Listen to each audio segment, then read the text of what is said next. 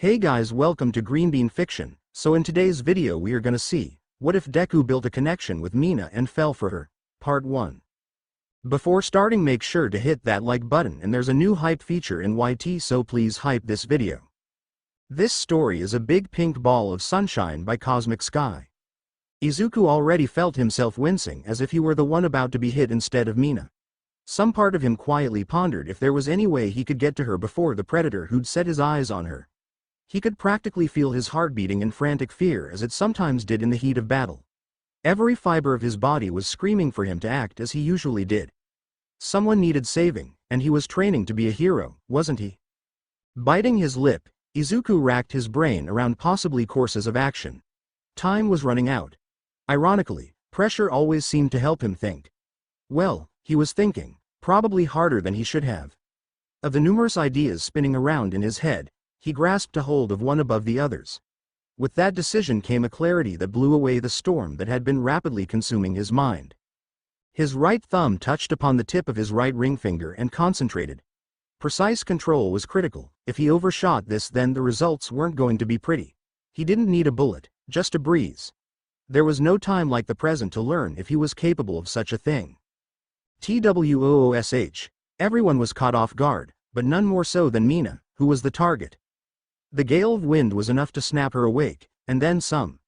Namely, it was enough to send her schoolwork sailing off to the side while Mina shot bolt up, her black eyes wide and her heart racing. Duck. 3 o'clock, enemy on your 3 o'clock, shouted the pink-haired girl. Actually school lets out at 3 o'clock. Kaminari informed with a sweat drop. He'd felt the brush of air whistle just past his back as it sped toward its target. It was quite impressive, but he was glad that it wasn't aimed at him, and he was glad that he wasn't the one snoozing in class. Not for you, and not for Midoriya, commanded a cold voice that caused the entire classroom to freeze. The chill was colder than Todoroki's pyrokinetic quirk. The boy himself shifted his attention from Izuku to their homeroom teacher. He recognized the look on the teacher's face, and rightfully feared it like the rest of his classmates. It was far colder than the ice he could produce. He silently gave his condolences to his classmates who were the unfortunate targets of such a glare. Both of them were shivering like leaves, and rightfully so. The shivering only came to a stop when they locked eyes with one another. Izuku was relieved his plan had worked, even though it was likely going to cost him. Mina was happy for it too. After all, she'd been spared Aizawa-sensei waking her up. The pink-haired and skinned girl smiled at him in spite of the fear pumping through her heart. "Thanks," she whispered, even while the heroic teacher's irritated eyes bore down on her. He smiled at her, then went back to trembling in fear of Aizawa-sensei, who hadn't said a word during the silent exchange. Was he being merciful in letting them have that, or was it his anger was so great he wasn't able to speak? Or was he genuinely interested in seeing if one flipped on the other? If so, it would have been more accurate. He was waiting to see if Mina flipped on the boy who'd woken her from her classroom slumber. She did her best to play it off though. Sorry, Aizawa-sensei. I dozed off. His deadpan stare made her feel like she was trying to charm talk a ravenous tiger who was in the mode for some nice pink-skinned ham, with or without a side of poison to it. Did you bother to finish your assignment before deciding to take your little nap? He asked in his trademark deadpan voice that belayed how annoyed he truly was. Her laughter grew even more pained until it ceased completely. Practically everyone knew how this was going to end, but stopping it was beyond their control. Mina definitely knew that, but decided to press on anyway. Sucking it up, she reached to her left and grabbed a hold of her schoolwork and handed it over. A thick sigh followed as she knew what was about to come next. Mina knew for a fact she wasn't going to be enjoying the spring weather that they viewed through the classroom window. It wouldn't be the first time. Everyone watched with bated breath as the bandage-wrapped teacher examined the horned girl's schoolwork. Even if it had been complete and the work accurate, it's entirely possible that Aizawa-sensei's expression wouldn't change.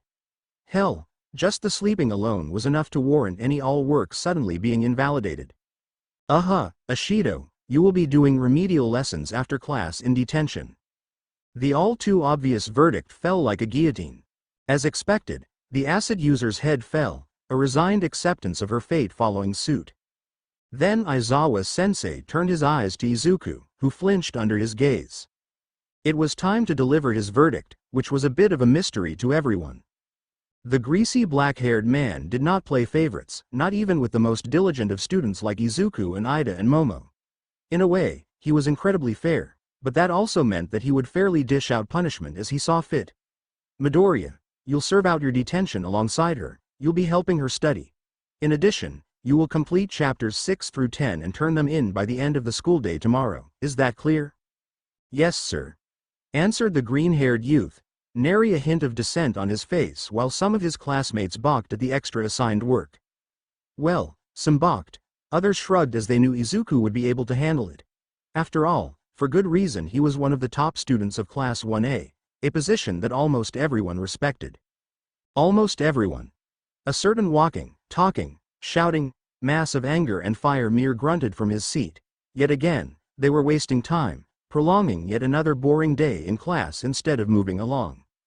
Mina looked to Izuku with wide eyes, half ready to jump across the room and hug the living daylights out of him, but she restrained herself. If she didn't, then Aizawa-sensei would do it for her and probably tack on some extra punishment. That was the last thing she wanted, especially since it could transfer over to Izuku, who'd already stuck his neck out for her. His punishment accepted, Aizawa-sensei returned to his original teaching plan, continuing on without missing a beat. The rest of the class followed suit, partially knowing that no disruption would yield them the same punishment as their two classmates, or worse. Said two classmates outwardly went back to normal, but on the inside, it was a bit of a different story. Well, for one of them. Izuku let out a quiet sigh of acceptance, then refocused on the chalkboard, upon which Aizawa-sensei continued the lesson on. For Mina, it was a little harder to do as her focus continuously drifted elsewhere. The pink-haired and pink-skinned girl quietly cursed the sitting arrangement as she couldn't look back at her classmate without arousing suspicion. Sure, she could try when their teacher turned his back to them, but Mina wasn't feeling bold enough to take that chance, especially since she was already in hot water as it was. She especially didn't want to drag herself or Izuku deeper with her. And yet, she felt the desire to turn back and look at him across the rows like an irritating itch. What made it worse was that the more she tried to fight it, the worse it became. Mentally groaning, the acidic girl hung her head and took a deep breath. Mentally clearing her head, she looked up at the chalkboard, attempting to make sense of the scribbles that Aizawa-sensei had put up. She'd done it before and managed to squeeze by, and she could do it again. Midoriya, I'm sorry. I'm so sorry. As per usual, Izuku was fluttered. What was unusual was that he wasn't the one apologizing, instead it was someone else apologizing to him. And it was amongst the last people he expected to ever need to apologize to him. Ashido, it's fine, really. The green-haired youth proclaimed, hoping to quell the sadness that had gripped the normally upbeat and optimistic girl. He couldn't put his finger on it, but there was something troubling about seeing her looking so down. It stirred whatever heroism slept within him and moved him to correct it any way he could. We can use the chance to study. I agree with Midoriya. Instead of lamenting, Ashido, I believe you can use this opportunity to make sure that this sort of thing doesn't happen again. Of course, Iida was on board with the idea. He meant well and always did, which everyone appreciated, when they weren't overly annoyed with him suggesting the most academic and borderline boring path possible.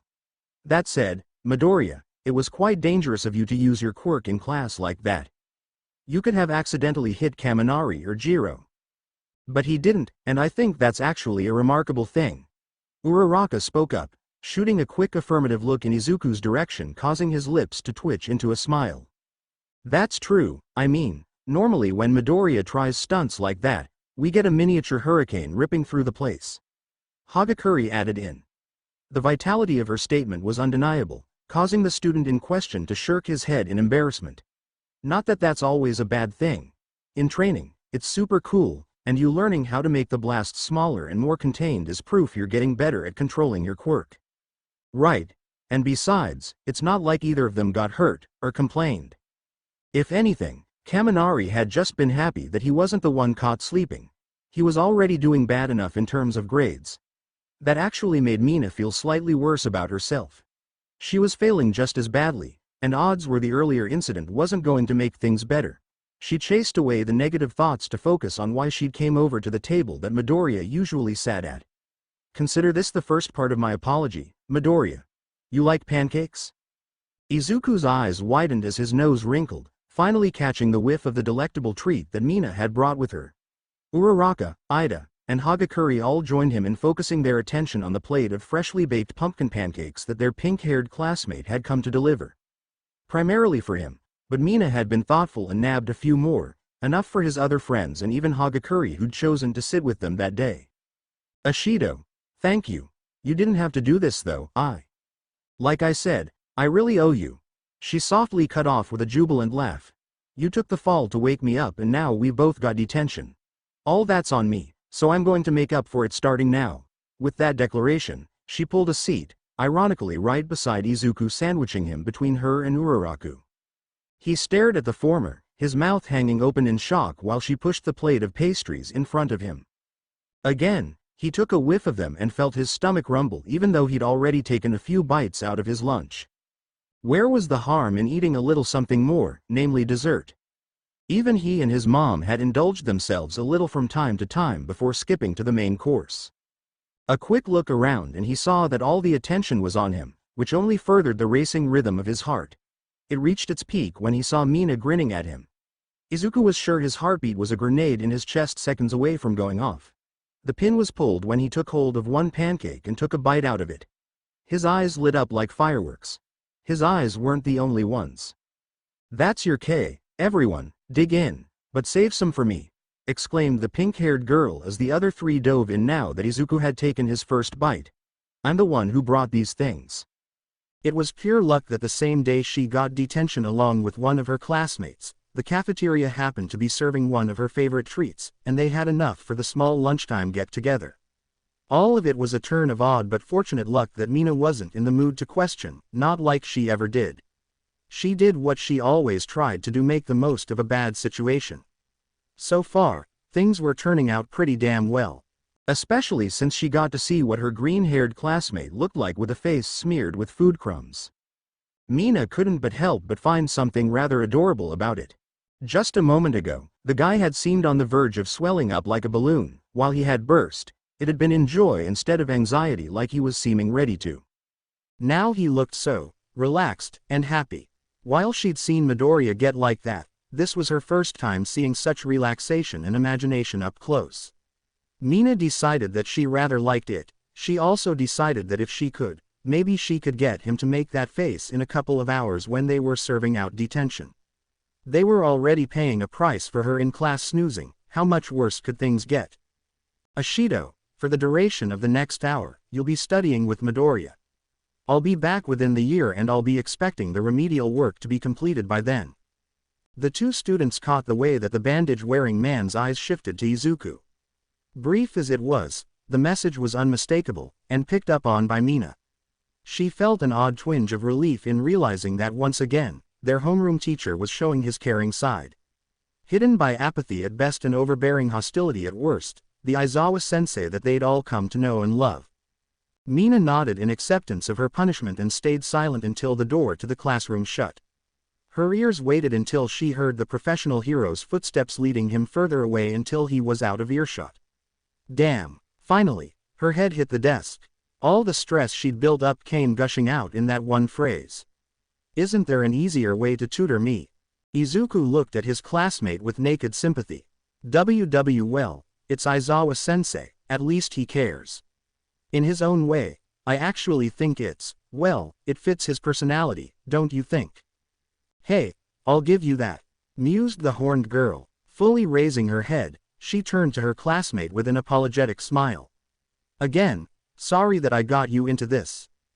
Well, schoolwork isn't really my thing, something I'm sure you already know.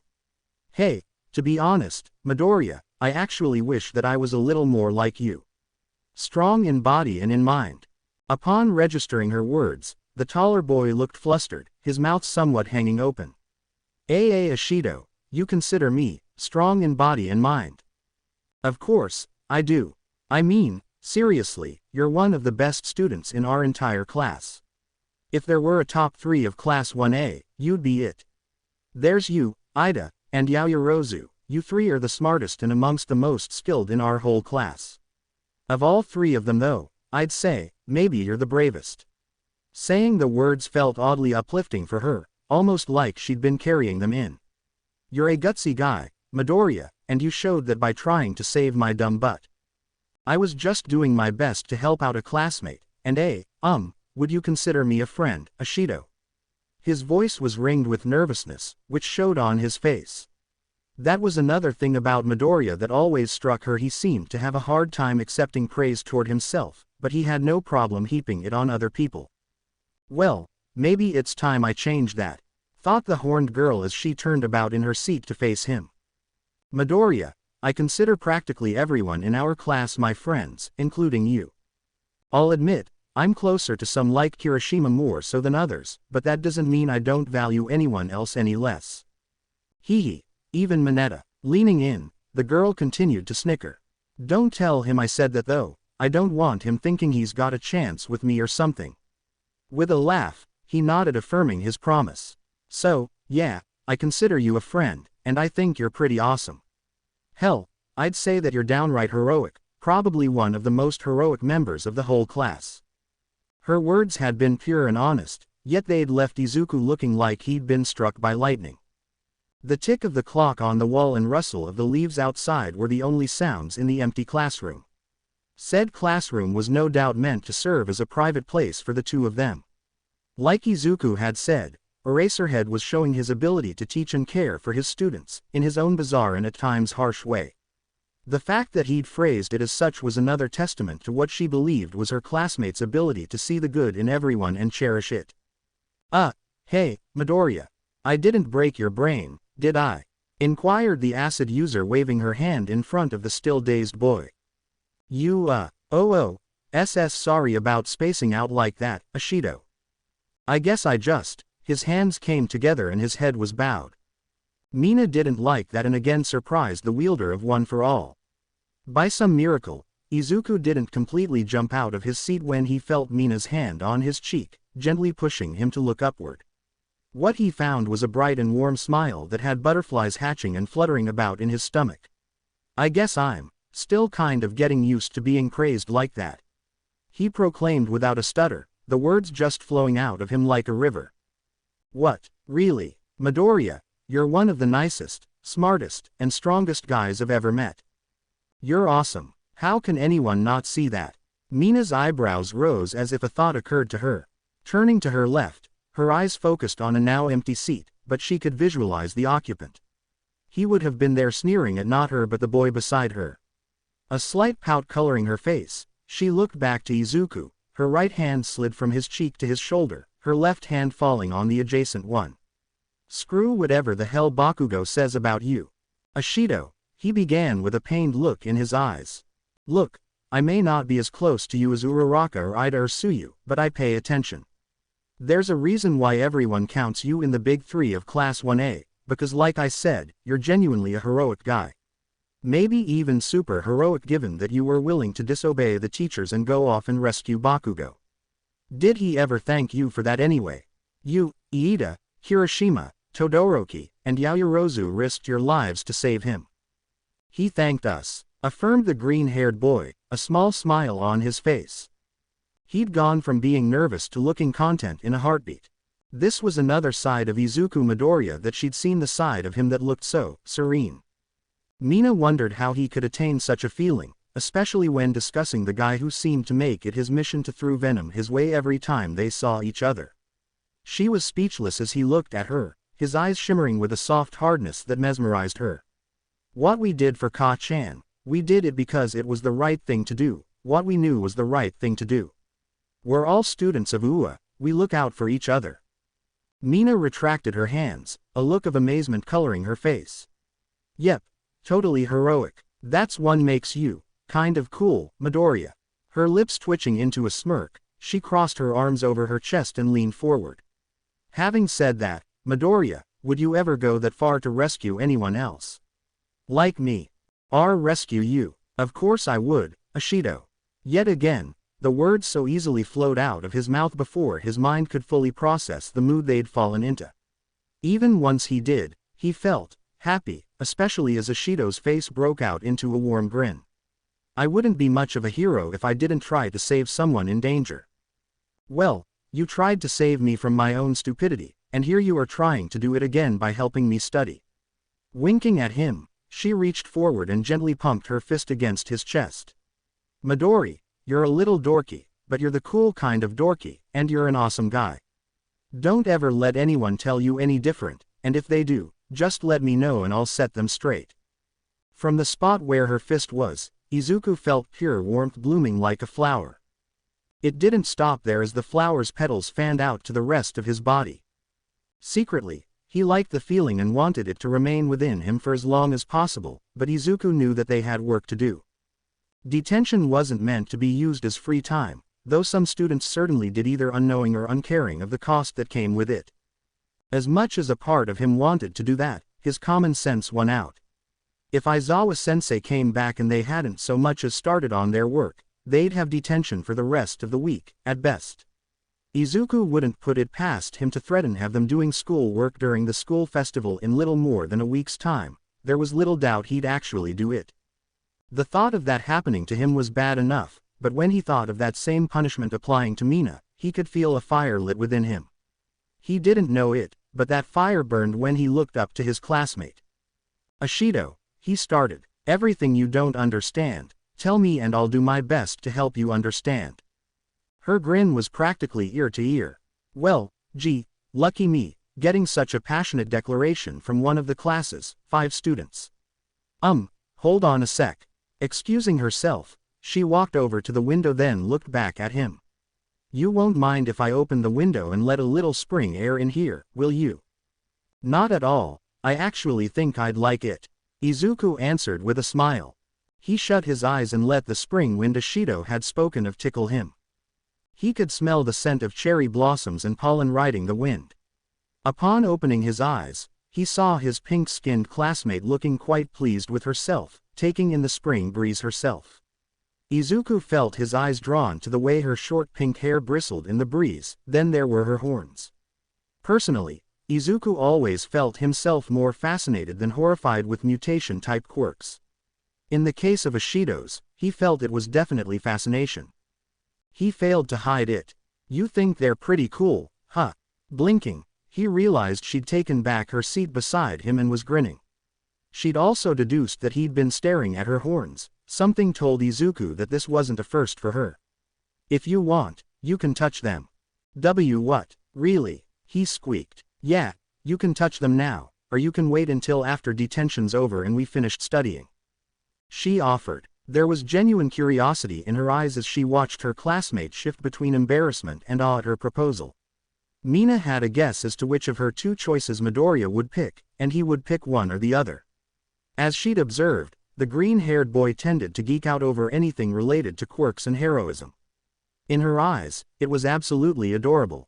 I'll wait until after we're finished, he said with a bit of a blush on his cheeks. Anyway, let's get started.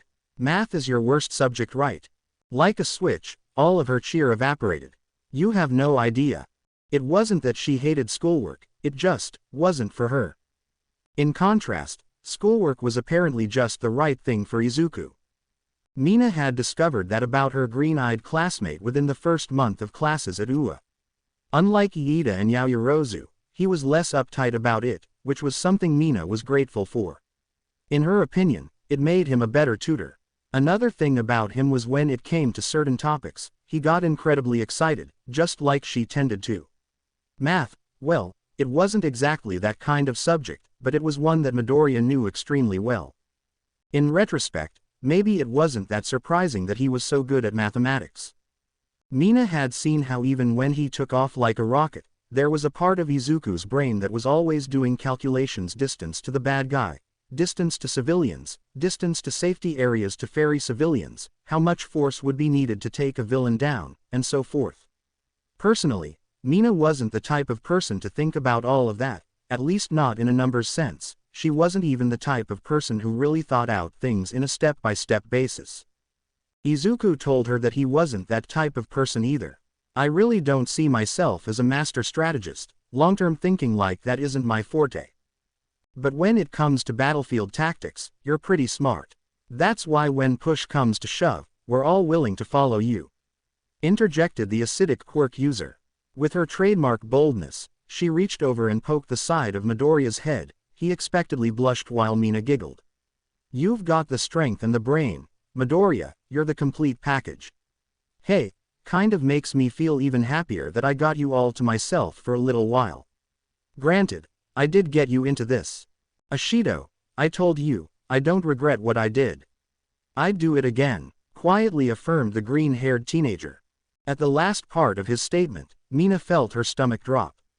Well, I'd hope that I never land in that kind of situation again, but let's be real, it'll probably happen. I can't help it, schoolwork just isn't my thing. Then, I don't know, just learn to tolerate it. Sure, it can be a bit boring, but it's all important.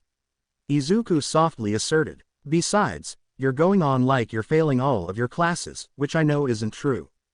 Hey, well, you got a point there.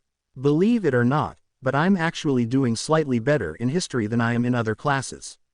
Except chemistry. Wearing a proud smirk, the pink-skinned girl raised her right fist, the implication obvious. When it came to heroes in training like her, whatever subjection their quirk fell into tended to be the one the student had a slight edge in. That held true for Mina, somewhat. I wouldn't mind a little help though if you're willing to. Of course, I will, Ashido. Responded the superstrength user wearing that same generous smile. Warm wind continued to blow into the classroom, with it came the sounds of the school courtyard. The laughter was the most tempting sound that drew them, especially Mina. She could practically picture the rest of their classmates enjoying the near-perfect spring day outside. Izuku and Mina exchanged looks, their resolve to make it through this detention period strengthened whenever they did. In the case of the former, it empowered him to dig deep and find his inner teacher. For the latter, Mina forced her brain to work as academically as it possibly could. Little over 30 minutes in and she felt it was working. She knew without a doubt that Izuku was to thank for that, and when this was over, she would thank him. It was when they came to history did she watch the hero-focused encyclopedia within Izuku burst out. Unlike those times in history class, there was a genuine air of excitement in his voice as he recounted the origin of heroes and the acceptance of quirk users into society. Funny enough, that was the subject that Mina could inject a personal stake in. My great-grandpa was in that march. Her finger was right on the picture of thousands marching down the streets of Yokohama protesting the treatment of mutation-type quirk users. It was like lighting the fuse to a firebomb. What, really? You had a relative involved in the 2101 Mutant Rights March? Ashido, that's amazing. That's awesome. You had a family member who was a part of history. Mina giggled at the star-like twinkle in her classmate's eyes. Yeah, that's what my grandparents and mom always said. Her bubbly expression fell as she leaned back into her chair and looked out the window. The once jubilant smile had grown saddened. I never really got to know him. He died when I was about 2 years old, but I hear that great-grandpa was happy he was able to hold me. Haha, and he was happy I inherited the family horns. So, your mom's side of the family are full of mutation-type quirks? Asked the green-eyed boy with curiosity. Yep, stretching all the way back to my great-grandpa. He had to endure a lot of crap since while some quirks were still being accepted, mutation-type quirks were still facing a lot of discrimination. My great-grandpa grew up with that, until he decided that he wasn't going to stand for it and became an activist. He marched and protested in the streets so people like his kick-ass great-granddaughter and her friends could walk down the street without having to worry about being harassed because they're sporting a pair of horns or weird colors. Izuku was quietly taken away by the bombastic pride that his classmate was exhibiting. It was the first time she'd ever opened up about her family, and it had came from studying of all things. His gaze flickered back to the photography in the history book. As much as Izuku loathed his existence as being born quirkless, he was happy he was born into an era of peace brought about by his idol. If one read the pages of the opened textbook, they'd have found that the peace he and his classmates enjoyed had came at a heavy cost. Just like Ashido had said, her great-grandpa fought the good fight to give people like her a future where they were free to be who they wanted to be. He was a hero, just of a different sort than the kind most people normally thought of. Hey, Ashido, is your great-grandfather the reason you decided to become a hero? He plainly asked. A sheepish look overcame the pinkett.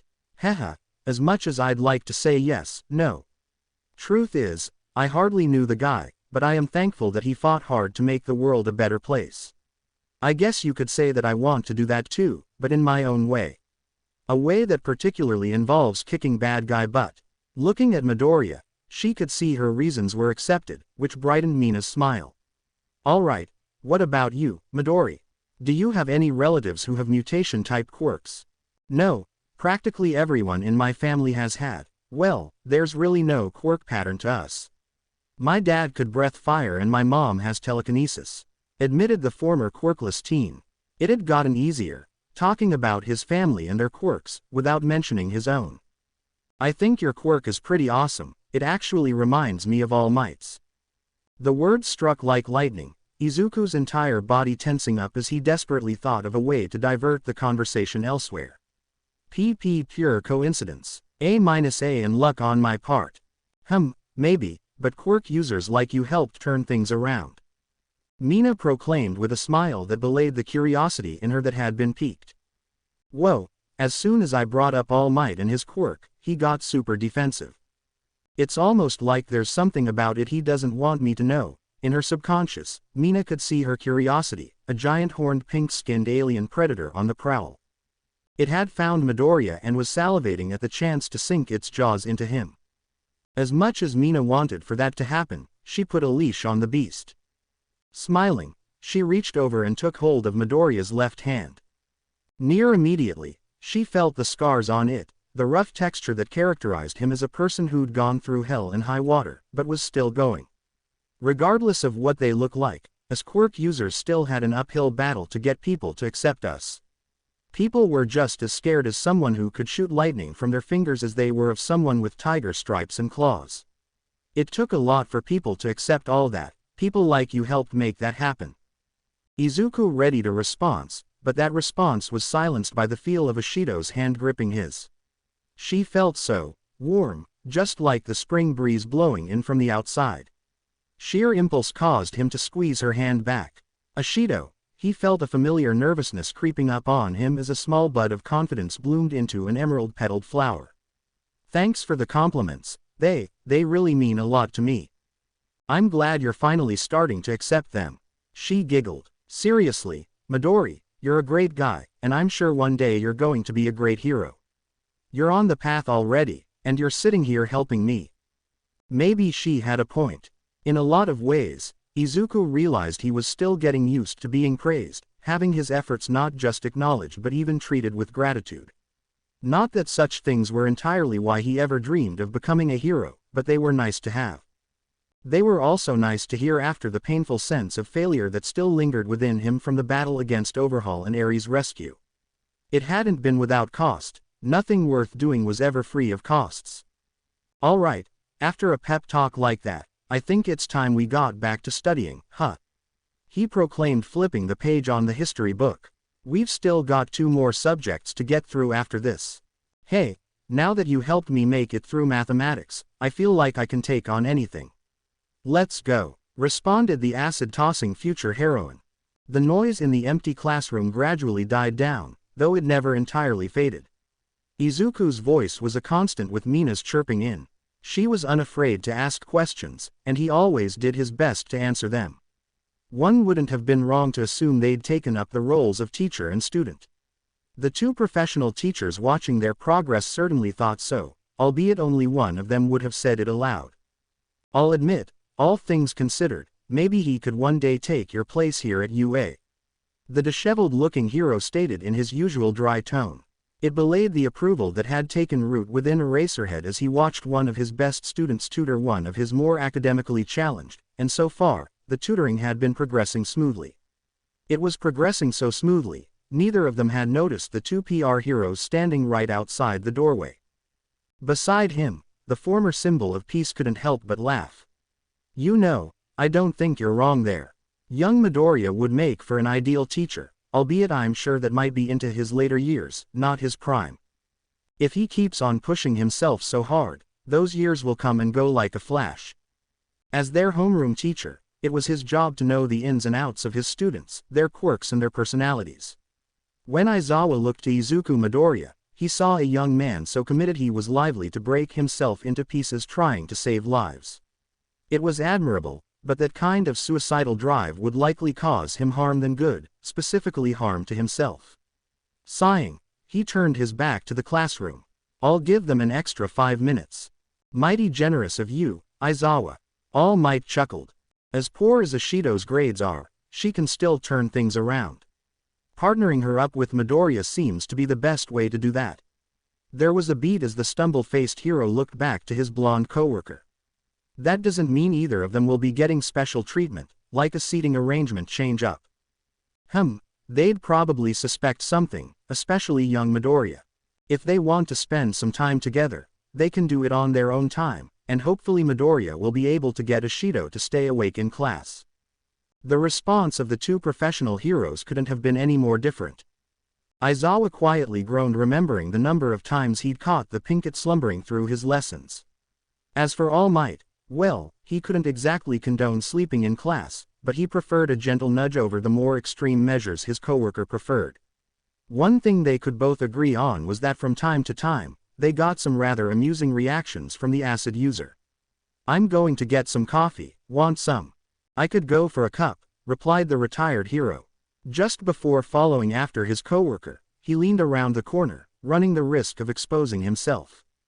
Luckily, the two still-in-training heroes were still too engrossed in their schoolwork to notice him. That was good. The last thing he needed was for his protege to see him watching him. It'd probably cause him to freeze up and throw off the harmony he'd found with young Ishido. He looked so genuinely happy that he couldn't bring himself to disrupt the detention-turned-tutoring session. All Might had a hunch that it wouldn't be the last tutoring session. He was hoping this would be the last detention that they shared together. Oh, you know, when it comes to this sort of stuff, I don't say this often, but I think I've got it, proclaimed the yellow-horned teenager with slight amazement in her voice. Before her lay an array of math-based schoolwork that had left her scratching her head to the point she was ready to impale her horns against the wall. The mathematical equations that had once left her stumped now seemed solvable. They had been solved, all thanks to the help of the boy beside her. Mina could practically picture the smile of approval on Ectoplasm's face when she turned in her math work tomorrow. And Smintos when she turned in her writing work, and 13 when she turned in her physics work. And she owed it all to the smiling green-haired classmate beside her. Then it means that I've managed to successfully impart some academic wisdom onto you. Izuku laughed. Laughing alongside him, Mina responded, you sure did, and you made this detention not only bearable, but fun. She reached over and lightly tapped him on the shoulder. You know, I don't think I'd mind doing this again. Yeah, no, this studying thing, not the detention part. There was a brief pause as she met his eyes. Sorry about dragging you into this. Ishido, it's no problem. Like I said, I'd do it again, and I'd spend all afternoon with you if it meant helping you. He responded. Would you be up? Her eyes widened as the doorknob turned, then the door itself swung open. Both Mina and Izuku looked in unison to find their homeroom teacher walking and looking as casual and detached as he always did. Aizawa-sensei. They shouted in unison. Hopefully you two spent all this time doing more than just talking. Show me your work so far, he declared in his usual flat voice, albeit his gaze was somewhat softer as he looked between the two teenagers. For a moment or so, his eyes seemed to linger on Izuku. Looking back to Mina, he smiled, giving her his full support as she stood up and marched over to their teacher's desk. The ticking of a clock and the ruffling of paper filled the classroom. Izuku and Mina stood before the desk awaiting the judgment of their teacher, not at all an unfamiliar feeling for any student of UA, especially Class 1A. Several times, the latter's eyes shifted to the former, each time he gave her that reassuring smile that calmed her frantically racing heart. You've both served out your time and completed your remedial work. Midoriya, same as usual. Ishido, I want to see this kind of work repeated in the future, as will several others. Pure joy exploded across the faces of the two student heroes, especially Mina's. Any second, a hug was coming, and likely Izuku's way. You're both free to go, and Ishido, no sleeping in class tomorrow. Yes sir. She waited until Aizawa-sensei was out the door before throwing her arms around her classmate and letting her excitement and relief totally consume her. I did it. I really did it, and it's thanks to you, Midoriya. You're awesome. Why, you're welcome, Ashido. A- and it was no problem. On sheer impulse, Izuku felt his arms moving to recuperate the hung. He wasn't even going to deny how good it felt. Her skin was soft and warm, not to mention up so close he got a whiff of her perfume. Strawberry, she smells like ripe strawberries. He realized with an almost mesmerized voice. A hot blush was spreading across his cheeks and stayed there when Mina pulled away. I was happy to help, and if you ever need my help again, just ask, Ashido. You know, I think I may end up taking you up on that offer. She said, lightly tapping her foot against the floor. As you know, when it comes to schoolwork, I really suck. You on the other hand. As your classmate and friend, I'll always be there. I mean, if I can't be there for a friend like you, how can innocent people be expected to rely on me? Yet again, spoken like a true hero. Seriously, how'd you become this dedicated? Questioned the horned girl with genuine amazement and curiosity written all over her face. Izuku's trademark nervousness crept back up upon him. Well, this is who I've always been for as long as I can remember. Hero worship, the drive to live up to the example heroes like All Might set, all of it has just been a part of me. It's made you a good person. Mina interrupted with her lips curled into a bright smile. Izuku felt like she was hugging him again, smothering him in the warmth that was her existence. Suddenly, she bowed, pointing her horns directly at him, causing him to jump. Well, you kept up your end, here, give him a feel. Remembering their earlier discussion, Izuku felt his familiar curiosity creeping into him. Sucking in a breath, he reached forward and felt the bone-based horns with his fingertips. Whoa, they're actually made out of keratin just like real animal horns. You can tell that with a feel. Midori, you haven't been filling anyone else's horns, have you? Just as quickly as she'd bowed, Mina rose her head, arms crossed and a peeved look on her face. To Izuku, it might as well have been the death glare of giant monster. No. Never, yours are the first that I've ever touched. And they feel great. They're hard and strong and green eyes widened and freckled skin turned beet red as Izuku's brain finally caught up to his mind, and he made the link as to what he was saying. Needless to say, steam exploded from his ears as he swerved his head back to the door. Personally, Mina would have found it funnier if someone had chosen to walk by the door and eavesdrop on their conversation. The absolute wrong idea would be the most obvious conclusion they'd reach. It'd probably sent Izuku into a further comedic meltdown, which Mina wouldn't have minded seeing. Still, she supposed she had enough fun with this little stunt. Oh, relax, I'm just messing you with. Mina laughed as she wiped the tears from her eyes. Really, you're way too easy to tease. Still, I guess that's part of your charm. Charm isn't exactly how I'd put it, but thanks for the compliment. Though the blush remained on his face, Izuku had managed to calm himself enough he didn't feel like he was going to spontaneously combust. I'm glad that you finally accepted it, call it a hunch, but I feel like I'm going to be tossing a few more your way. She noted before walking over to her desk to collect her work. Hey, Midori, that move that you used to wake me up, it was like All Might's, what's it called? His Delaware smash, you saw it at the sports festival. I'm trying to learn how to control it better so I don't break all my fingers. There was a beat as he remembered Recovery Girl's warnings to him. In spite of taking them seriously, he found himself laughing at the memory. Twice over, he added, causing Mina to snicker. I'm still learning, and still developing my shoot style so I won't have to keep relying on my punches. You know, I think we're alike in that way. I wouldn't trade my acid quirk for anything in the world, though if I overuse it, boy does it hurt. Her gaze flickered to Izuku's arms. Mina may not have been in the green-haired boy's inner circle, but she was observant. I'm happy you came out that Yakuza mess all right, you and Kirishima. And I'm sorry to hear about Night Eye and Mirio. Brief as it may have been, a shadow fell over Izuku's face. Thanks for that, Ashido. His right hand rose, his rigid and scared palm stared back at him. Izuku wasn't under any delusions about what his future held. He was fully prepared to accept the possibility that he may end up losing one of his arms at best, but if it was the dream he'd been given the chance to follow, if it was carrying on for those who'd died, he'd consider it worth it. For Sir Night-Eye, Mirio, and Eri, for them and so many more I'm going to keep on mastering my quirk. I know I've still got a long way to go, but I'm looking forward to heading down that path. No sooner had he finished speaking did he feel Mina's hand falling atop his, and did he see it? For the second time, he was taken back by how soft and gentle her hand felt in comparison to his own. Looking up at her, the green-haired boy was greeted with a pair of black and yellow eyes that shimmered with good-hearted affection. "Which you be up for some help in doing that? You helped me with my school work, I think I can do the same with my area of expertise." He smiled while squeezing her hand. "I'd appreciate that, Ashido."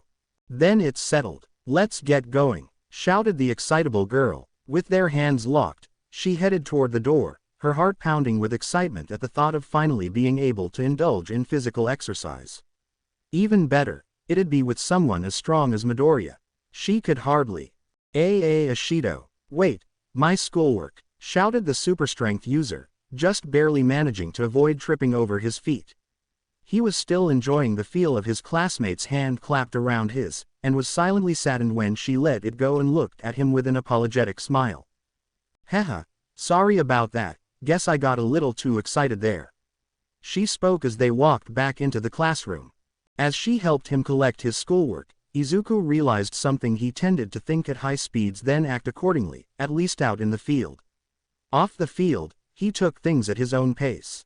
Mina moved fast on and off the field, something that he took some getting used to, and he liked her for it, admired her even. She was a little pink ball of energy, one that he was looking forward to spending the rest of the afternoon with. Was there ever a time when academics, I don't know, just didn't come naturally to you? Plenty of times, Ashido. He replied in an earnest voice. The girl's eyebrows rose. Izuku laughed. Contrary to what you think, even I struggle with school work. In fact, I kind of get off on the struggle from time to time. His confession triggered a short rush of memories that brought a smile to his face. You know how something leaves you stomped at first, but after getting depressed, you get this urge to overcome it. That's how it is for me when it comes to schoolwork and quirk practice. Totally. I get that urge, and I sure as hell know how good it feels when you finally succeed. Mina answered back, her own mind flashing with memories before she delayed it a little. That said, I can't see myself going into doing schoolwork with that kind of drive. Or at least that's how I used to feel until a couple of minutes ago. She lightly tapped him on the shoulder. Midori, have you ever thought about aiming for the #1 spot? Overtaking Bakugo, Iida, and Yaoyorozu and being the big egghead in the class? I'm sure you'd have a shot at it. A thoughtful expression overcame Izuku's face as he gave the idea some thought. It wasn't the first time that it had crossed his mind. That kind of goal, it would be pretty cool to work toward. He admitted looking up to the cloud-dotted sky. But it's not the end-all goal for me. I'm happy where I am in the class ranking, but if one day I end up surpassing any of the three of them. Like Bakugo, she interjected, you could definitely surpass him. Izuku smiled at her. That little knowing smile of his, it was beginning to drive Mina crazy. On one hand, there was something about it she found cute, but on the other hand it almost felt like it was baiting her. Though they'd only really gotten to know each other over the last couple of hours, she'd picked up a few habits of the green-haired boy. For one, when he gave her that smile, she felt like he was going to dodge her question in some manner. A second later and she was proven right, in a sense. I'm always trying to surpass Ka-chan, and he's always trying to surpass me, in just about everything. That's our relationship, and I'm kind of hoping that never goes away, even if I would like it if we could sit down and talk without, well, you know. Him blowing up into a torrent of profanity. He laughed, showing that he wasn't totally blind to the blonde boy's less than approachable attitude. Instead, Mina realized what Izuku had was acceptance, but also determination. In his own way, he was trying to befriend their class's hyper-aggressive pyrokinetic. Truth be told, she was both impressed and a tad worried. You two go back, huh? She inquired, feeling that would have been a good place to start things off. Yeah, we've known each other since we were kids. I always looked up to Ka-chan back then, he admitted with a youthful smile on his face. Ah, so there was a time Bakugo wasn't as, Bakugo-like as he is now. Actually, Ka-chan was kind of the same back then as he is now. Izuku cheerfully responded. For the first time, the pink-haired girl stopped and seemingly did a double take. In her mind, an image of Bakugo appeared, that image was then downsized. It was surprisingly easy to picture him younger and still having the same explosive attitude, albeit probably with a little less swearing. Truth be told, the image was actually a little funny to think about. As she contemplated, she turned to face her classmate and tried to do the same to him. A cheesy grin came to mind as she pictured a younger Izuku Midoriya, complete with his all-might obsession and all. Now that was an image that brought a grin to her face along with some giggles. Ashido, called the teenage version of the cute little boy she was picturing in her head. If I asked you what you were thinking, would you give me an honest answer? Oh, how cute you must have looked dressed up in your all-might cape as a kid. She replied in a sing-song voice. Izuku's face dropped. How do you know about that? Ha ha ha ha. Oh man, I'm seriously not surprised. Mina laughed, nearly doubling over as her intended joke ended up hitting the mark. Now, she fully devoted her mind to thinking about a younger Izuku dressing up as All Might. It wasn't like he was the only kid in the world who'd ever done such a thing. Her classmate was just probably the only kid who did so and grew up to have a close personal relationship with the hero. He had a right to be proud of that. Hey, you still have the cape. Ever thought about one day making it a part of your hero costume? Well, if I ever learn to fly, maybe. Sometimes capes can work, but sometimes they can also be impractical. Though All Might has worn them from time to time, they're not a mainstay part of his outfit. I think I might be the same way. Feeling bold, he stopped and looked at Mina. The girl was a never-ending geyser of curiosity and positivity, something that Izuku found himself growing more attracted to. Ashido, how do you think I would look with a cape? Like the next #1 hero. She answered back with her trademark smile. I can see what you mean about some of them being cool but impractical and clashing with your personal style. Personally, I wouldn't wear them too often, but on special occasions, I could rock one.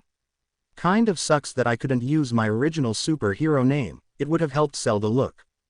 You know, if you don't mind me asking, where'd you come up with your hero name, Ashido? Her face seemed to brighten at the question. Izuku guessed that she'd actually been hoping he would ask it at some point. See, way back, there was this awesome sci-fi movie featuring this race of killer aliens with acid for blood. They were so awesome. In the second film of the series, which featured some pretty cool space marines, they introduced a new breed of aliens, the Queen. It had this huge sac attached to its butt which produced eggs that produced these parasitic little critters called facehuggers that would latch onto a victim's face and pump them full of eggs. What? That's gross, and awful. Izuku shouted, genuinely horrified at the image. Oh, and they also had acid for blood. His face seemed to be catching up to his hair in terms of shades of green, maybe even verging on surpassing it. Anyways, the Queen was 3 times bigger than the others, and stronger too. It was the scariest but coolest monster that I'd ever seen. That's where I got my inspiration for my hero name from. As one would have expected, the super-powered teen was looking less than amazed at her story. She expected it, she'd gotten used to it. Hey, sorry if it kind of killed the mood, Midori. It's fine. I mean I asked after all, and I'm happy that now I know. He replied with a smile, one that wasn't in any way fake or forced. Mina found some relief in that. Truth is, I actually think it's kind of cool how you're taking inspiration from something so scary and trying to turn it into a positive. Haha, well, I guess that's one way to look at it. What about you, Midori? Where'd you come up with your superhero name? Rather than answer her, he looked ahead. Mina followed his gaze and her eyes widened as she realized they were at their destination, Gym Gamma. Through the thick walls, they could hear the sounds of their fellow classmates hard at work. Neither of them were surprised that the gym was seeing some activity. With the culture festival little more than a week away, Izuku looked between the white stone building and his pink-haired companion. The last time they'd gone into the gym together had been with the rest of their class to face off against the UA's Big Three. Needless to say, it was an experience that none of them would ever forget. A ping of sorrow sounded within the green and black-haired boy as he thought back to that chaotic yet idyllic time that he almost wished he could go back to. But he couldn't, and he wasn't going to waste time lamenting over a tragedy he couldn't change. Instead, he was going to work to make sure another one like it didn't happen. "Ashido," he began, "I'll tell you after we finish training, that'll be my treat to you." Mina's eyes lit up. "Deal, let's go then." She grabbed his hand and dragged him along, just as she'd done before when they left the classroom. Thankfully, this time he had all of his things with him, even if his school bag did flap as Mina pulled him toward the door. Acid was an interesting quirk, one that possesses a wellspring of potential, a great deal of it destructive. From their time in class together, Izuku had observed that Mina knew how to get the most out of her quirk, and she was still learning. One thing that was incredibly obvious was that she'd gotten control of it, great control that Izuku couldn't help but admire. His nose wrinkled with every splash against the concrete targets that lay before them. Her speed was nothing short of remarkable, as was her aim. Wherever a target went up, a ball of sizzling acid was lobbed and impacted, causing it to melt. The acidic girl couldn't stop grinning as she hit one target after another with her acidic balls. She called to the hero in charge of the cement-laced gym for a bigger challenge. Smentos happily obliged. The firing range in front of the two young heroes became a geyser of targets, constantly rising and falling. It was certainly more of a challenge than the stationary stone monoliths that the acidic girl had previously been firing at before. "Watch this, Midori." Both her palms came together, the fingertips facing the targets. Izuku's ears rung as he heard the sizzling formation of acid between his classmates' fingertips. This wasn't going to be like his previous shots, this was going to be bigger. A second later and he was proven right as she opened her palms and outshot several dozen acid balls. His eyes immediately moved from ball to count as many as he could. He ended up with close to 20, each one powerful enough to leave a fist-sized hole in a steel door. They were certainly strong enough to eat through the hardened cement. In seconds, the shifting cement pillars ceased, giving the teenagers a chance to absorb the results of the attack. "Acid shot, direct from the growing arsenal of Pinky," proudly proclaimed the aforenamed girl. "So, what do you think, Midori? That was incredible, Ashido. You've finally developed an area of effect type of attack. And it's highly effective too."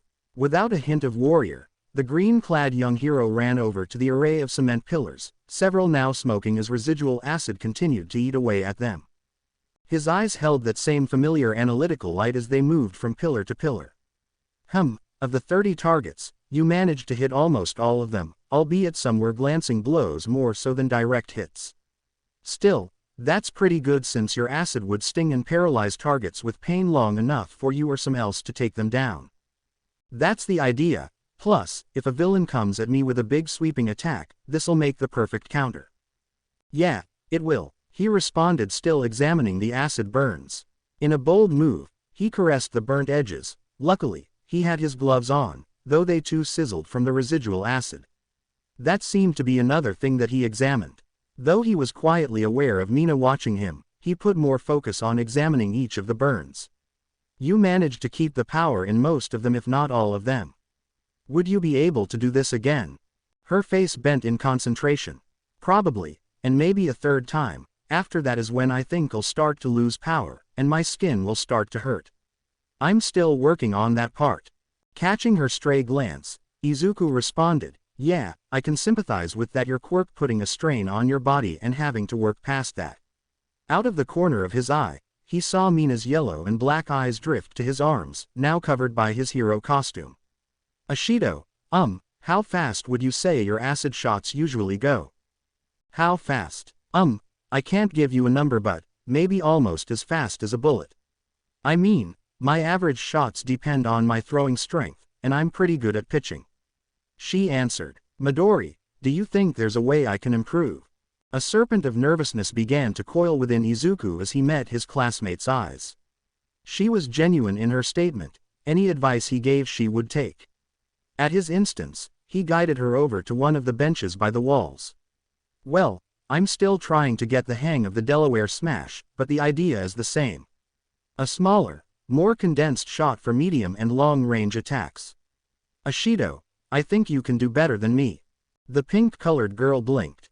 Huh, well, for starters, your control over your quirk is better than mine, but you can generate and control the acid you generate.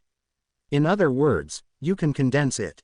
Hoping some of her boldness had rubbed off on him, he reached forward and took Mina's hand. He shaped her fingers into a gun as he held it out. Her eyes lit up like neon lights. Ah, so that's what you mean. Firing my acid shots like bullets. They'll be smaller, but I think you're right in that they'll have more speed, not to mention I'll have a little more precision. Her eyebrow rose as another thought came to her head. Hey, what about a magnum shot? That could be another super move, Acid Buster. That's actually a pretty good name, but let's focus on getting you past shooting miniaturized bullets first.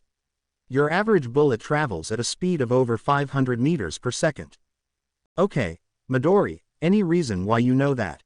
Mina inquired, feeling more than a little surprised. Izuku didn't miss a beat. Speed comparisons, it's important to know, especially since from time to time, you'll have to be able to dodge gunfire. Good point. The more you can condense your acid, the more powerful it'll be, even having more penetrative power.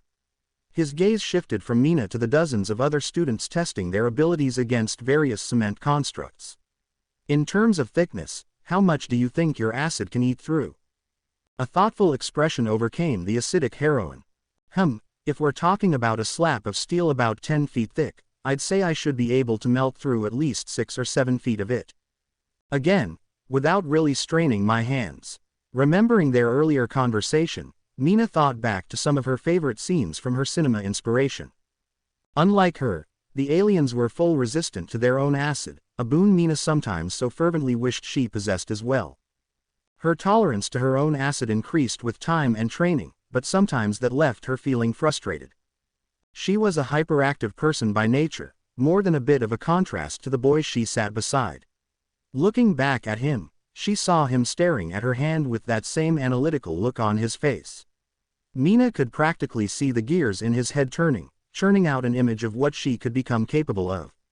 She could have asked him to see what those images were, but she didn't want to.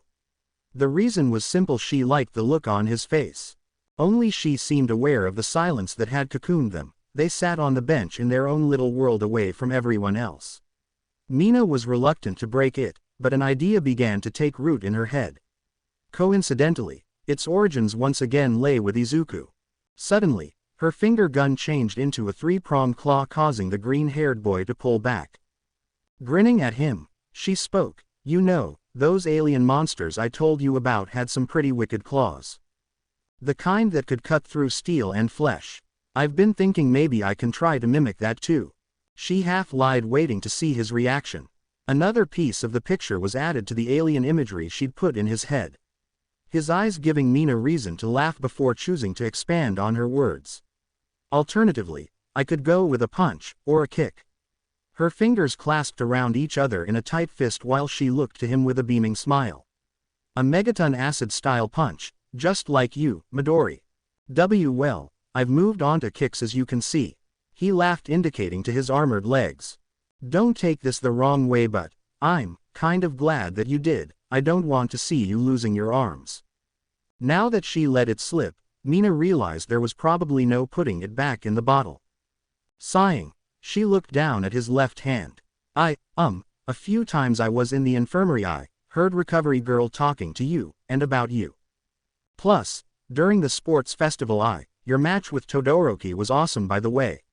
She laughed before a slow frown overtook her normally bubbly features.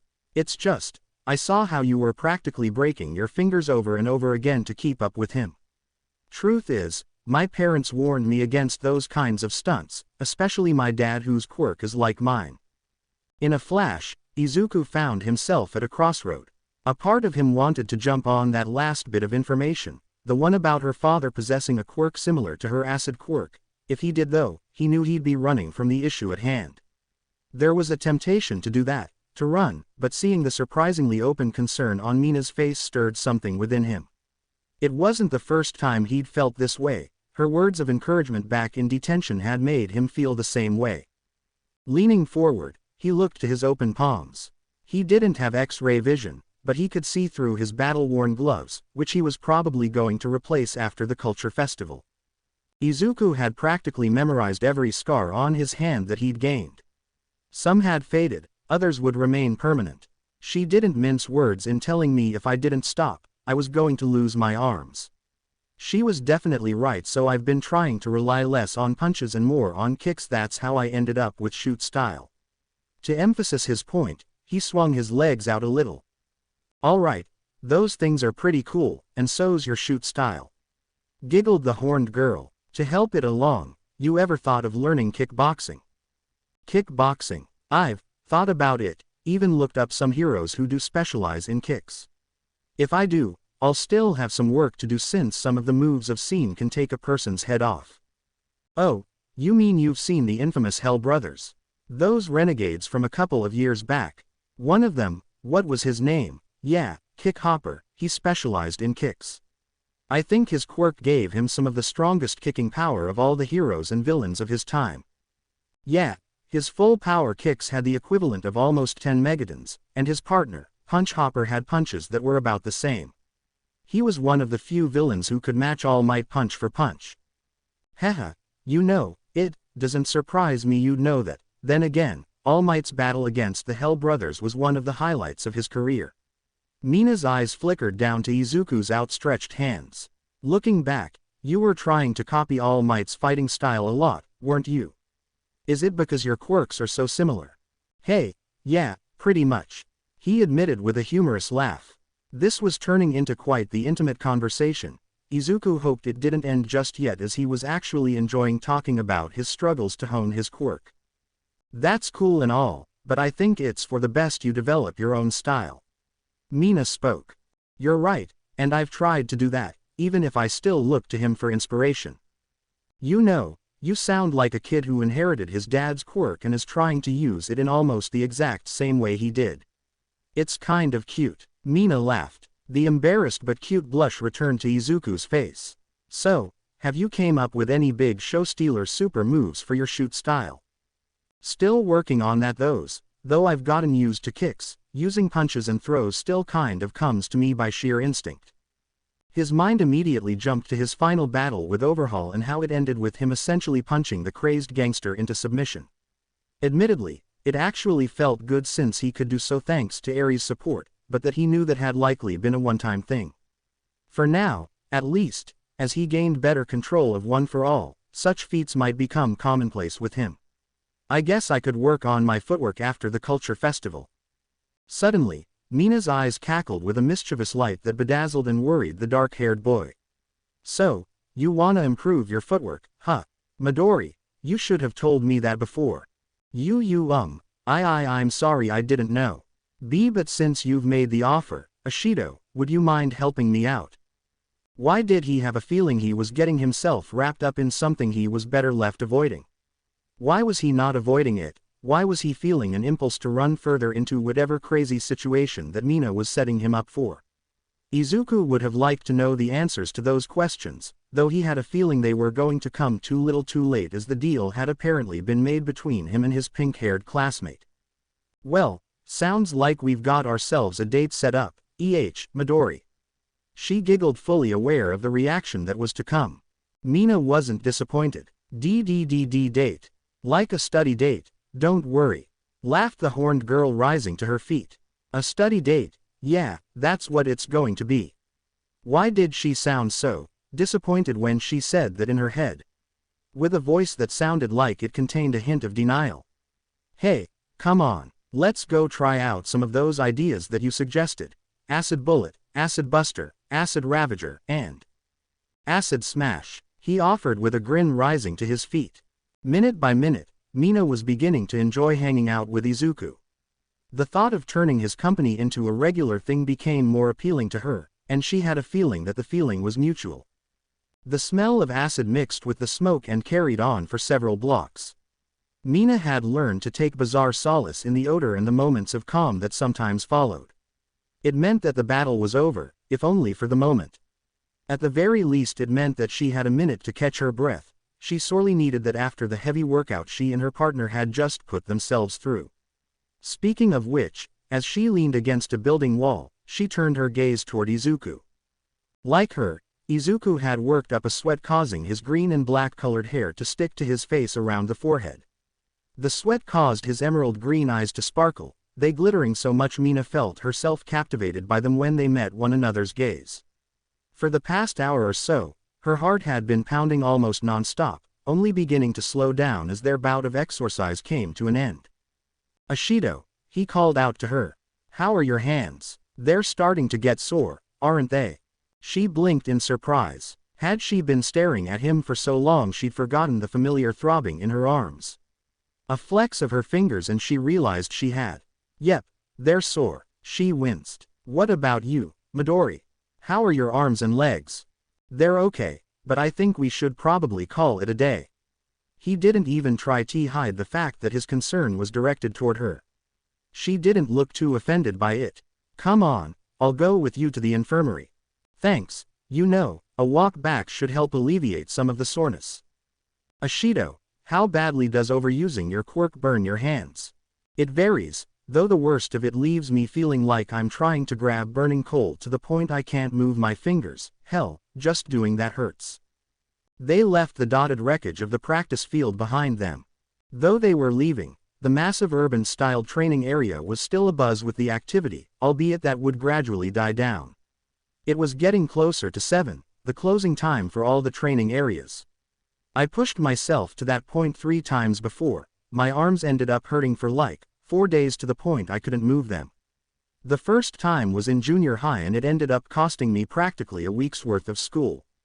It totally sucked. I can imagine. He really could. Izuku could eerily recall the pain in his arms from overusing one for all and had that agony left him unable to do much of anything. It took both his hands to do something as simple as hold a glass of water, and even that was difficult to do.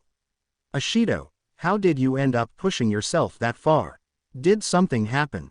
A wistful look overcame the girl's face as she looked up to the sky, now beginning to turn varying shades of orange and yellow thanks to the setting sun. "Yeah, there was an attempted robbery at a bank a few blocks from where I lived. I was on my way back home with my mom and little brother. Things went sour and one of them blew up a building, causing the whole thing to collapse. There was dust everywhere with dozens of people trapped beneath the rubble. I knew my quirk could melt through concrete and steel, so I." "You went to help," Izuku interrupted with a smile, one that made Mina's cheeks turn a shade darker for some reason. "Ashido, that sounds like the kind of thing a hero would have done." "Hey, that's what a lot of people said, though the paramedics did say that doing so came at a cost. That was the first time I'd ever produced that much acid, and it was a little more than what my hands could take."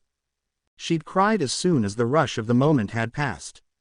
For the first time in Mina's life, her hands had simply hurt that much.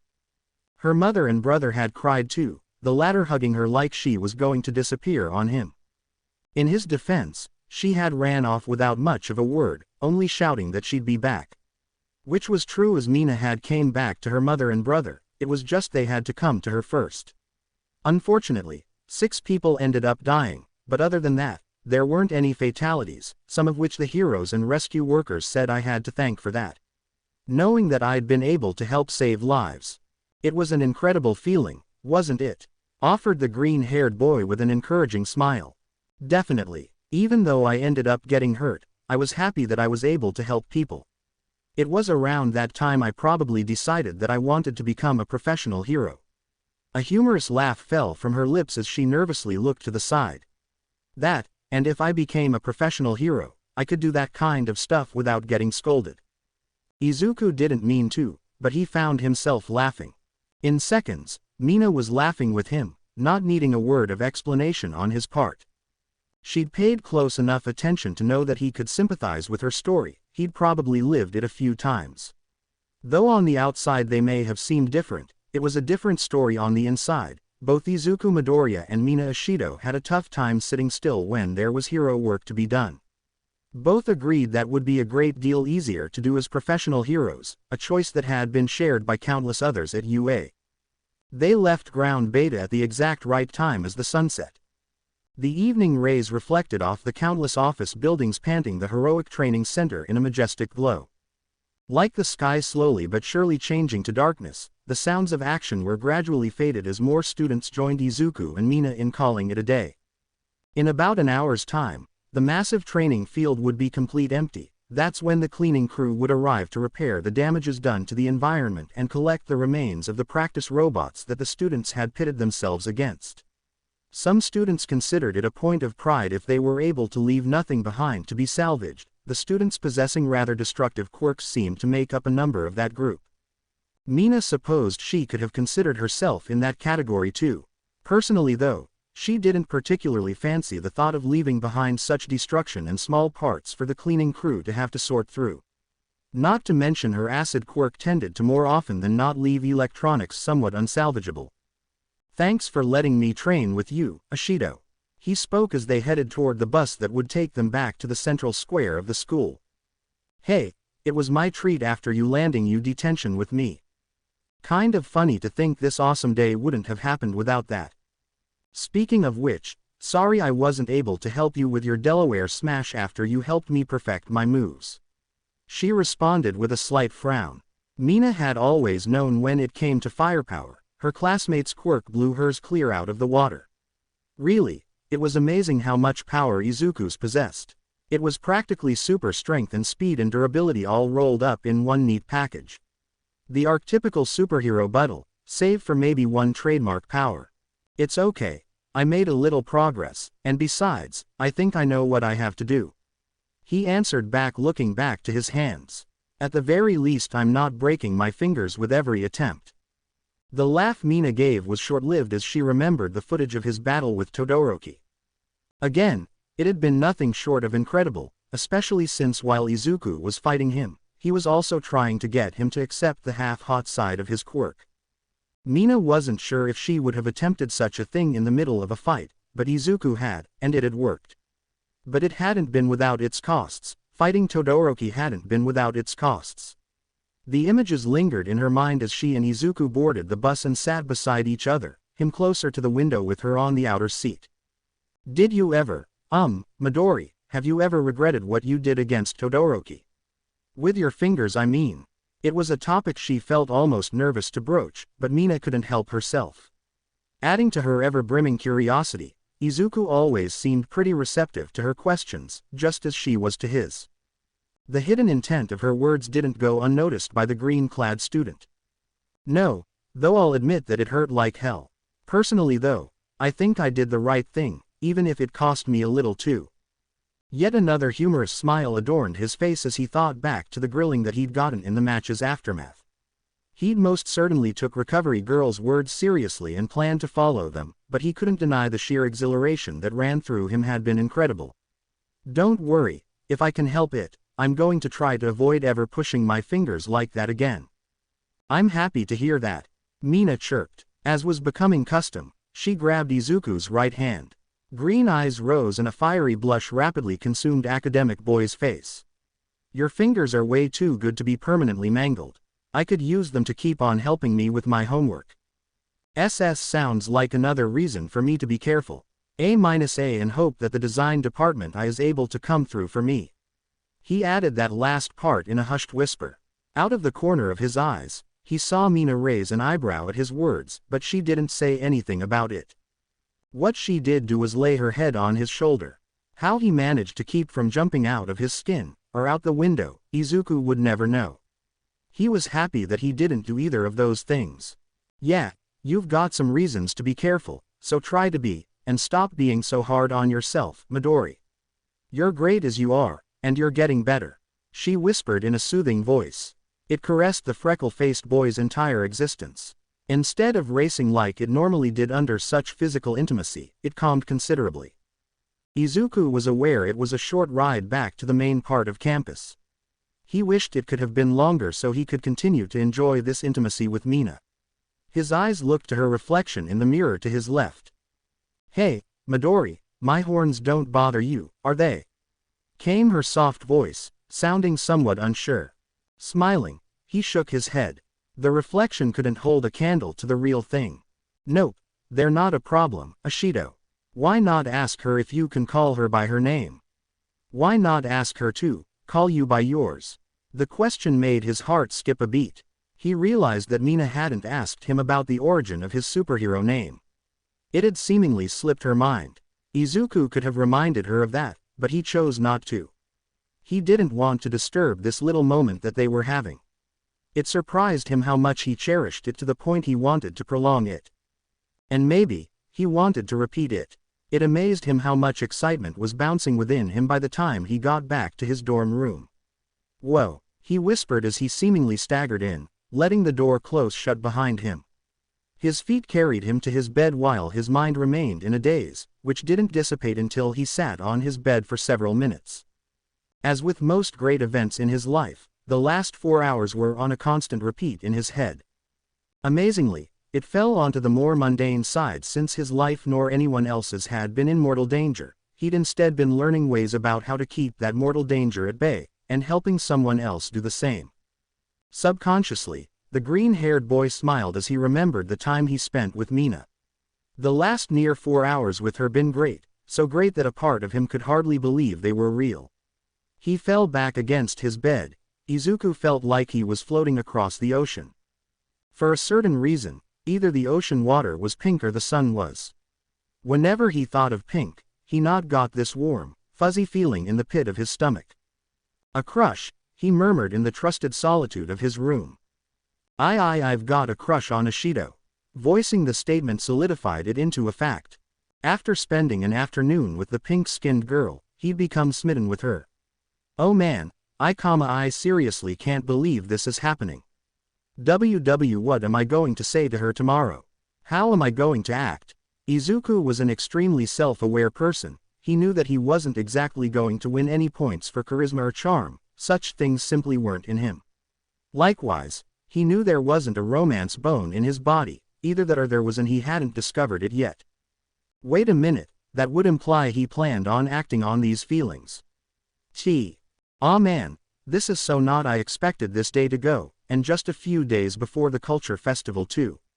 Bemoaned the young hero, scratching at his head in frustration. Yet another thing that surprised him was how the thought of suppressing them didn't even cross his mind. That's what was surprising to Izuku as he sat upright.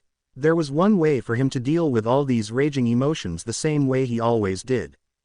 For as long as he could remember, his work desk had been something of a private sanctuary. Like Mina had said, he was a nerd, someone whose favorite place probably would have been in front of a desk taking notes.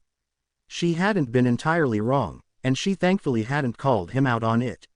She'd accepted it, and even complimented him on it. The memory of her smiling face and encouragement brought a smile to Izuku's face.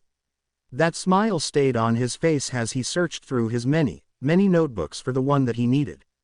It shouldn't have came as a surprise to anyone that Izuku kept notes, primarily on superheroes and quirks of course. Some would have said that he already had that knowledge in his head, and they would have been right. The thing is, it never hurt to take notes, not to mention there may have came a time when someone else needed them. At the heart of it though was that writing, that everything he learned and felt was simply in Izuku's nature. For him at least, there was enjoyment to be found in it. As he and his classmates were all still heroes in training, they were all still developing their powers. That made it somewhat complicated when it came to jotting that information down. Space had to be made, sometimes lots of it in case they took huge leaps. One such leap had been the case with Todoroki, whose abilities he recognized earlier on as only being half of what they could have been. He'd left a large amount of space in Todoroki's section to fill up what he hoped would be the dual-colored boy's eventual pyrokinetic abilities, and how he mixed them with his pyrokinetic powers. "Did you ever, Midori, have you ever regretted what you did against Todoroki? With your fingers, I mean." He'd heard Mina's question before, especially in the weeks following the sports festival. Pausing to look at his right hand, he vividly remembered the humongous levels of pain he endured in order to keep pace with his classmate. Oh, it had most definitely hurt, but to him, helping open his friend's eyes had made it worth it. Including the scolding he got afterward. Izuku leaned back in his chair, remembering how after the sports festival, he rarely attempted to use the Delaware smash afterward except if he had to. Creating full cowl had helped, but he was still a ways away from being able to fire precision bullets like his idol and mentor could. Even during this afternoon of training with Mina, He'd failed to properly concentrate the air into precise shots, unlike her, who'd succeeded. Izuku's smile brightened as he began to fill in the allotted space for Mina's section. Her acid quirk had always been impressive him too, maybe just as much as her physical appearance. To learn she had such a history behind her love of it and her heroic inspiration made him feel happier. His eyes flickered to his laptop. A movie about aliens with acidic blood. I could have sworn I've heard something about it. Wasn't it on some top 10 or top 20 monster movie list from the 21st century? H thought to himself. I'll looking it up once I finish here, maybe I'll be able to find something to help her. Acid was a versatile substance, but also a dangerous one. As Mina herself had told him, there were limits to how much of her own acid she could tolerate. He remembered how her own pink skin had began to darken and even redden. While watching that happen, Izuku had felt a nagging voice in his head telling him to slow down and spot, albeit he knew if he voiced such a thing Mina might take it the wrong way. Besides, it wasn't like she was blind to the risks of her own quirk. Huh, wouldn't that be the pot calling the kettle black? Mused the young successor, flexing right hand. The impulse to head out and continue practicing the Delaware Smash and other finger-assorted moves gripped him, but Izuku beat it back. In doing so, his mind drifted to something else that Mina had said. So, have you came up with any big show-stealer super moves for your shoot style? Placing his pencil on the desk, he spun around and looked at his legs. Those moves used by the Toku heroes of the past, not Sentai heroes, the other kind, riders, common riders, and their moves were rider kicks. The sparks in his mind caught fire, driving his arms toward his laptop, his fingers pulling up the search pad in a matter of seconds. Somewhere in the back of his mind, he made a mental note to thank Mina for the inspiration. He could thank her tomorrow on during their date. Crack. CC crap. Wait, date. It's not a date, it's a study date. Not a romantic date. Whenever he thought of tomorrow, he felt his heartbeat spike, and that loss of impulse control had just cost him one pencil. Luckily, he had plenty more, but it was the aftermath of the thought that left him feeling winded. I really need to focus on other things. I'm sure Mina's not thinking about me that way. At least, he couldn't bring himself to finish that statement to say, I hope not, because it actually hurt. Ironically, he just moved on to thinking even more about the pink-haired girl. Oh, what the hell, I might as well look it up. Besides, these monsters were pretty cool to her. How scary can they be? It was amazing how a general description yielded such immediate results, and how quickly he was able to pick out the one that he wanted. 5 minutes later, Aoyama, Tokiyami, and Iida would nearly hit the ceiling, shocked to their core by the piercing scream of terror coming from Izuku's room. The latter of which would quite literally bust into the green-haired boy's room, believing his classmate and friend to be under attack. What they found was a trembling Izuku, having scooted himself all the way to his back while having broken his chair in the process. He wouldn't stop shaking for another minute. Izuku contemplated skipping dinner that night, and maybe breakfast in the morning. He wasn't sure he'd be able to hold anything down in his stomach without vomiting it back up. The boy also felt tempted to skip out on sleeping too until he realized he'd probably suffer for it in the morning. Just to be safe though, Izuku slept with the lights on, and probably would for the next couple of days. Hey, Midori. You okay? I didn't this isn't my fault, is it? Mina questioned, looking to him with concern in her yellow eyes. It was inevitable. He'd spent the entire morning looking half dead with shadows under his eyes. Practically everyone had asked him if he'd gotten any sleep last night. The answer was yes, Izuku had gotten some sleep, about 4 bumpy hours worth. Izuku hoped that would be enough to keep him going until lunch. Doing his best, he smiled at her. I'm fine, Ashido. Last night was just a little rough on me, that's all. Seeing her inhaling air to speak, Izuku realized he needed to better explain himself. It wasn't anything you did. I just stayed up all night studying, that's all. Technically speaking, it wasn't a complete lie. He had studied, albeit in an attempt to bury the disgusting imagery of an alien parasite impregnating a human being. The question was if Mina would buy his lie. Based on the look on her face, not likely. Izuku could feel himself beginning to sweat as nervousness once more seized him by the throat. It was too early in the morning for this, but he'd created this mess and now he had to walk through it. He nearly flinched as she sighed in frustration. I had a feeling you'd do something that stupid, suppose it was bound to happen one day. Luckily, I've got a few tricks on hand to help you. Follow me.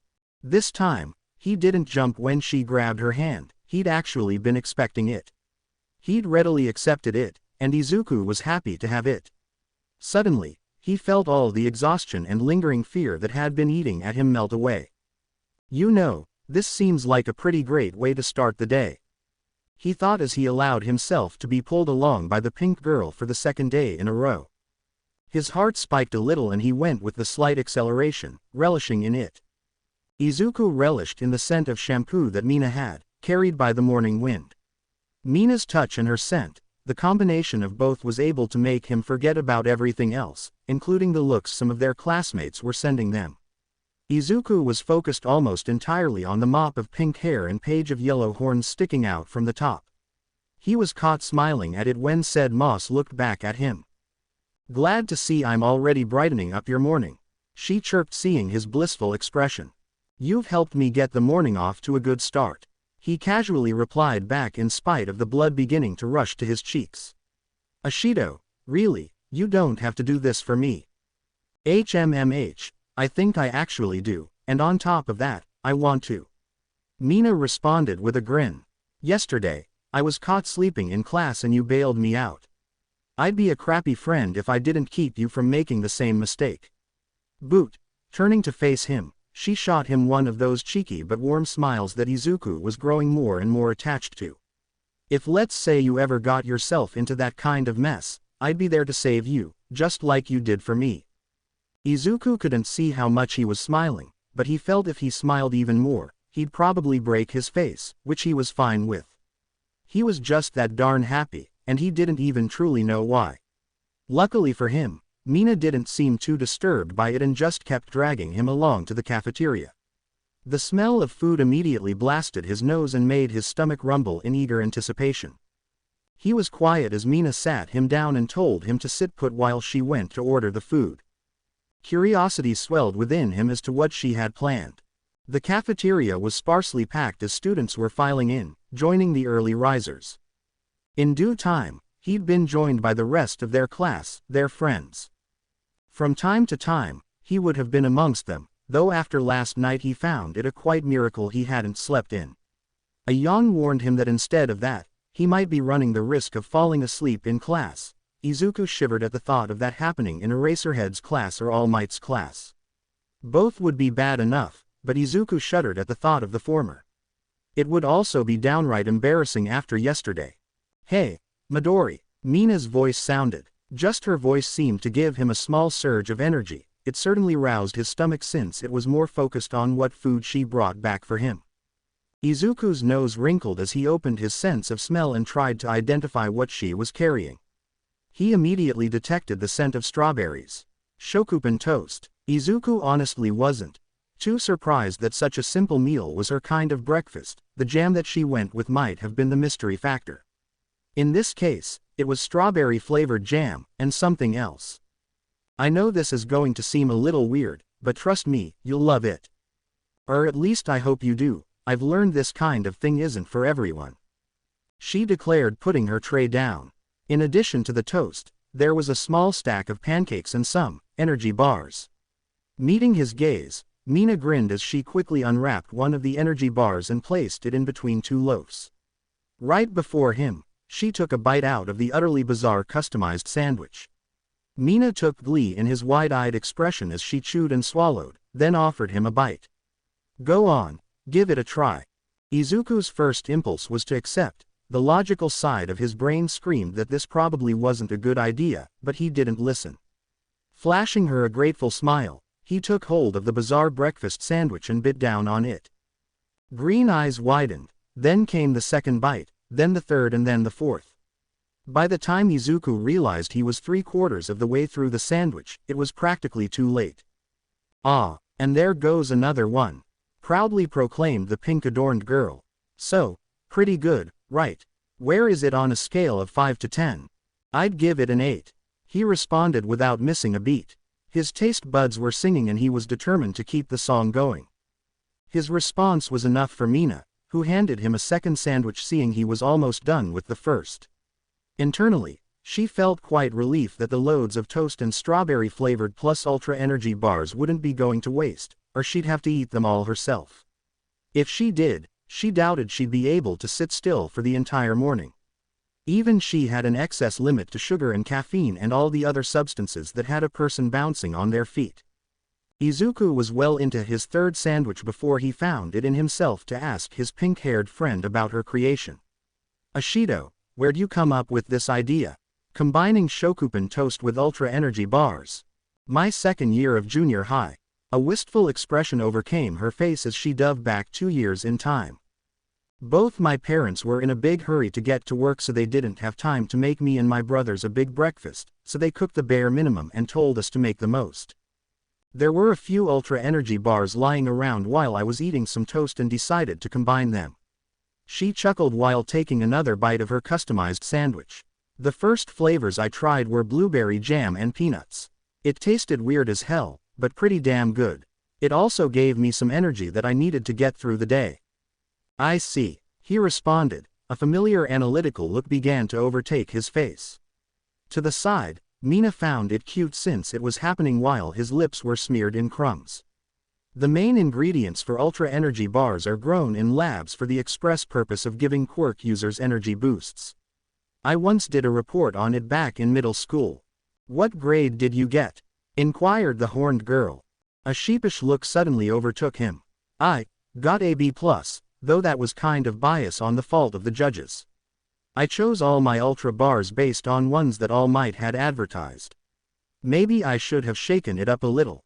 An embarrassed blush colored his cheeks as Mina burst into comedic laughter. "That, haha, is so like you, Izuku.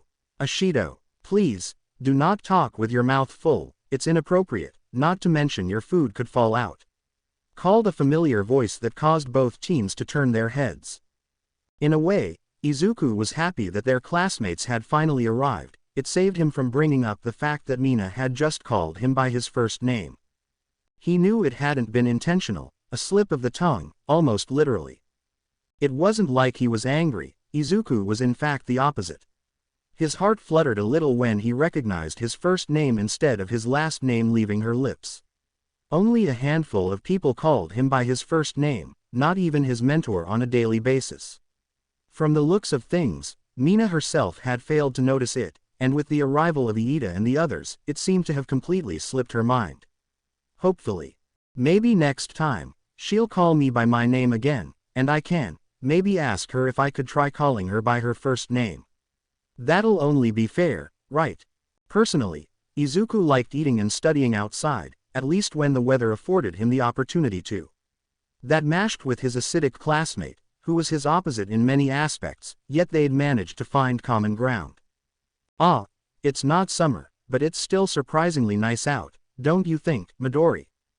"Yeah, I'm happy we can enjoy this weather while we can. It'll be another couple of months before it comes around again. That is, unless you like eating outside in the winter," Izuku chirped. "Done that before, not fun, but hey, I could do it," answered back the pink-skinned girl. "What about you? Have you ever done that? Eaten out in the cold?" Laughter fell from his lips. "Yeah, my mom and my dad. His quirk's great at keeping people warm. Huh, I wonder if I could do that, just generate acid on my skin to keep myself warm." Leaning back into her seat, Mina crossed her arms and looked to the cloudy yet sunny sky doing its best to shine above them. It wasn't like summer up until a few weeks ago. There was a slight chill that came with the sunny rays. The latter had a slight edge over the former, but that would start to change over the next several weeks.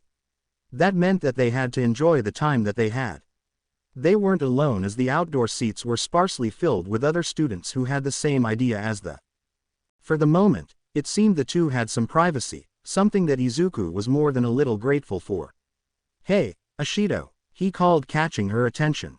"Do you remember the talk about our hero names we had yesterday?" She cocked her head to the side in thought. "Yester? Oh yeah, we did have that talk. I told you about where my inspiration came." The realization dawned on her as evident in her widening eyes. All Izuku did was smile at her in a cute sheepish way. Mina couldn't help but laugh. So, hahaha, you, looked up the series, didn't you? He nodded, confirming her suspicions. Sorry about that, Midori. I guess I should have given you a warning or something. That would have helped, he responded with his own nervous laugh. Mina's died down as a nervous look of her own overcame her face. It was just like yesterday when she showed some cracks in her usual optimistic and bubbly persona. Look, I can take criticism about how weird I am. There was a beat as she looked to the side with a deep frown. Or how my inspiration sounds more like a villain's. Suddenly, the freckle-faced teen's face broke out into confusion. A villain's, he repeated. Mina met his eye, her frown morphing into an apologetic smile. I can kind of see how those things would be better inspiration for a villain than a hero, but Ashido, I think that just makes your decision all the more impressive. Her eyebrows rose. How so? You're taking something that most people would perceive as a negative and tried to turn it into a positive. That's something that I take as worthy of admiration. It was a good thing he wasn't eating anything at the moment, otherwise it would have made swallowing even harder. To take something scary and, well, naturally evil, and try to use that as inspiration for something like positive like being a hero, I find that admirable. It does make me sad your original hero name was rejected, but I think your current one works just fine. The smile that he'd come to know and even love returned to Mina's face in full bloom. All right, enough about me, it's time we talked about you. What about your hero name, Midori? Where did it come from? Did you grow up around a lot of trees? Did you like carving? It was a nickname, a childhood nickname that I had. He politely cut her off. A nickname? Hey, that sounds pretty cool. You took the gears in Mina's head as she remembered a certain detail about her friend's hero name. Deku, it was a name that Bakugo gave you, didn't it? Yeah, it was, admitted the green-haired and green-eyed boy. Looking back, I was pretty defenseless. It felt like he was wading into the ocean. If he went out any further, he'd be in open water. Izuku had to stop himself from revealing the source of his defenselessness. He could only hope that the truth wouldn't cross Mina's mind. He'd gotten lucky in that area before. Defenseless, you. Wait, so that means your quirk didn't show up until you were older and he picked on you for it? Well, kind of, he admitted. Behind the sorrow, Izuku let out a sigh of relief. His secret was safe, and he didn't even really have to lie about it. Mina crossed her arms as she tried to figure out where the name, Deku, could have came up. Her eyes widened as she looked up at her classmate, remembering his first name, a name that she'd accidentally called him by at breakfast. That had felt good. Oh, defenseless and, Izuku, yeah, that sounds kind of like the thing he'd do. Mina was very aware that kids could be cruel, though some mellowed out as they got older, others seemingly got worse. She was very tempted to put her blonde-haired classmate in the latter category, but she didn't, and she had Izuku to thank for that. For whatever reason, he held out faith for his old friend. From time to time, she recalled how that faith seemed to be rewarded. Well, I guess that's a rivalry. Two guys aiming to be the number one hero after all might. So, you took a childhood nickname meant as an insult and you're trying to turn it into a positive. If you ask me, that's pretty awesome, Midori. Thanks, Ashido. Izuku smiled back. He was tempted to say, thank you, Mina, but stopped himself as doing that felt like crossing a bridge where there was no coming back from. That was frightening to him. Besides, we've only just started to get to know each other these last 2 days. Things are moving way too fast. He saw her open her mouth to speak, but the words never got the chance to leave her mouth. The hairs on the back of his neck stood up in a way he was all too familiar with. Ashido, move. Reaching across the table, he grabbed her hand and pulled her over the table. It was a move that came naturally to him. Luckily, Mina didn't seem to mind as she curled herself into his embrace. The table they were sitting at was blown apart by, well, Izuku couldn't say he was surprised to see a big stone and clay-composed wolf rampaging through campus. This was UA. Such things were all too common on a sunny, rainy, snowy, or just normal day. As panic rapidly consumed the outdoor food court, Izuku and Mina were more focused on each other than they were the mayhem around them. The latter was lying directly atop the former, staring down at his widened green eyes. It went both ways, literally, as he looked into her yellow eyes, brightened sunflower-colored irises in the middle of obsidian black. They truly were alien-like, but that in no way made them scary or unappealing. Izuku actually felt himself being drawn to them. He was losing himself in them to the point he didn't even realize that the rampaging wolf was still on a rampage until its howl practically made his ears bleed. His, and Mina's too. Sheet. How can something made out of rock scream so loudly? Pulling herself off her classmate, she looked over to the creature that had disrupted their formerly peaceful lunch. It might have been her imagination, but the wolf seemed to be getting bigger, its earthen body growing darker and harder. Oh great, looks like someone's lost control of their construct again. Ashido, come on. Having watched the beast's expression grow wilder, Izuku knew an attack was coming. It was telegraphed by the bright red glow at the base of the creature's neck, something he quietly filled away to be useful later. Both teenagers jumped aside as the earthen bounce pounded on them, creating a small-sized crater. Go for the legs, shouted the green-haired boy, his body already channeling his quirk in preparation for his counterattack.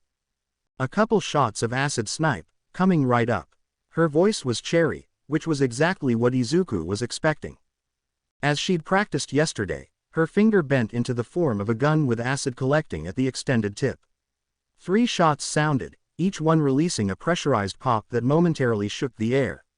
Each shot blew right through the earthen wolf, causing it to howl in agony. It slumped forward, a hole in each arm and one on its left shoulder. Bright yellow eyes turned in Mina's way and glared. She grinned, come and get me, Wolfie. You're running lunch break. The beast's speed was greatly reduced thanks to her shots, it was practically dragging itself toward her. At least until the red glow on its back kicked up, causing the holes in its body to begin repairing themselves. Distract it, I'm going to do something about its regeneration, commanded the now glowing boy. Got it. Digging deep into the earth, the beast enlarged its front paws, then leapt at Mina with the intent of crushing her underfoot. Rather than panic, she concentrated more acid into her fingertip, the resulting bullet growing to the size of a baseball. Acid Magnum, she shouted. The attack produced a sound exactly like its namesake, a thunderous crack that launched a sizzling ball of acid at the wolf's left paw. It howled as it crashed back into the ground, its left arm gone all the way up to the shoulder. As it promised vengeance in the form of a feral growl, Izuku moved on the right claw, tearing it off with his superhuman strength, then moved to the red glow on the beast's back. Rearing his arm back, he brought his fist down, crashing it straight into the animal-themed golem's back. His palms clenched around something, which he then pulled out. He jumped back as the wolf-like construct crumbled away into rocks and clay. Midori, you okay? Mina called, stepping over the mess of rock that had formerly been a giant killer wolf. Yeah, I'm fine, what about you, Ashido? Snickering, she held up her index finger and blew over it. A-okay, and we can give the seal of approval to the acid snipe and acid magnum. Izuku smiled back at her. It felt great when training paid off. Curbing his happiness for his classmate, he looked down at the object that he'd extracted from the stone wolf. It was a gemstone, a ruby to be exact. Its glow dimmed in his hand as pieces of it began to break off. Crap, crap, crap, crop, are you two okay? You aren't hurt, are you? Shouted a male voice that caught both freshmen's attention. They'd gained a small audience of their fellow students. It seemed rather than intervene, they'd instead chosen to watch the two freshmen deal with the situation. Izuku had a feeling it was a way of seeing if they, members of Class 1A, were worth all the attention they'd been getting. The boy who'd called out to them had chocolate-colored hair and bright green eyes that were rimmed with panic as he examined the ruined lunch ground. His eyes focused the ruined remains of the earthen construct. He took a step forward, his face giving away shock as he looked between it and the two freshman students. Did you two seriously stop it? All on your own, he whispered. And in record time too. I say we take that gemstone back for a refund. Another student, a redhead, muttered, looking rather annoyed at the pile of rubble. Was that thing, created by your quirk? Izuku asked. And did this come from the development studio? He held up his hand containing the gemstone. Yeah, replied the brunette, taking the cracked stone from Izuku. My quirk is clay molding. It allows me to create constructs out of clay. The strength varies on the quality of the clay. See, by implanting gemstones in them, I can boost their power. Or at least, that was the theory anyway. Guess those eggheads at the development studio lied to us. Sneered the redhead. And no, TT they didn't. I think the gemstone worked. Izuku suddenly spoke up, once again shifting all attention to himself. Though a small sprout of nervousness took root in him, he pushed past its entrapping roots. Your wolf golem was pretty tough, it's just. It had the unfortunate fate of running into the two of us. Mina declared. Izuku was silently grateful she'd stepped in as she was better with words than him. Her habit of getting physical cropped up as she threw an arm around Izuku, bringing him close, thus causing him to blush bright red. Pinky and Deku of Class 1A, future professional heroes. Against us, you could have loaded that canine with all the gems in the world and it wouldn't have helped. The two older boys stopped and looked between one another. Class 1A. Their focus fell to Izuku. Wait a second, the male brunette said. You're the kid who went head-to-head with Endeavor's son at the sports festival. And you're one of the students who was involved with the Yakuza raid. Exclaimed the redhead. Holy shit, you're both from Class 1A. When did we become so popular? The green-haired boy whispered to his pink-haired classmate. I'd say you, Bakugo, and Todoroki helped launch our class to stardom at the sports festival. Since then, it seems like trouble keeps on finding us, and we keep on making the most out of it, like right. Daichi Hachiyama, boomed a female voice that rolled through the outdoor lunch area. Practically everyone flinched as they recognized what the authoritarian voice meant. The now identified male brunette certainly did. Izuku and Mina could only give the older boy an apologetic look. Sorry to ruin your afternoon, you two. I'll try to make it up to either of you at some point. I promise. Together, they watched the pair of boys march up to the thoroughly angered teacher and through the doors. They both knew a detention was going to be in order for the poor boy known as Daichi Hachiyama. Looking back though, they hoped it would be a light sentencing as the damage his clay construct had incurred didn't seem to.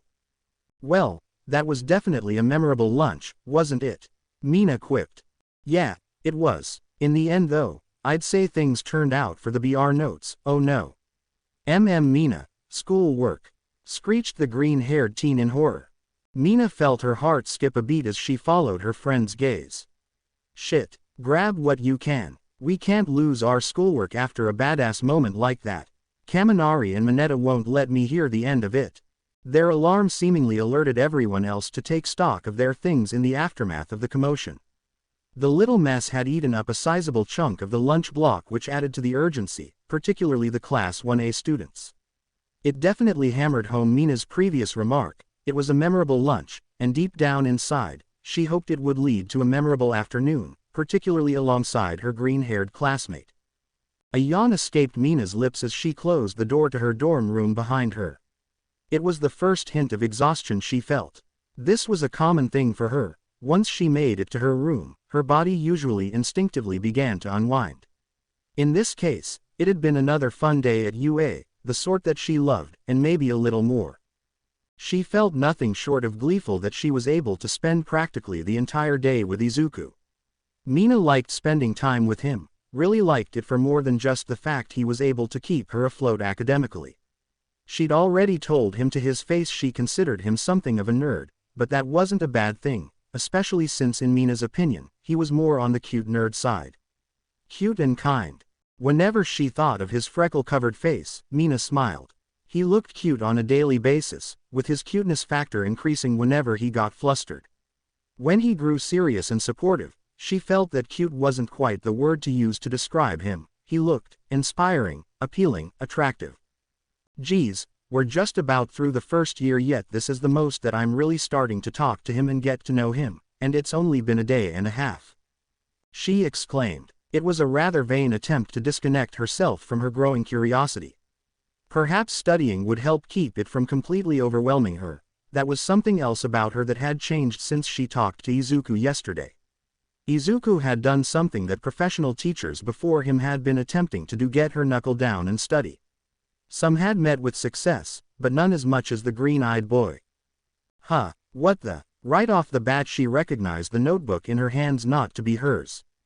Mina knew her notebooks by heart. After all, she decorated them the same way she decorated her room, putting her personal touch on them. The one she held in her hands was differently designed. It had a number of geometric designs on it. Such designs couldn't have came from Mina's hands.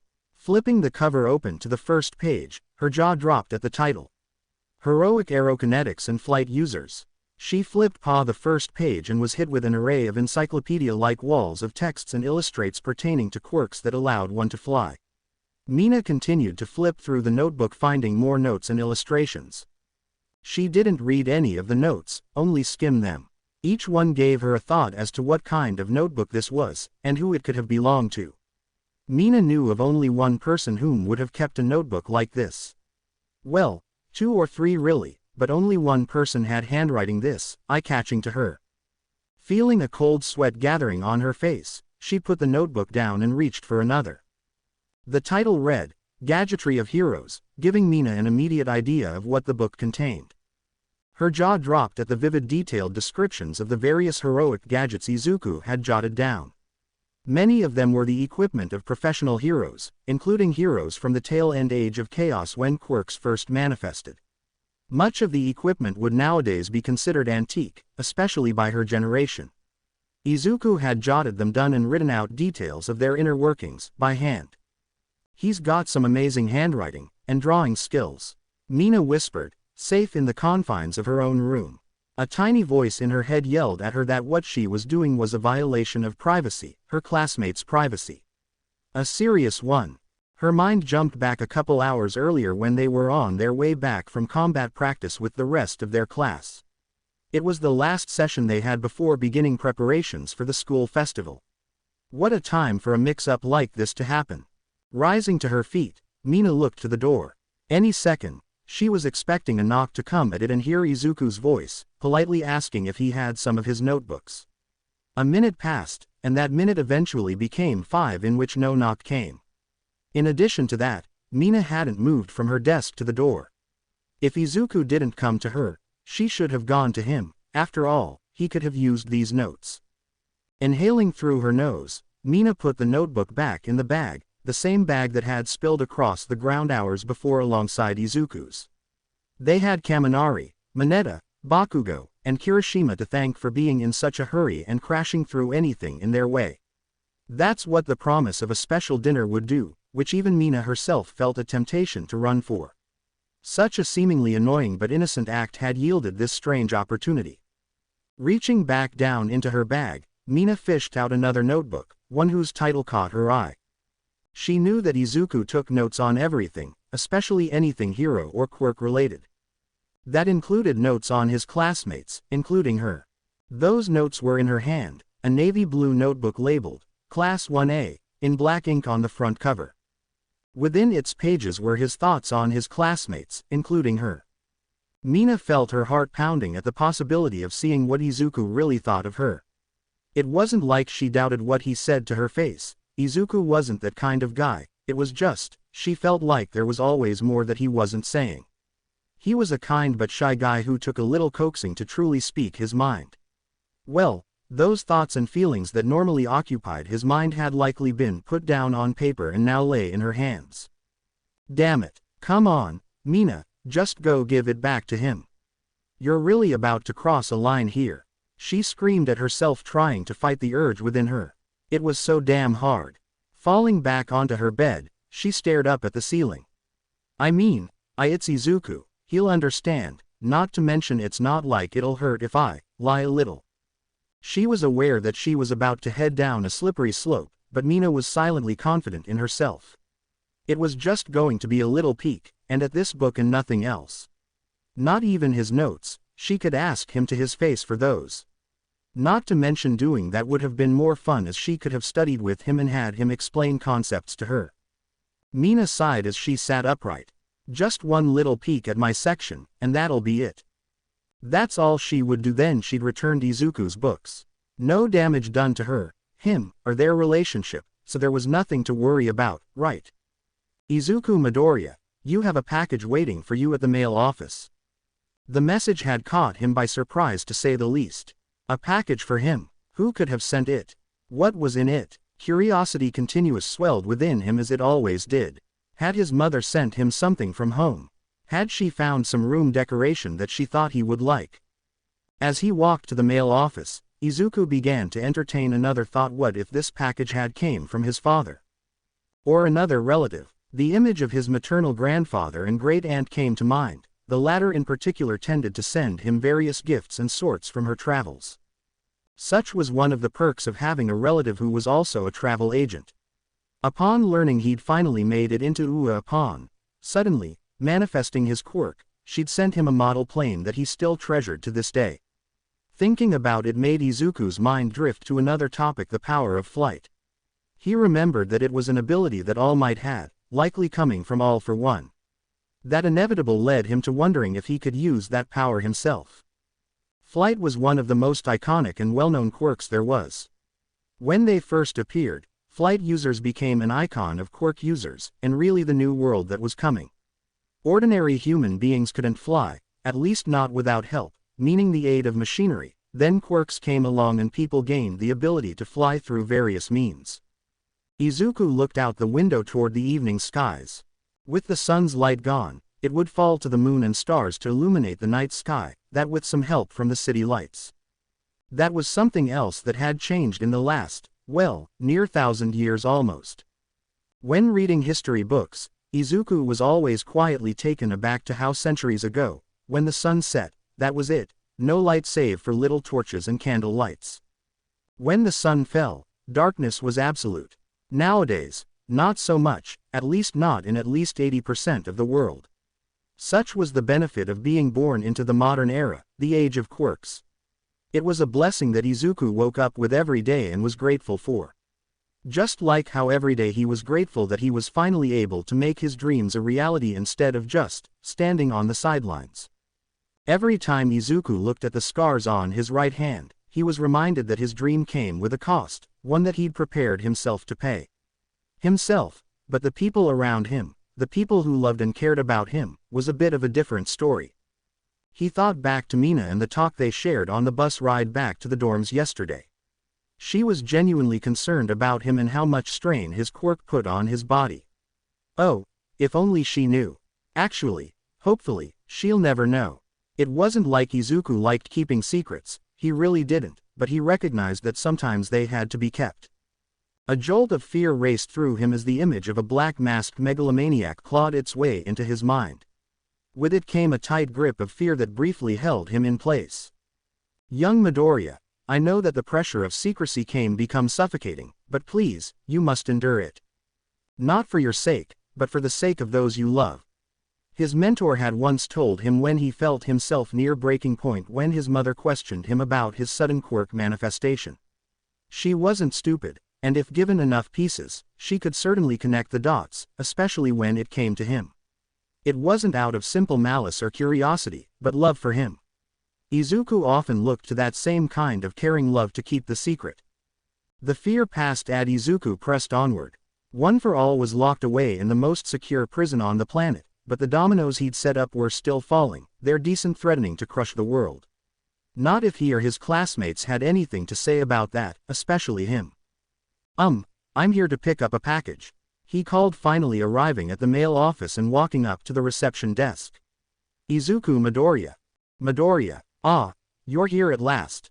The receptionist, a man possessing bug-like antennas atop his face. I'll be right with you in just a moment, please. Deguchi, I'm heading into the back to pick up one of the packages. Based on that statement, Izuku guessed it wasn't a letter or something. A part of him felt excited at the prospect of what it was he could be receiving. Was it something from his family? A past associate or even admirer? He certainly hoped it hadn't come from someplace dark. Almost as quickly as the thought came to his mind, he banished it as he knew the school checked all the mail without opening it. If they could help it. Midoriya, you're getting mail too, called a familiar voice. Looking back to the door, he saw his former adversary from the sports festival walk through the door.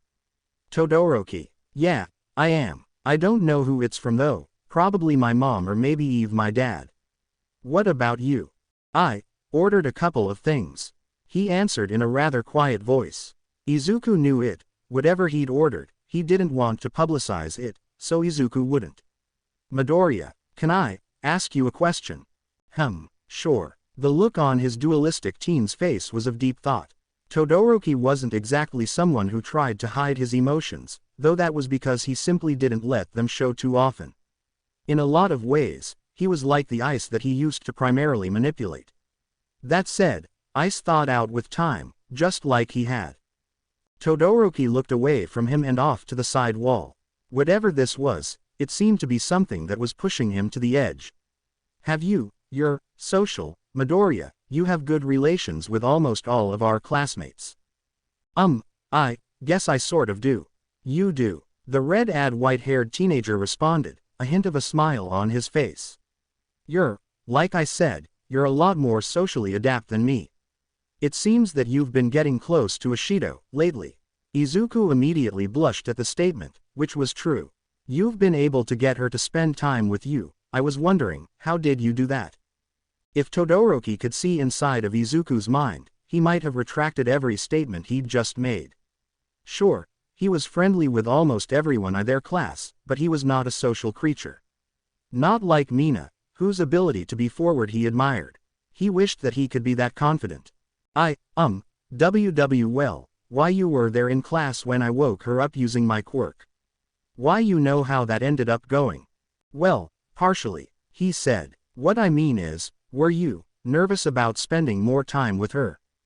Yes, he answered back in a heartbeat. Truth be told, she actually proposed we hang out together and I accepted. After spending detention together, we got to know each other a little better. Once I started getting, the realization slowly dawned on him, leaving the superpowered teen at a bit of a loss for words. Todoroki, is there someone you're trying to get close to? It was his turn to blink in surprise, and perhaps even embarrassment. Of a sort, there's someone whom I have to make a request to. To say I'm nervous about it. I've been there before. The green-haired boy smiled. It can be scary, but you should go for it. Ask her to spend some time with you, and I'm sure she'll agree. You're a pretty nice guy, Todoroki. Thank you. I think the same of you, Midoriya. Responded the scar-faced student, his lips curving into another small smile. Boys. Called the receptionist, catching their attention. Your packages are right here. The look to the counter, and both teens promptly went wide-eyed. Izuku held up a finger and pointed at the larger rectangular box. The receptionist nodded. Yep, this is yours. Kind of heavy to be honest. As for you, Todoroki, this one here is yours. His finger jabbed at the square-shaped box that was little more than half the size of Izuku's box. Todoroki would have been lying if he didn't admit to being curious as to what Izuku could have gotten that was that large. Even more curious was that apparently even he didn't know what it was, yet anyway. Izuku took the book in hand, holding it between his arms in spite of the weight it must have had. I guess I'll have some unwrapping to do tonight, and you will too, huh? It seems we do. Midoriya, thank you for the advice. Todoroki said, giving him a slight bow. You're welcome. Even though it feels like I really didn't give you much advice, at least not what I think is good advice. And good luck. Whoa, whoever this person is, they've got Todoroki all nervous. The idea wasn't too crazy to believe. Truth be told, Todoroki actually had his share of admirers, though Izuku believed some of that was due to him being Endeavor's son or something superficial like his performance at the sports festival. Only a handful of people knew him beyond that, and Izuku felt like he was one of them. That said, there was still much about his classmate that he didn't know. He never felt like prying him. Izuku himself was a private person and he tried to give others the same privacy that he preferred. Then there were those who poked holes in that privacy, even if they did it unknowingly. He thought Mina was like that. In a way, those people might have been blessings in disguise as they helped people like him come out of their comfort zone. On top of that, maybe it wasn't too much of a stretch to say that they partially became part of his comfort zone. Amazing what changes a day and a half could make in turning two classmates, associates, into friends. Izuku made sure he didn't completely lose himself to his thoughts. He was carrying a somewhat heavy box and the last thing he wanted was to bump into someone. Call it a hunch, but something told him it was best not to let it fall to the ground. He'd glanced at the UPS label and saw it came from America, which meant it was something his father had sent. Admittedly, that put an extra pep in his step as he returned to his dorm room. Of course, as he did, he got a few looks and questions from his classmates, who naturally took notice of the box he was carrying. The only answer he could give them was a gift from his parents, which was technically true. Knowing his friends though, they'd all no doubt assume he was talking about his mother. Using his foot, he pushed the door open and stumbled in, placing the box on the floor and sitting on the bed. "All right, Dad, time to see what it is you sent me." Going to his drawer, he pulled out a box cutter and set about cutting the tap that bound the edges of the package. Flipping the top open, the first thing that drew Izuku's attention was a white envelope, a letter. He held it in one hand while pulling away the wrapping that lay underneath it, and by extension, whatever else was in the box. Izuku's eyes widened as he saw what lay underneath. Those are. Placing the letter atop the bed, he reached down to grasp the first of the two discs that had came in the package. No, they weren't simply discs, they were albums, musically albums. Izuku held the first in his hand like it was a bird's egg, the chick inside seconds away from coming into the world. Actually, he was staring at it like the chick had just emerged into the world, allowing him to witness the miracle of life.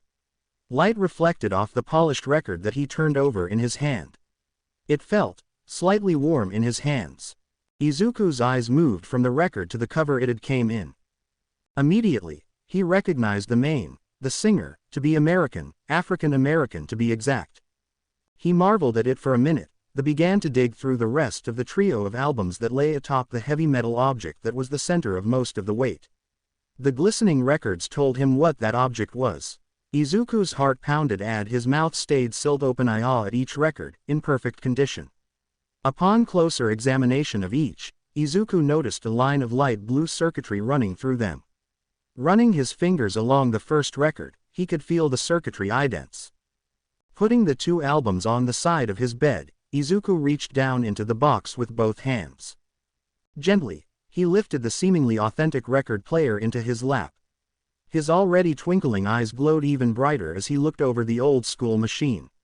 Or at least, it looked old-school. From the records that lay at his right side, Izuku knew the device in his lap wasn't a vintage piece of musical enjoyment from a bygone era, but it had been constructed to replicate it. From what he saw, it had been built to do a good job of that. Though it looked like plain old wood, Izuku knew the base was lined with state-of-the-art technology, including up-to-date speakers and volume control, which could be controlled by the equally authentic-looking numbs on the front. Running his hand across the glass, and he could tell it was made out of a special polymer that was no doubt resistant to the lowest levels of superhuman strength. Izuku had a feeling that his father had specifically picked it out with knowledge of his newly awakened super strength. Or the possibility that the player would be the unfortunate target of some random object throw or dropped on it. Either way, it was a nice touch. Continuing to look it over, Izuku's suspicions were further confirmed as he saw the various outlets for headphones and iPods. In spite of those things, he knew the needle could still play as well as an ordinary record player could. Izuku was tempted to hook it up and give it a spin. He didn't do that though, putting the music player back into its box, and setting it back into the larger packaging box. His heart silently pounding in his chest, he reached for the envelope and tore it open, pulling out the letter within. It was typed, of course, but that didn't diminish the warmth Izuku felt in reading it. The words were what counted in his opinion. Dear Izuku, it's been about a month since I last wrote to you, but by that time it seems quite a lot has happened to you. Given the career path you've chosen in your school, it's not too surprising. For you mother though, it's cause for concern. I won't lie to you, she's not alone. When I heard exactly what it was you were involved with, I was worried sick. Villains are one thing, but the Yakuza. Frankly, I'm surprised they're even still around, though I imagine after this latest debacle they might retreat even further underground and likely stay there. When you said you wanted to become a hero, I knew there were going to be a lot of dangers that you would face. Some of them, well, Izuku, I know I may not seem like an expert, but the world can be filled with terrifying things. But it can also be filled with some good things, and I'm happy you discovered such during your time at UA. I'm happy that you're apparently still thriving there like I hoped you would. To help with that, I sent you this little gift. You've always liked music, though you never really took it as a hobby. It can be relaxing though, and the life of a student at a superhero student can call for some of that. Office life can be a drag and at the same time quite taxing, but it has its perks, as you've no doubt seen. This record player is based off some of the more popular models from the latter half of the 20th century. It was a gift from a friend I made while working on the job. She works in the musical division of the Riseware company, so it's top-notch. As for the records, well, that's something of a personal taste. As you know, I've always had a bit of a side interest in music. It's nothing compared to your interest in heroes, but I like to believe I've found some great musicians to listen to. As it happens, quite a few seem to have came from the US during the late 20th century. You'll have to forgive your old man for being, well, old-fashioned tastes, but I believe they're good ones. Marvin Gaye and Tammy Terrell are two such ones, at least I believe they are. I listened to this one song that they did together and it made me think of you. Hey, I'm sure you'll figure out which one it is. Listening to that one song led me to more, thus these two albums that I scored the market for. You don't have to listen to them, hang them on the walls if you want, hell, show them off to a girl, for that matter. How are you doing with relations? If you're ever feeling a little down or need something to relax to, just put the needle on and let the music play. It worked wonders for me, and I'm hoping it'll be the same for you. If you want to talk more, please, either give me an email or try to call me up for a video chat. Both of us led busy lives, but, as your father, I'd like to know that you're doing alright, and I want you to know that I'm doing alright too. By the way, I haven't forgotten about our marriage anniversary. I'm going to try to make it back in time for it, though, well, I'm going to do my best, which hopefully be enough. Sincerely, your father, Hisashi. Izuku could feel his eyes beginning to water a little. He couldn't help it, he was a sentimental person, just like his mother. His father seemed to be the only one in the family who wasn't a softie, at least most of the time anyway. Izuku remembered him telling him that he always had a soft spot for that sentimentality and it's what drew him to his mother. She'd passed the trait down to him, something he always took in strides. He was going to write his father back. Send him an email at best. The question was when would be the best time to do it. Izuku knew his father had become quite busy since his work took him overseas. That didn't mean he severed all contact with his family. Putting the letter aside, he reached back for the first album that he'd pulled out. His English was decent enough that he could read whole paragraphs, and listen to a few songs. Foreign language was another subject that he studied, especially after the battle against All for One. If he was going to be All Might's successor, he accepted that would likely mean traveling overseas. For times like this, his ability to understand English was going to serve a more leisure purpose. In minutes, he had the record player set up on his desk, the record in hand as he prepared to insert it. Sucking in a breath, he inserted it, then put the needle. The second the song began, Izuku found himself enamored with the beat. Listen baby, ain't no mountain high, ain't no valley low, ain't no river wide enough, baby. If you need me, call me. No matter where you are, no matter how far, don't worry, baby. Just call my name. I'll be there in a hurry. You don't have to worry. 'Cause baby, there ain't no mountain high enough. Ain't no valley low enough. Ain't no river wide enough. To keep me from getting to you, baby. Remember the day I set you free? I told you, you could always count on me, darling. And from that day on, I made a vow, I'll be there when you want me to some way, somehow. 'Cause baby there ain't no mountain high enough. Ain't no valley low enough. Ain't no river wide enough. To keep me from getting to you, baby. Ooh, no, darling. No wind, no rain. Ooh, winter's cold. As cold, can't stop me, baby. No, no, baby. 'Cause you're my Luvi. If you're ever in trouble, I'll be there on the double. Just send for me, oh, baby. My love is alive, way down in my heart. Although we are miles apart. If you ever need a helping hand, I'll be there on the double. Just as fast as I can. Don't know that there's ain't no mountain high enough. Ain't no valley low enough. Ain't no river wide enough to keep me from getting to you, baby. Ain't no mountain high enough. Ain't no valley low enough. In the serene vacuum that the song's ending left, Izuku realized he'd sat down in his chair, his foot having tapped to the rhythm of the song.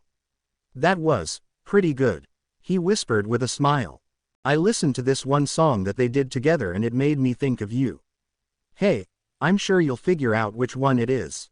Dad, he whispered, moving his finger to the holographic display panel.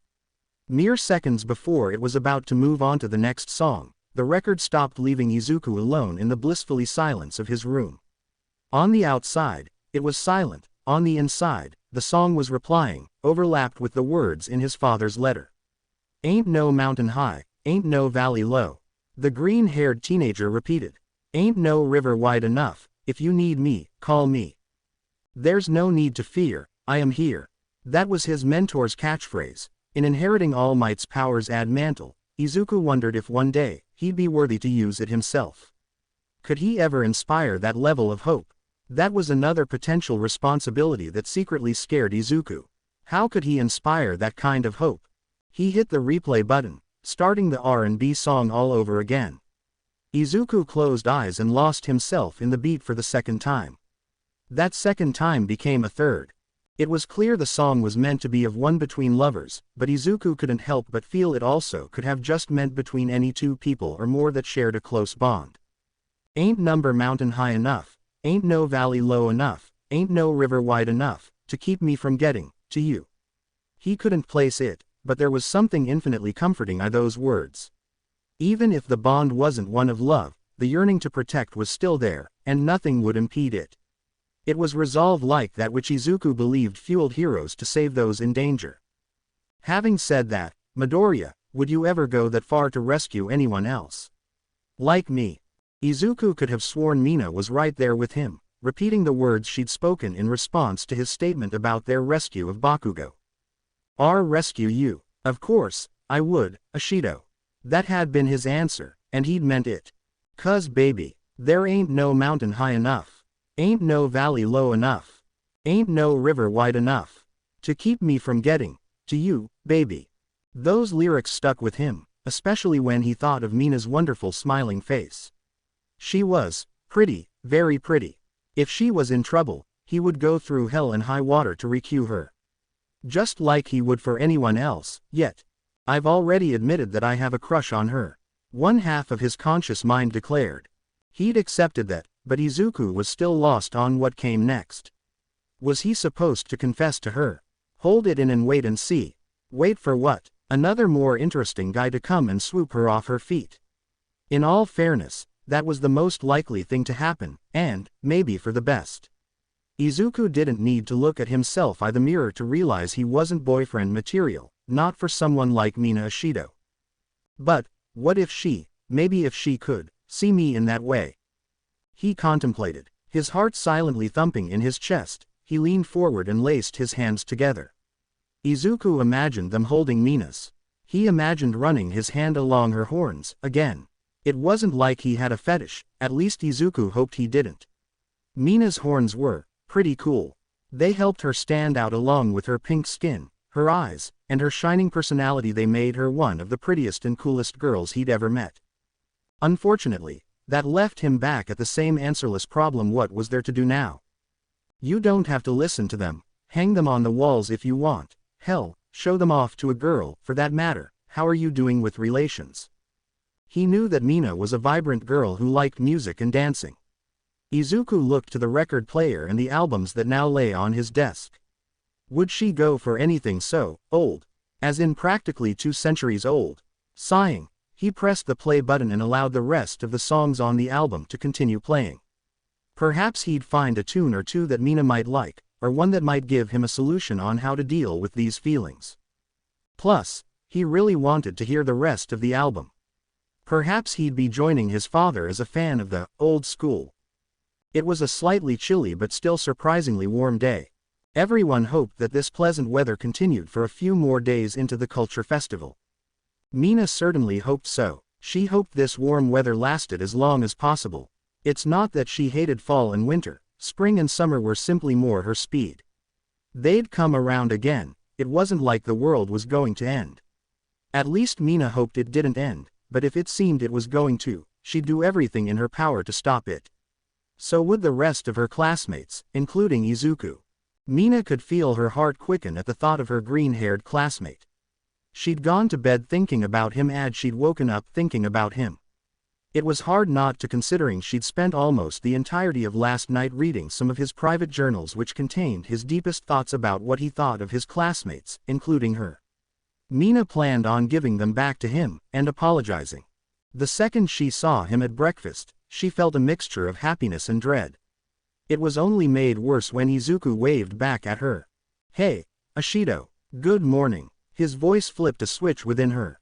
On one hand, she felt nervousness seize her by the throat, yet, Mina truly felt her heartbeat a few ticks faster.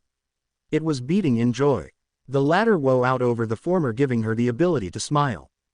"So, hey, I guess you didn't watch anything too traumatizing last night, did you?" "No, in fact, I actually got a pretty good night's sleep," he responded with a bright smile that affirmed his words.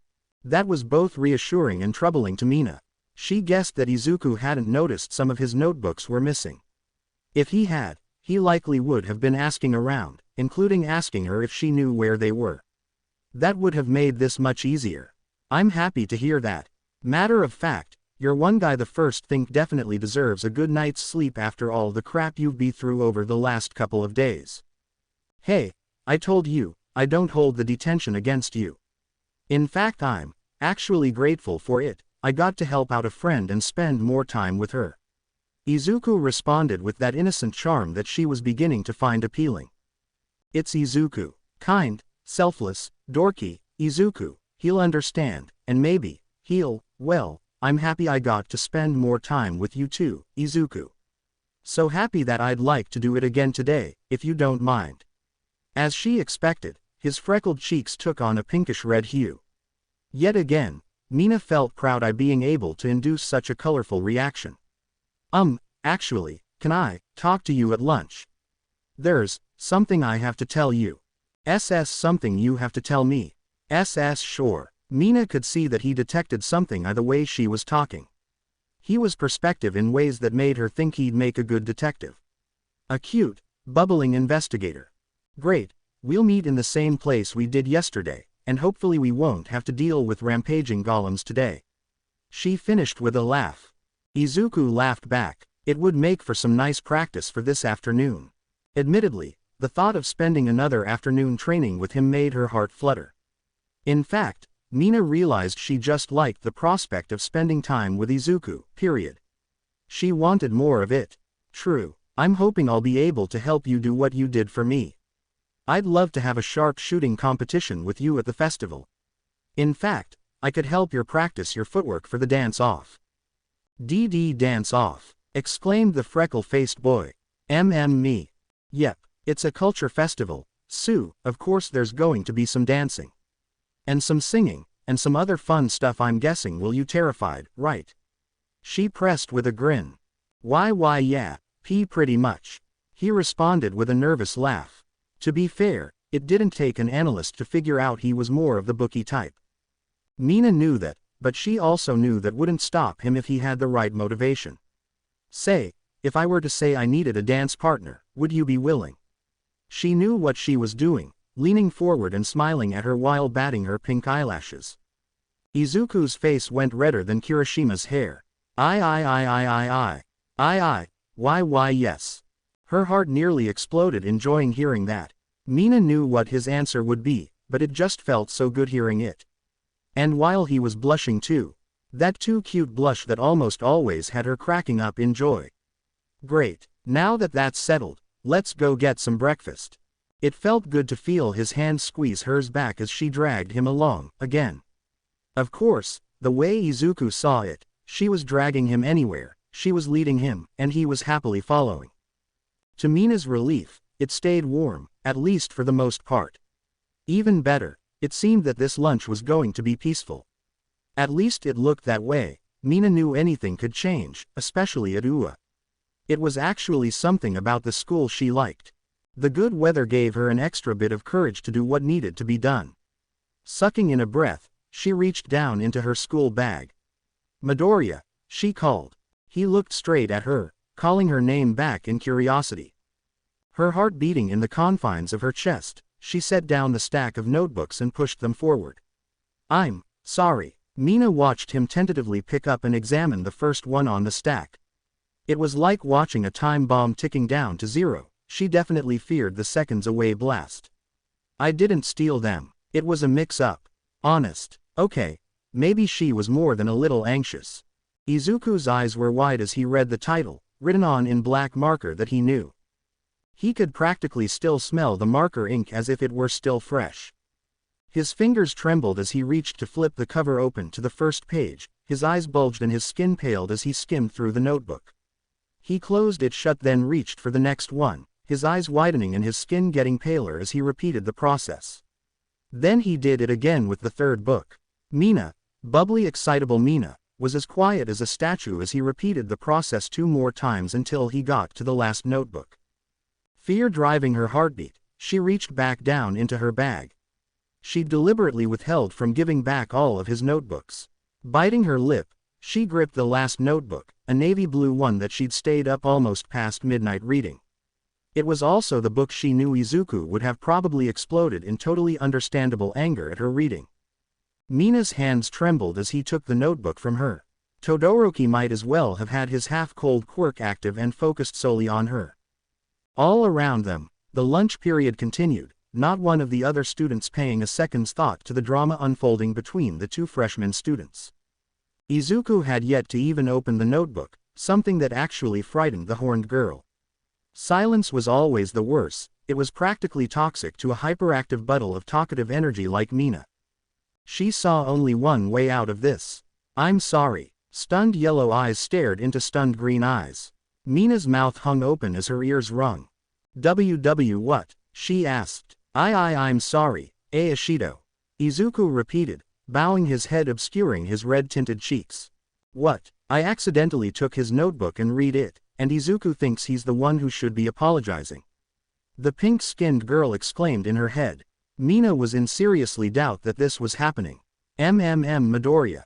I'm sorry. To write those things about UAA and the rest of our classmates, it's Izuku." His first name rolled off her lips so easily, Mina felt like she was used to saying it.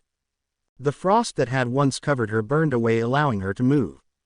She reached out and grabbed his left hand with her right hand and placed it atop the notebook labeled with their class number. "You don't have a thing to apologize for.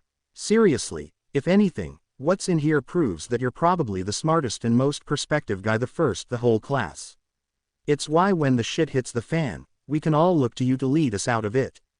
Hell, all these books prove that. They prove you're really dedicated to being a hero, maybe more so than the rest of us." The green-haired boy stared at her in slack-jawed awe at her speech. It was clear that her speech wasn't the response that he'd thought he'd get from her. Something about that troubled Mina. A cold breeze blew across the dining area, though it didn't bother either Izuku or Mina. For the former, he felt like an Arctic wind could have been blowing, freezing everything in its path, and he wouldn't have gotten so much as a shiver. All he felt was warmth. Mina, he whispered. Smiling at him, she said, "You know, if you want to call me by my first name. If you do, I'd like to be able to do the same to you." Sure. Why did being around her make him speak before his brain could catch up to his mouth? Maybe that's part of having a crush on someone. And having that someone sitting across from you, and holding your hand. He liked having Mina close, and he liked the prospect of being able to call her by her first name. In giving her that permission though, it meant acknowledging his more personable relationship with her. Izuku had to look deep inside himself and realize that he wanted that, a lot. Mina, he finally spoke with a smile. The pinkett smile was practically ear to ear. "Izuku, I'm flattered to know that you think of me that way." His smile became frozen onto his face as sweat rapidly began to accumulate on his brow. That way. She giggled at how he was feigning ignorance. In terms of looks, that you think I'm the cutest girl in class. Grinning, she began to gently massage his hand. You know, a girl loves hearing that, especially a girl like me. Her smile went from audacious to more serene. I'm proud of how I look, but, when someone calls me cute, compares me to the shining sun, well, it makes my heart beat a little faster, yeah. No. It makes me think a lot about the person who made that compliment. His cheeks were blazing like a furnace, and there was no shower that Izuku could summon to put them out. Not even the curtain of sweat practically falling down his forehead seemed to be enough. How it had yet to evaporate from the heat surging within him, Izuku would have loved to know. At the moment though, he had other things to focus on, like the fact that his crush was essentially confessing to him. Yes, confessing to him. This was the last thing he was expecting to happen when he woke up this morning. Your entry, it's incomplete. I wasn't able to update it before I misplaced it. That was all he could see, his gaze now focused on the table in his Class 1A notebook. Even so, you're practically written a decent enough portfolio on everyone in class. Actually, it makes me a little scared to spar with you since you pretty much know all of our weaknesses. Hey, but you also wrote down how we could cover our weaknesses. For example, you've analyzed and calculated the temperatures that Todoroki needs to keep in equilibrium using his quirk. The heat and explosive force of Bakugo's explosions. You've estimated how long Iida can run and how he can stretch out his run time. Haha, with me, you've already started running the numbers with my quirk, and we only talked about it for like 1 day. Rather than down, he simply looked away, his cheeks still aflame. Yeah, I guess I'm weird like that. And like I said, it's a cute kind of weird. Mina giggled. You're cute, strong, and smart, now that's what I'd call a winning combination. Tying it up as your kindness, Izuku, you're probably one of the kindest people that I know. Reading your journal just proved it. Normally, I'd expect some snarky comments and insults above everyone, including Mineta, but you had some positive things to say about him. Some of which are actually true. She laughed at the way his blush deepened. Don't worry though, I won't go blabbing what I read in there. All those things, those were your private thoughts. Including ones about me. Izuku was struck by just how weird his life was. At one point, it was completely ordinary being a quirkless kid, a world filled with quirks. A world where a quirkless person like him had about as much of a chance of becoming a hero as a cat did of swimming the 7 seas. Then by pure chance, he met his idol, and in becoming his successor, gained a quirk. How likely were any of those things to happen? How likely was it that the evening he misplaced one of his notebooks, he realized he'd gained a crush on one of his classmates? Izuku was tempted to say that he'd gotten lucky. If he'd lost his class journal today, he'd have had time to put down his recent feelings about Mina along with the developments they'd made in her acid quirk. The latter one wasn't so bad really. The former, he dreaded to think about it, even as his feelings were being deciphered right before him. Hey, Izuku, called the pink-skinned girl.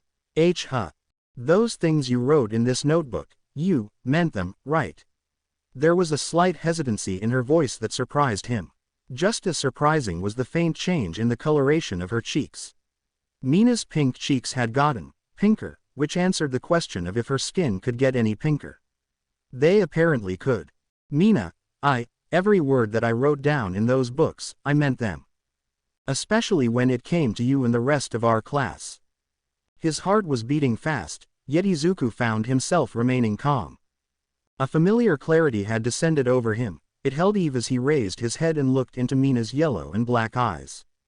Izuku actually felt his focus magnify as he stared back at her. His cheeks were still the color of autumn leaves, but that didn't stop him from speaking his mind, or his heart. Ashido is, the color pink really suits her. When I look at her, it makes me think of the sun, radiant and life-giving. Her personality completes it, she's such social and friendly, inviting and encouraging. She's like that with everyone, kind of like how the sun doesn't pick and choose where it shines. It just does, like her. Even when she suffers a setback, she picks herself up and keeps on going, the sun always comes out through the clouds. She stared at the green and black-haired boy like he'd just recited poetry. As far as Mina was concerned, that's practically what Izuku Midoriya just did. Suddenly, she removed her hand from his, something that caused Izuku to tense up with fear. He'd just scared her off, he knew it. At the very least he could take her rejection with a little bit of MMMPMMH. To say that he was shocked would have been a colossal understatement. Mina was kissing him. Mina Ashido was kissing him. Mina Ashido was kissing. Mina Ashido was kissing him. On the lips. Then she wasn't, but the lingering taste of her lips remained on Izuku's. Her eyes stared back at his, her lips parted as she giggled. Haha, having said all that, would that be like getting kissed by the sun? Was it possible for his head to get any hotter? Izuku felt like he was hosting an erupting volcano in his head, the magma flow turning his cheeks bright red. In spite of that, he was able to dumbfoundedly nod in response to her question. Giggling, Mina reached out and laced her arms around Izuku's neck, causing him to further blush. Was he trying to discover a new shade of red? And would you be happy if I did that, again? Yes. He squeaked. And if I did it again? She grinned. Why yes. Izuku responded. And again, Mina egged on. Yes. It felt like his entire vocabulary had been erased save for that one word. If I asked to be your girlfriend, would you say yes? Instead of an automatic response, there was hesitation. Izuku blinked. He could feel himself blinking. He finally regained the ability to comprehend exactly what was happening. His face was still as red as a tomato though, maybe even redder. It felt as hot as molten lava, and he could feel it getting even hotter. Hundreds of beads of sweat were sliding down his skin. For him, it felt like it was the heart of summer instead of the beginning of fall. Behind her smile, Mina felt nervous. She was making this up as she went along, though she was an optimist, and she was confident that she had a beat on what kind of person Izuku was, and what his response would be. First of course, there was the awe in which he looked to her with. Mina, do you really mean that? I'm mean, I'm an incredibly awesome, smart, and kind guy. The kind of guy the first thing I want to be around. Hey, and kiss, and hug, and cuddle up too. Their faces were close enough that the tips of their hair were brushing up against each other. They held one another's stare as their respective hearts thundered in their chests. Both of them knew that this was a pivotal moment in their lives, one that had practically came out of nowhere. Izuku, you're so much better than you think you are. You may not think so, but I do, and so does everyone else in our class. Maybe even Bakugo. If I were your girlfriend, I'd do my best to make you the happiest guy at UA. Izuku was happy when he was accepted into UA, but he found that over time he became happier. Not only was he on the path to achieving his dream of becoming a hero, he had made friends. All unique and even a little weird in their own ways, but friends nonetheless. They were all people he'd gladly put his life on the line for, or in the case of some, his academic record. He did that for Mina, and he'd do it for her again and again. Especially if the consequences included being able to spend more time with her. Izuku felt his heart in a constant flutter whenever she was around, which was funny because they'd only gotten to know each other over the last 2 days. But all relationships started somewhere, right? Mina, he finally spoke, catching her attention. I feel like I should be the one making that promise to you. For a second, she seemed stunned by his words, but her surprise quickly melted away into a warm smile. And that's another reason why I think you'd be a great guy to have as a boyfriend. You're so darn chivalrous. Practically my dorky green knight who can punch out giant robots and leap across buildings. Speaking of which, would you be willing to take me up one day? Take you up? What do you mean? He asked, getting a funny feeling in his chest. Giggling again, Mina sat back down directly across from him. Izuku was actually a little saddened as he was enjoying having her arms wrapped around his neck and her face so close to his. He really would have liked another kiss, this one being one he was able to consciously enjoy. Maybe once Mina had explained herself, he could ask her if she would. No, he was going to give her an answer to her question.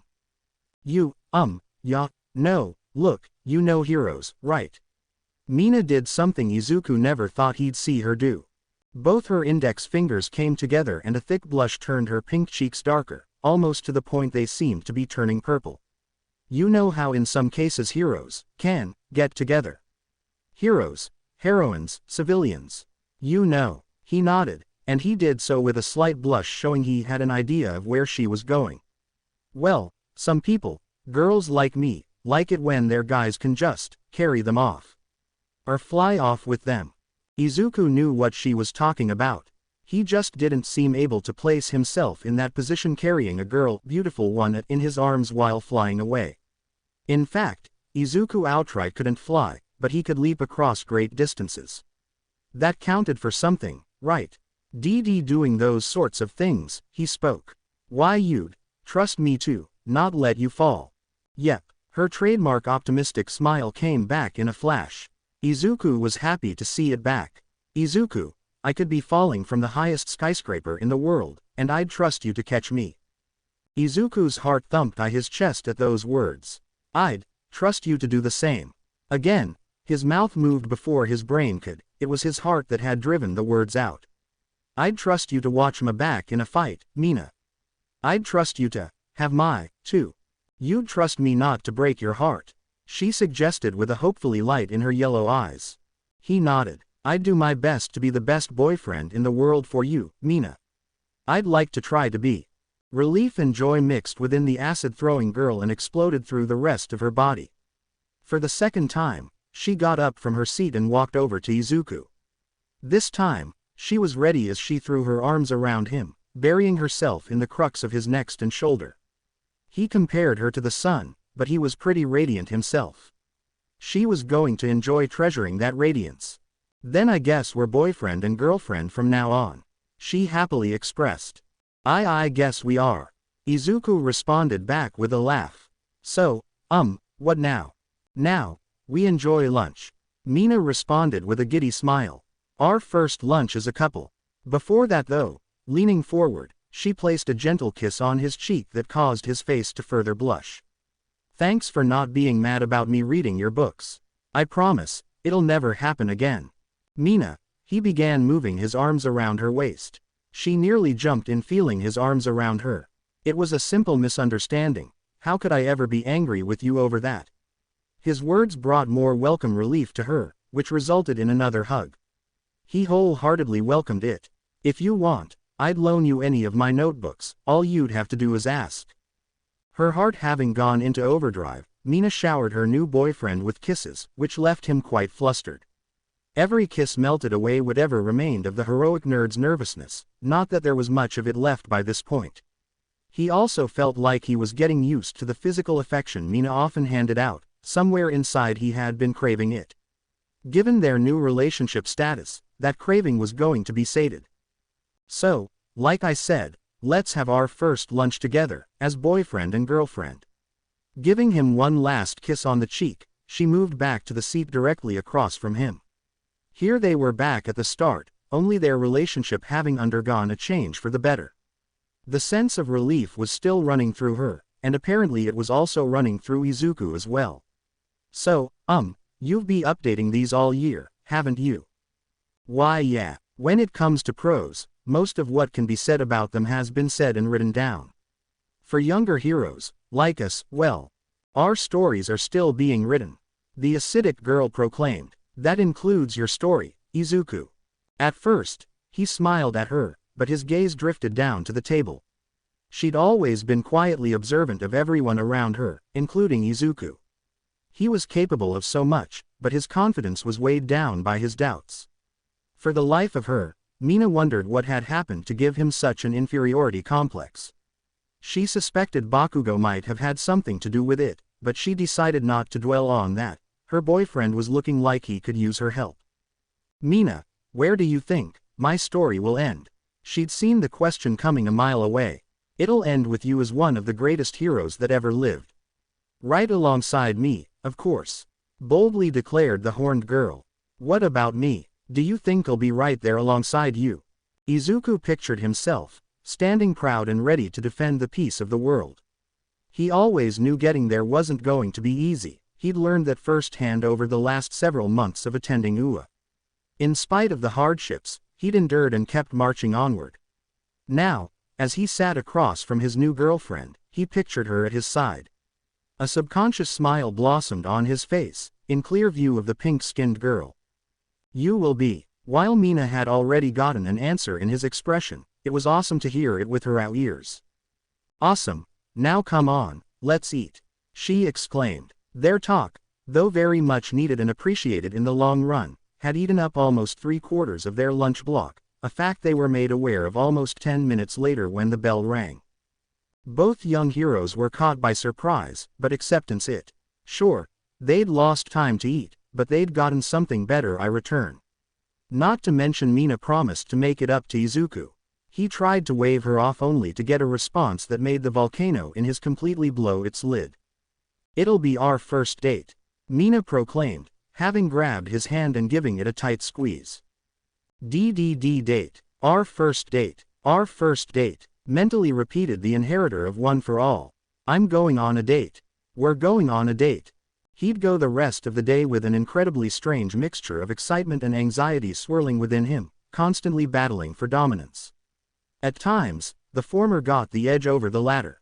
Those were the times Izuku found himself sneaking aside glances at Mina, who shot him those same looks back. They always came with a smile, and Izuku always smiled back. Admittedly, both of them could feel their stomachs beginning to growl by the time the final bell rang signaling the end of the school day. Given they'd only had about 10 minutes to eat, not even fully finishing off their lunch, it wasn't too surprising. Mina had a plan to remedy that though. Izuku had no idea what his girlfriend had planned, but he had fully confidence in her. He was also a little curious as to what sort of places she liked to visit in her free time. She was also going to get a look at the kinds of places he visited in due time as well. It was of no surprise to him that she was guiding him to Hamamoto Mall. Practically all their classmates frequented it just as much as the rest of the city's occupants, including Izuku. If you were looking for a certain store, it was there, you just had to look for it. You'd also potentially find something else of interest, that had certainly happened to Izuku and Mina. When it came to places to eat, Hamamoto had quite a wide selection. Personally, Izuku had tried a few, including a taco restaurant on the second floor. He'd surprisingly came to like them, a lot. Izuku genuinely wondered what kind of food Mina liked. Crazy as it sounded, he was looking forward to finding out so that he could treat her to that kind of food more often in the future. Hey, Izuku, called his pink-haired classmate. Are you nervous? Here they were at the door, practically the doors of destiny. Yeah, I've never had a girlfriend before. That's fine, I've never had a boyfriend before, she responded in a casual tone. His eyes slightly widened, causing her to laugh. I've never met a guy like you, who I think it's worth it to take a dive with. As for how you see me, you're one of the most incredible girls I've ever met. He really was going to have to work to get this impulse under control. Then again, it awarded him another kiss on the cheek, which he very much appreciated. Okay, maybe it's not so bad after all. I seriously don't know what I'm doing, but I'm going to try to make you the happiest girl in the world, Mina. When it came to declarations like that, Mina could typically tell when someone was being honest or lying. As far as she could tell, when he was making promises, Izuku Midoriya never lied. It was something about him that she admired. Mina had a feeling in the future, it was something about him that she'd come to maybe love. The freckle-faced boy's cheeks lit up as he received another kiss on the cheek. You're on your way, Izuku. Now come on, let's go get lunch, for real. Hand in hand, the couple walked through the doors, off to the first date of their relationship. The first in what would eventually become a long and happy line. Don't panic, Izuku. You can do this. You can do this. Just treat her right and everything will be fine, and you'll be able to do this again with her. The last thought repeated itself in Izuku's head like one of his records stuck on replay.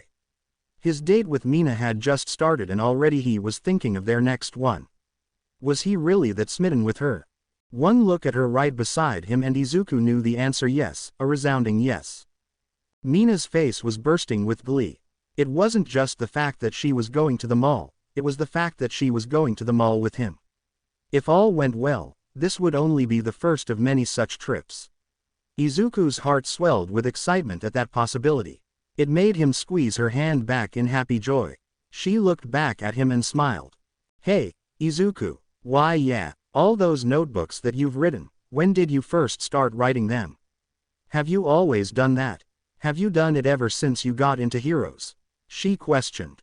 Within his head, a set of gears began to turn. Once they began, they couldn't be stopped. You're right that it's something that I've always done. You can ask Ka-chan, I've always been a hero nerd. Being that definitely made you into a great writer. His pink-skinned girlfriend declared. The gears in Izuku's head suddenly grinded to a halt as he looked at her.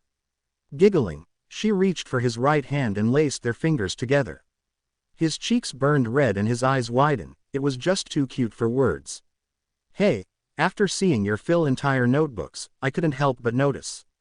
You've got handwriting and drawing skills that I honestly wish that I had. Maybe it was the heat from their interlocked hands flowing into him that made him speak his next words. Mina, if that's how you feel, then, maybe I can help you practice. Sometime after his brain and correspondingly his mouth, all ceased functions as the horned girl leaned up and planted a kiss on his cheek. Yet again, all he could do was stare at her with those wide eyes. At least his jaw hadn't hit the floor. I'd love that, Izuku. Mina declared with a smile that made the fire burning in his cheeks reach new temperatures. At some point, Izuku wondered if he was going to have something fall on his head, or he'd get hit by a speed car, or just outright walk into a wall, then he'd wake up from this incredible dream. Yet again, it was all real though, so happily real. He subconsciously gripped Mina's hand. He hoped that his palm hadn't become too sweaty to touch. So, you anyway, why yeah, I suppose it's always been a hobby of mine. Over time, once I realized how often I did it, I started liking doing it. Technical, he wasn't lying her. Izuku was telling her the truth, but he wasn't telling her the whole truth. Izuku quietly wondered if he'd ever be able to tell her that his note-taking was actually his way of coping with the fact that he was quirkless. In that explanation, he'd have to admit to her that he didn't have a quirk and had been given it. Only the pain of death, Mina's death, would be enough to get him to divulge that secret. It was a good way for me to unwind. He prayed that she didn't pick apart his words. That's a pretty good way to unwind. For me, I do music, watching TV, and, maybe dancing a little. Actually, sometimes, I just put some music on and let myself tap away all the worry and stress that's been gnawing at me. She explained with a wistful smile on her face. Izuku smiled as well as he could see her doing all of those things, especially the dance part. Hey, have you ever done your writing with music playing? No, I always thought of it as a distraction. Whenever I do it, I just want it to be me, the notebook, my pen, and silence. Upon saying the words, Izuku noted how different that made the two of them, or rather, it added another difference between them. Mina wanted to be active, even if she was fighting off negativity and stress. In contrast, he preferred silence so he could be alone with his thoughts. Sitting on it, he could see some charm in her way, even though his first impulse would be to say the music would distract him. Looking at Mina though, he felt that notion changing right before his eyes. Mina, what kind of music do you listen to in order to relax? A light flashed in her eyes as she began to talk. She talked and he listened, his eyes sometimes widening and softening as she told him of her dozens of playlists. Izuku actually found it impressive that she knew so many songs. Then again, some of them were more genres than anything. His heart fluttered upon hearing that she had a taste for American jazz. Admittedly, he listened to it a few times. One memory in particular rose to the forefront of his mind, him as a 10-year curled up in his mother's arm on the couch. A nice jazzy track was playing on the apartment stereo. Izuku could close his eyes and drift back to that quiet and serene afternoon. Mina took notice of the blissful expression on his face. There was a part of her that wanted to know what memory she'd awakened, but she held back and simply enjoyed the tranquil look on her boyfriend's face. Izuku's blushing face was cute, but there was something just so right about seeing him with a smile. I wouldn't be averse to trying that. It might make my writing a little bit easier. He mused. Here's hoping that you give it a try. His girlfriend offered. Like I said, music can be a great stress reliever, it's also great to dance to. In fact, music and dancing go together like popcorn and movies. Mina, how exactly did you get into dancing? Her eyes were already shining, but they lit up even more as he questioned her about the origins of her interests. She was more than happy that he did. It's something that I would do when I was little. My love of music is something that's just always been with me. My mom told me whenever it was playing, I would subconsciously shake and wave to the beat, which she found adorable. As I got older and realized what I was doing, everything else just sort of fell into place from there. I accepted that it was who I was, just like how I was born with pink skin and horns. They're what make you, well, you. Izuku affirmed with a cherry smile. His heart was already racing pretty fast, perhaps it was that fast pace that led him to continue speaking instead of cutting it off there. And who you are, is, a pretty amazing person. Suddenly, the pink-skinned girl spun on the tip of her foot and wrapped her arms around the green and black-haired teenager. Izuku had a good 5 seconds to blush beet red, which Mina enjoyed seeing. Then she added to his blush by gently pressing their lips together. The fact that they were in public only made Izuku's blush deepen. He was being kissed in public, by a cute and wonderful girl like Mina. This was like something out of a dream. Coincidentally, Izuku had found that dreams could actually come true. They could come true in the wildest way imaginable. Granted, any dreams he had regarding Mina were at best only a couple of days old. Just a couple of days old, and here they were as boyfriend and girlfriend. Talk about things moving fast. Upon pulling away from him, the acidic teenager grinned. You know, for a guy who stutters and sometimes trips over his words, you always seem to know just what to see to make a girl's heart race. A stream of stuttering words spilled from his lips, making Mina giggle and grin. She silenced him with a short but sweet kiss. He went silent and simply stared at her. I'd say the same thing about you, Izuku. You're pretty amazing yourself.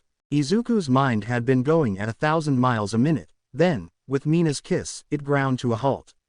Her words got it going again, and revved it up in the process. Why you, I'll try to live up to that praise, Mina. Silly, you already have, now come on. Minute by minute, he was getting more used to Mina's forwardness. Izuku honestly found solace in it. A lot of people said that he could be extremely forward himself, but that was only when the situation called for it, otherwise, he was plain old timid Deku. The latter part though, some had called into question, including his girlfriend. Izuku wondered if he could ever be like Mina, that outgoing all the time. It would certainly help him to become more like All Might if he did. Truth be told, he admired people like his idol, and people like Mina. It was one of the reasons he'd grown attracted to her. He hoped that she never lost that forwardness. Some part of him said he wanted to protect it, as illogical as it sounded. If anything, it felt like that outgoing demeanor protected him. He certainly chased after it, he chased after Mina. She was the one directing where this date went. First stop were several clothing stores. Izuku's eyes understandably widened, and he was pretty sure he could hear his wallet shudder in fear. From what he knew, Mina wasn't a big spender, or at least he hoped she wasn't. Regardless, if going past his budget made Mina happy, then, so be it. He faintly remembered a saying, particularly amongst the many men and guys he'd been around, having a girlfriend or wife comes at the expense of your wallet. When Izuku asked his father about it, he'd remarked that it was a worthy exchange. Seeing Mina trying on so many different clothes and styles proved his father's words. For the record, Izuku didn't stare at girls, at least not to the extent of, say, Mineta and Kaminari, but he was still a boy who could be attracted to the opposite sex. He was most definitely attracted to Mina, and that was when she was just wearing her plain, everyday clothes, including her school uniform. Put her in designer brand clothes. Multiple brands. Izuku's jaw hung on the floor as she tried on various outfits. A voice in the back of his head told him he was lucky that they were in fall instead of spring or summer. Voices like his two previously mentioned classmates called to him he needed to stay in this relationship until then, and well after. Thoughts of Mina in skimpy swimsuits attempted to burrow their way into his mind, causing him to blush. Whenever Mina went into the dressing room, he did his best to expel them. His thoughts regarding the future were cut short as Mina burst out of the dressing room in her regular clothes and grabbed him. All right, now it's your turn, Izuku. What? My turn. But I already have enough clothes, especially some to make it through the fall, he attempted to protest. What about the winter? She had him there, which he admitted to with a cocked eyebrow and thinking look. And besides, won't you let me gawk at you the same way you've gawked at me? Wide-eyed, he stared at her with freckled cheeks fast turning red. Why noticed? She nodded, continuing to grin at him. And you're okay with that? Considering you're my boyfriend, yeah. You're allowed to gawk at me. It actually makes me feel pretty good. His lips curved into an upward smile of relief. Mina raised her right index finger to Izuku's chin. And if I were to stare at you dressed in various outfits, would you like it? In spite of her finger, Izuku looked down, embarrassment once more coloring his cheeks. She switched from a finger on his chin to a palm on his face. Izuku, I promise, I may laugh at you if you dress a little ridiculously, but as you girlfriend and you friend, I'm never going to laugh at you with the intent of emotionally harming you. You're too nice of a guy for that, and frankly, I have a hard time seeing you look uncute in anything. Uncute? Mina, I don't think that's a real word. The super strength user laughed. Internally, he felt like he'd just been wrapped up in a big warm blanket. A big pink-colored blanket. Maybe not, but plenty of people use it, like me, and maybe you too. Me too, huh? I guess I can start using it, Izuku admitted. She smiled, good. Now then, would you ever use uncute to describe me? No, you're never no. Mina burst into laughter while he nervously smiled at him. You're learning. Hopefully you won't learn too fast or else I might run out of tricks. I'll have to come up with some new ones. That statement inspired both amusement and terror within the young hero. On one hand, he loved Mina for her teasing, on the other hand, what would happen if she stepped up her game? Would he be able to handle that? The possibility made Izuku shudder in fear as he had no idea how that would go. He got images of his head that left him feeling dizzy. Oddly enough, as the dizziness and even slight fear crept up on him, Izuku felt excitement. He supposed he really was changing, and he was inclined to say that he was changing for the better, and he had so many people to thank for it. Including the girl now guiding him into the guys section so he could get his turn of trying on clothes. As he accumulated scars, there was a part of Izuku that grew more self-conscious of his appearance. If anyone saw him underneath his uniform, they'd have been taken aback by how much muscle and how many scars he'd built up, and he was still only a teenager. His male friends had all taken note and told him that if he ever walked around shirtless, he'd have a legion of fangirls. The thought genuinely terrified Izuku. Doubly so since he knew what some fans could do if they took their obsession a bridge too far. For the record, Izuku knew that he was a total All Might fan and a hero fan, but he had lines he wouldn't cross. Others, well, he heard stories and he left it at that. He didn't have a problem bundling up in at times thick or heavy clothes. Given the weights that he sometimes ran with, it made little difference. Not to mention he could just shed them in a heartbeat if danger came knocking. It wasn't something that he'd like to do, but Izuku always kept himself prepared. Still, he rarely found any pleasure in shredding clothes that cost anywhere from 3 digits to potentially 4. Some heroes had actually had their careers ended over such reckless behavior. Others took joy in it. Anyone with an ounce of self or self-conscious awareness simply backed out of any of these clothing deals since they knew how it would end. Izuku sometimes wondered if he'd be one of those people. Fashion had never been an interest to him, unless it was superhero-focused, which meant that anything All Might-centered would definitely tickle his fancy. He laughed at himself in the mirror as he pondered all these thoughts. When he stepped out of the changing room, he got used to flashes of light from Mina's smartphone camera. "You won't be waving those around the dorm, will you?" Izuku casually asked. "Oh, don't worry about that. These will be staying with me. I don't want anyone else seeing how good you look, at least not until you make it big and your name and face are plastered everyone." It was a future that Mina was sure would come to pass. She'd do her best to make sure that it did because Izuku was her friend, and her boyfriend. "You really like green, don't you?"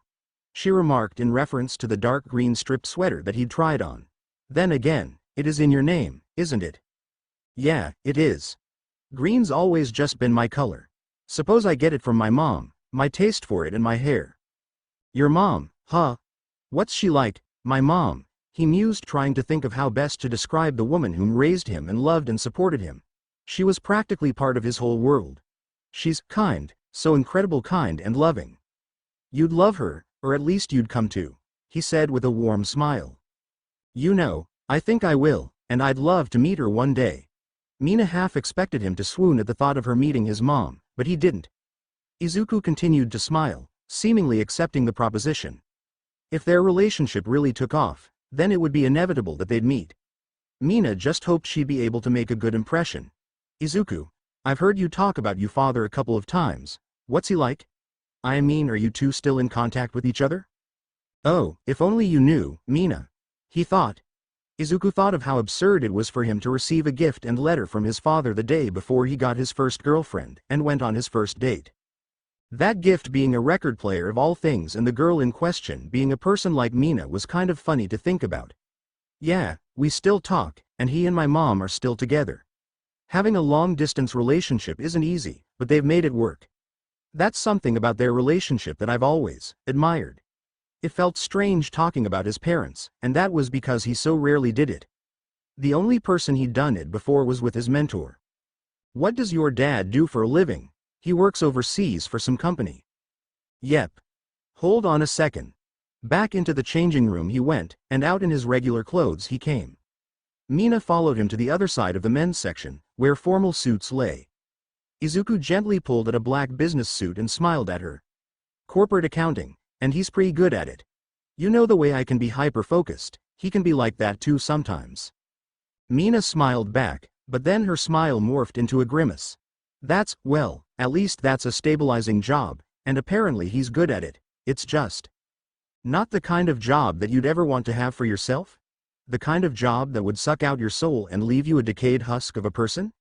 Izuku laughed throughout the entire statement, showing that he wasn't a stranger to talking about it, which he hadn't done in years. Yeah, it was never the kind of job that I wanted for myself either. Good, it's too boring for you, and it'd be way too boring for me. I'd lose my mind within a day. What, you don't think you could last maybe a week? No. Look at me. Izuku. Do you think I would be able to wear a suit and sit behind a desk doing paperwork? She shouted while waving her arms about. Laughing, Izuku let go of the suit and crossed his arms, making a show of seriously thinking about it. Apparently, the acidic in training heroine wasn't the only one who knew how to have a little fun at another's expense. Namely his girlfriends. Let's see, I could sorta picture it, but it wouldn't quite be you. You're too bright for an office room, unless you're fighting a supervillain in it. Ah, I suppose you've got a point there. Luckily, stuff like that will always stay confined to just the imagination.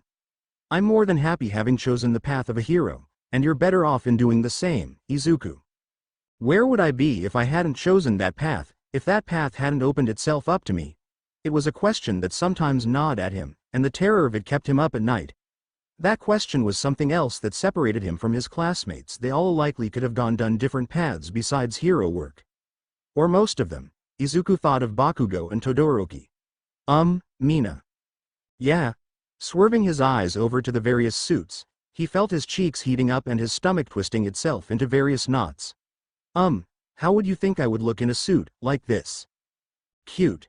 She answered in a heartbeat. You'd look really, really cute, especially if you kept your hair as it is. He smiled as she reached up and ruffled his dual black and green colored hair. Matter of fact, I'm hoping one day I can see you in a cute suit. I heard from the other girls you looked pretty cute when you were at the part on I Island. Her happy expression dampened as the memory sunk its venomous fangs into her. I practiced my rock-paper-scissors game after that. He laughed while she shook off her temporary depression. I know that things went off the rails, but I still would have liked to have been there. We could have used your help, but we made do. I'm happy that everything turned out for the best. I know, and I'm glad that you were, because you and All Might were there to save the day. It wasn't just us, it was everyone, if it weren't for everyone working together.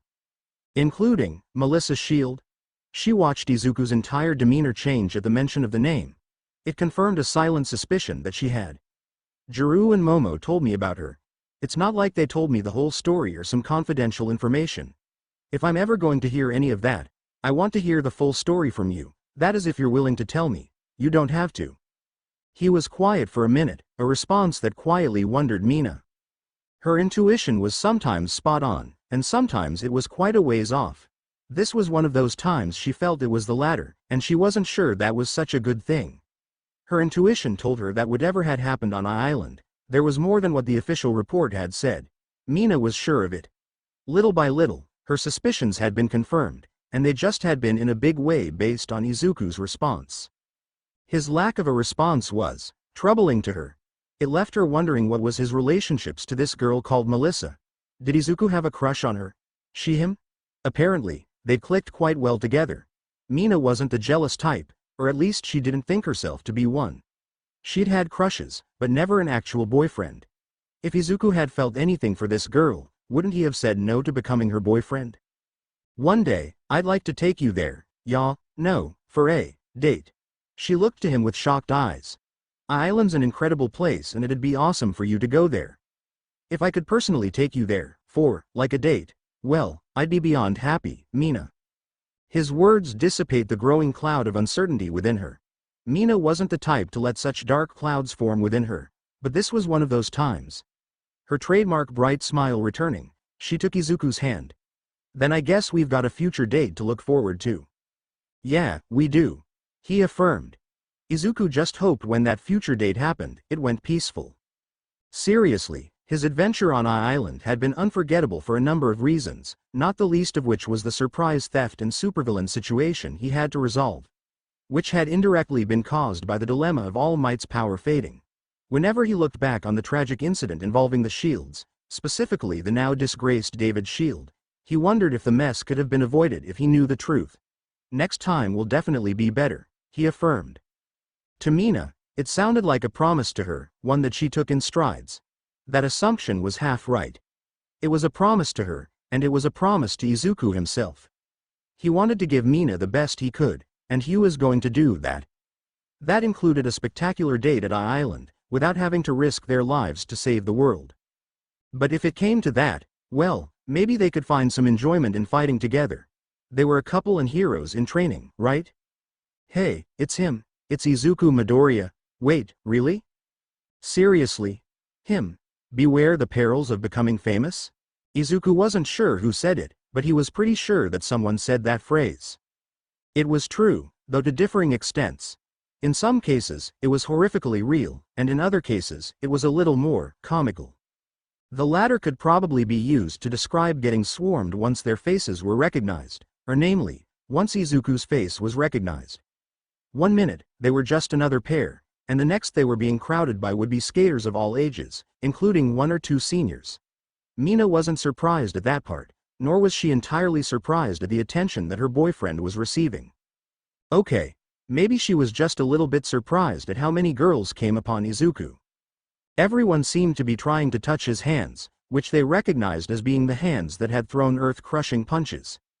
In spite of having seen such destructive power, they sure did seem eager to feel up his arms. Feel them up to the point of rolling his sleeves back and feeling up his scars, which they gasped and marveled at. Okay, that's it, sorry to break it to ya, folks, but there's a fee for this. Mina shouted, shooting her arms out and waving off the horde of clawing and grabbing hands. Izuku took the opportunity to retract his hands to his chest, looking quite like a scared rabbit. The acidic girl wrapped her arm across her boyfriend's body. Look, we appreciate the attention, but we came here to do some roller skating enjoyment and that's it. We can sign autographs later. Actually, we want his autograph. One girl sniped, not even trying to hide her glare pointed squarely at Mina. She was high school age, perhaps 17 or even 18. Whatever heavy perfume she was wearing, it was going to be wiped away once they got into the rink. Her sapphire blue eyes moved from Mina to Izuku. It's your first time skating here, right, Midoriya? Why yes, it is. He replied, feeling a new surge of embarrassment rushing through him. In spite of that embarrassment, he wasn't blind to the situation unfolding around him. I'm here on a date with my girlfriend. Normally, Mina wasn't a rude person, not without reason anyway. This redhead who'd came up and gripped her boyfriend's hand had given her reason. She'd given her more than enough reason to near her black and yellow eyes in anger. The redhead responded by narrowing her sapphire blue eyes. She glared back at her in return. Mina had only known this girl for little more than 30 seconds, and she already hated her. And Mina had a feeling that the feeling was mutual. Girlfriend, huh? She repeated. It was clear that she found Mina wanting in that position in regard to Izuku. Granted, this girl had no right to judge Mina. Come on, let's go sign in so we can get out skates. She near growled. Her grip on Izuku's hand was tighter than it had ever been before. He didn't protest her sudden grip, though the small crowd that had assembled certainly did. Mina could feel the redhead's glare on her, but she didn't pay it any mind. Mina, her boyfriend called. All it took was the simple call of her name for the anger building within her to dissipate. Letting out a heavy sigh, she turned around and looked at him. I'm sorry about that, Izuku. I didn't know that coming to this rink would end this way. I come here all the time and, well, it's just me. I'm not the superstar. Well, I don't really consider myself a superstar. I'm just me. Yeah, and everyone saw you during the sports festival. Everyone saw you proving that you're the next symbol of peace. It sucks, but that kind of comes with the territory, I guess. She mused with evident disappointment. You're right, I guess there's no getting around it. If anything, I suppose I should just start getting used to it.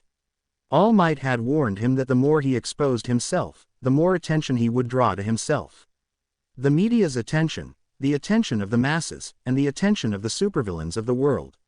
He'd so much time warning about the last of the three that thoughts of the other two ever crossed his mind. What a way for him to be reminded of them. I'm sorry, Mina. Izuku, you don't have anything to be sorry for. What happened back there wasn't your fault. Her cheeks puffed out as she thought of her own conduct. She'd handled it well, right?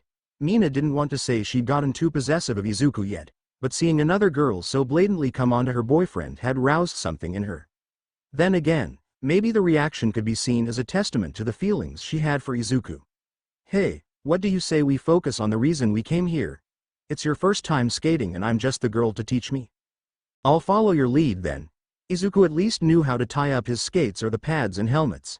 It honestly wasn't that complicated, that part was reserved for when he stood up and tried to take a step forward. Skates were a new world for him, and it showed. Luckily, Mina was there with him, quite literally. Okay, I can do this. I can totally do this, he repeated to himself. Yes, you can, Izuku. Just take it nice and slow. His girlfriend comforted. They were going at what might as well have been a snail's pace, but it's not like they were alone. A handful of other skaters were going at the exact same speed, maybe even a little slower. There wasn't anything to be ashamed of. At least not yet anyway. Mina, I'm going to try and do a couple of laps. On my own. Though it seemed that the snail's pace wasn't to last long. You sure? Mina asked. As he nodded, she moved away, though not far enough he wasn't out of arm's reach. I'll be right here. They shared a smile between each other. That smile was the spark that lit the fuse between them, or primarily, Izuku. His eyes burned with a determined fire that Mina recognized, and loved. He took off with speed that surprised her. The first 10 seconds were comedic as Izuku realized he'd perhaps put a little more force in than he should have. His hands waved about as he wobbled his way around the corner. Mina barely repressed her giggles, yet she didn't follow her natural impulse to help him. As he wobbled, Izuku locked eyes with her and shook his head. She got the message and let her boyfriend stumble and wobble. It was how he was going to learn. Personally, Mina had faith in him. Thump. Thump. Thump. Note to self. Thank the person who invited skating pads. Compared to the pain his training had brought him, falling on his butt, knees, and arms wasn't so bad. It wasn't even as embarrassing as he thought it would be. He simply got up and tried again, getting a little better each time. There was a fire burning inside of him, the same fire that burned in his chest when he was training. He pushed on, feeling the fire growing stronger.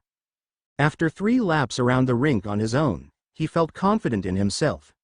Mina was still beside him, ready to intervene at a moment's notice, but able to see he could rollerblade on his own. He could do that, but going at high speeds like she could was still likely a long way off. Mina wondered when she'd get the chance to show him that. A flash of red and she realized the decision might not be in her hands. You seem to be taking to this pretty fast, color me impressed, Midoriya. Both UA students blinked in surprise at the realization that there was someone between them, an uninvited by familiar someone. Mina nearly tripped over her feet as did Izuku. Thank you. He spoke, clearly uncertain of how to proceed. His eyes moved past the redhead to his girlfriend. The redhead moved, smiled at him. She had quite a beautiful face, but Izuku couldn't and didn't let that distract him. I don't think we got properly introduced before. My name is Akane Hagamoto, I'm a second year at UA. Why you go to UA? The green-haired boy questioned. Of course, the now identified girl winked. It's for the best of the best, like you and me. Ahem. They didn't look to the side, they looked to the front, where a very peeved Mina Ashido was skating backward, arms crossed with her yellow eyes brimming with irritation. Normally, Izuku would have commented on that, but there was something else that took up his attention. Mina, you can skate backward? That's awesome. Like a bolt of lightning light up the sky, Mina's frown broke. It is pretty cool, isn't it? Takes a lot of practice, but hey, practice makes perfect. I can show you, if you want.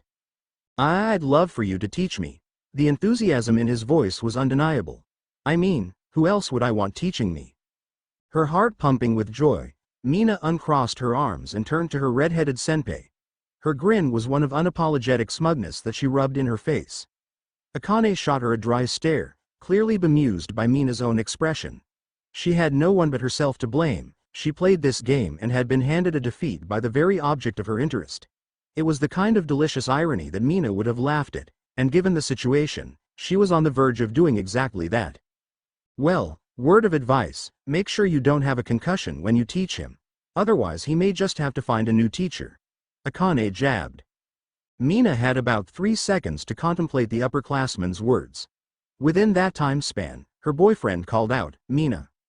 He lunged forward, grabbing at her arms and pulling her against him.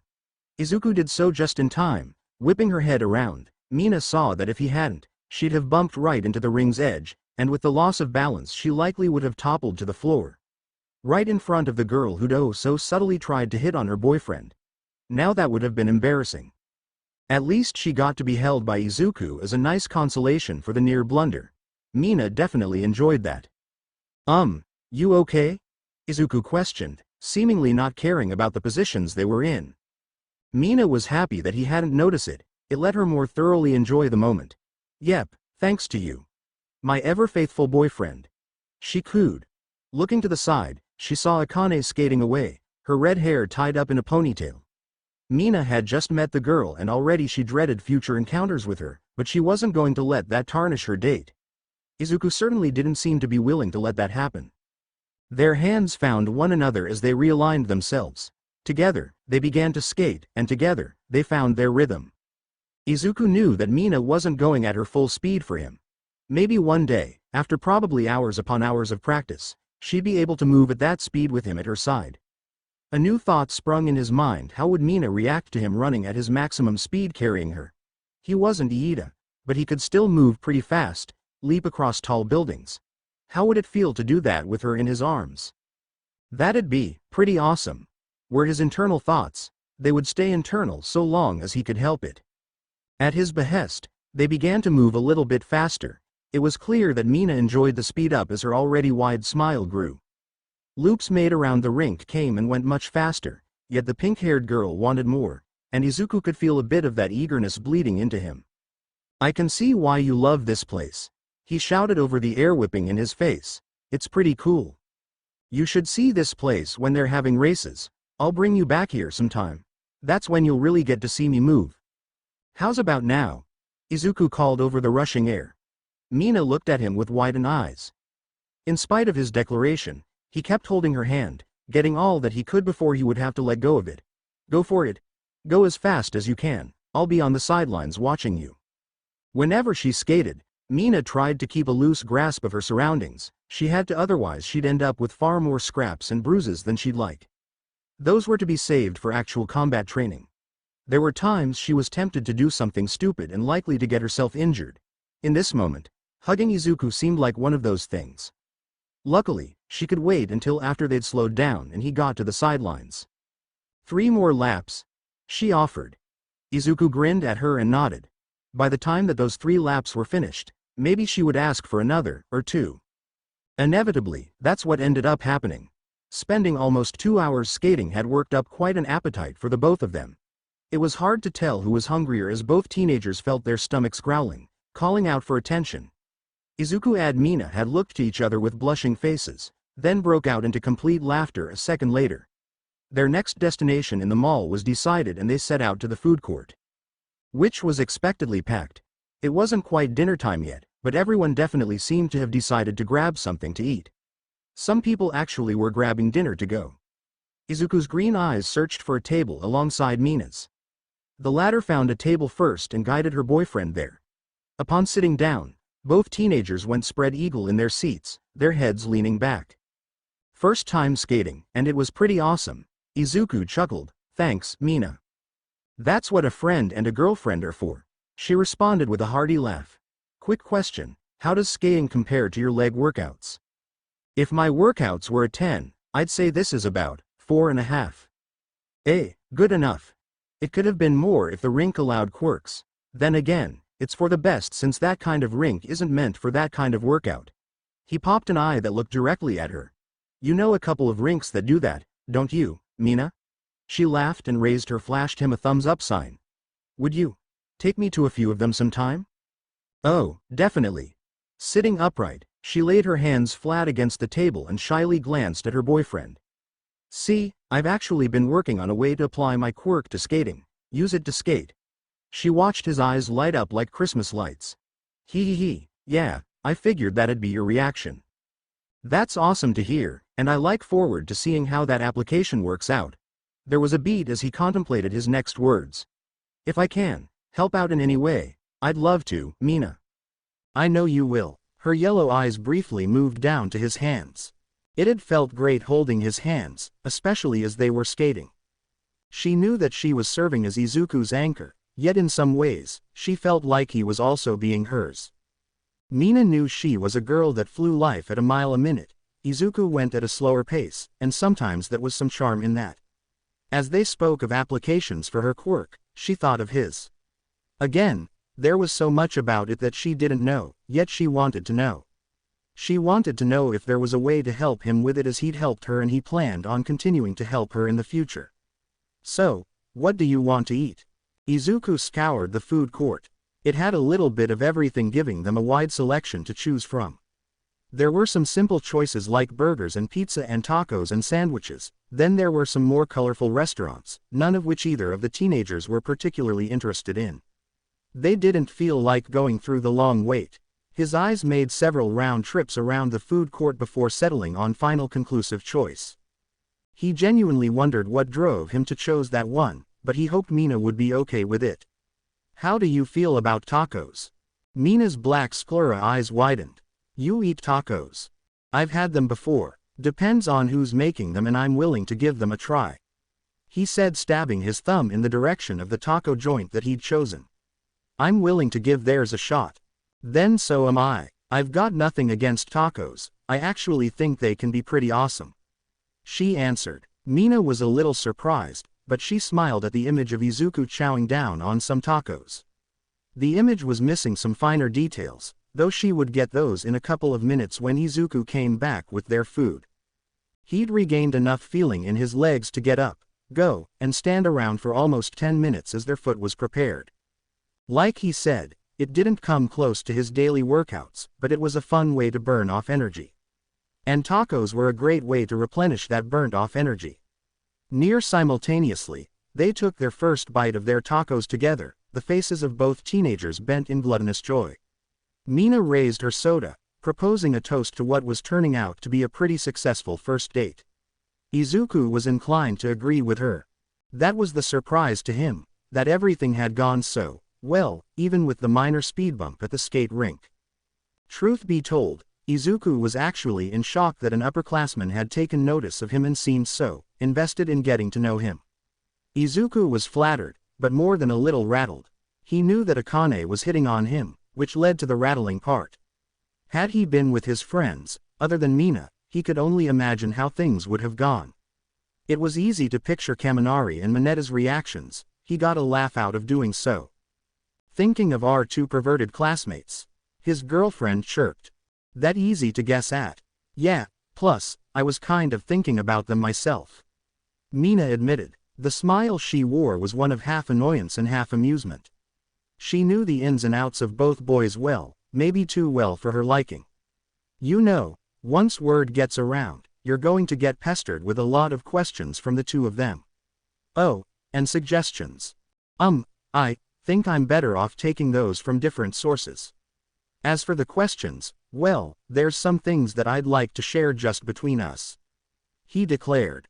Mina leaned her head on her palm and smiled at him. As it should be, Izuku.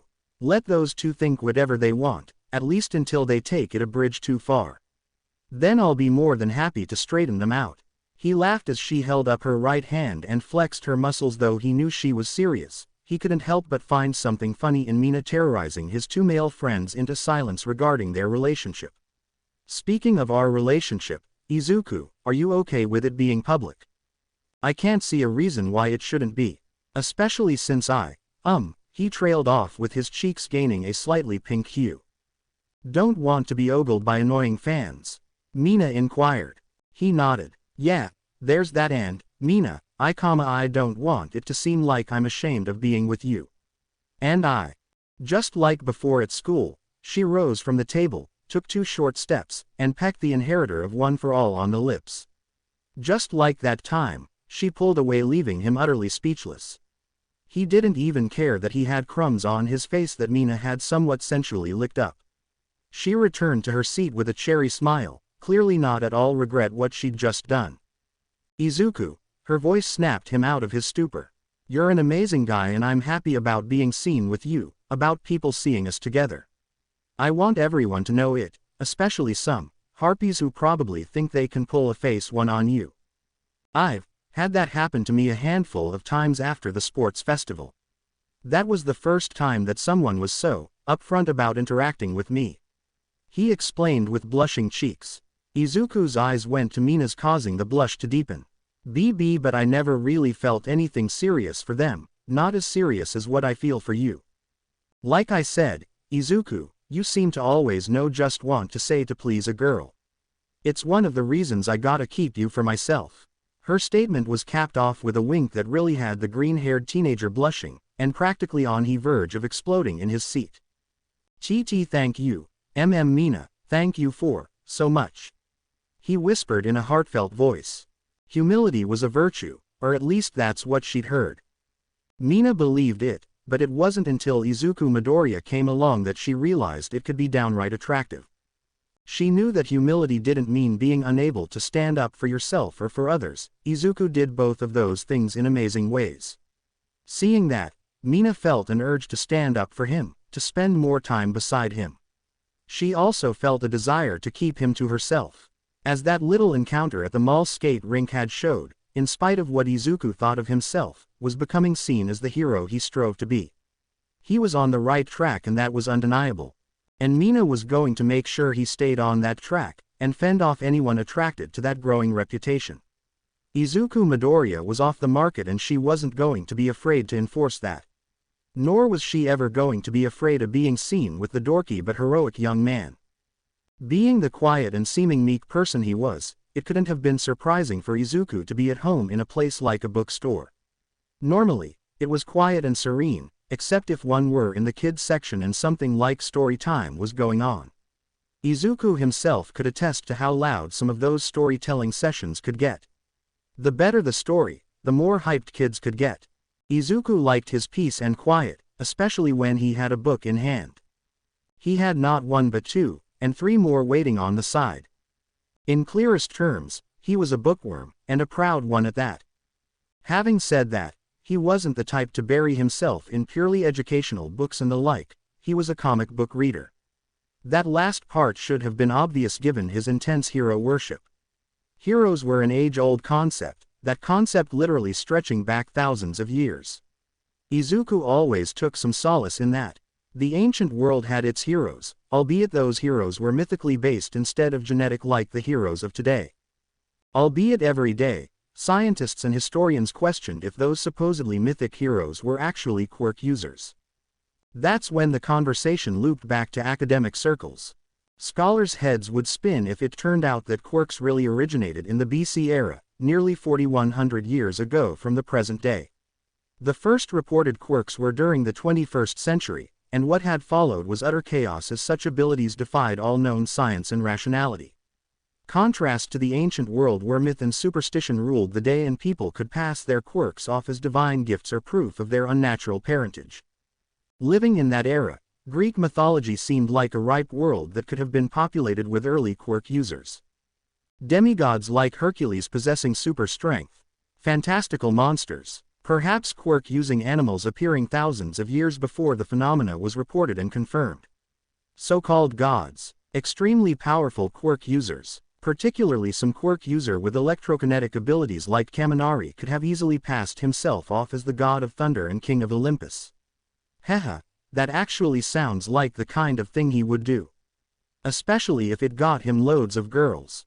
It went without saying that those myths are the sorts that didn't particularly catch Izuku's eye.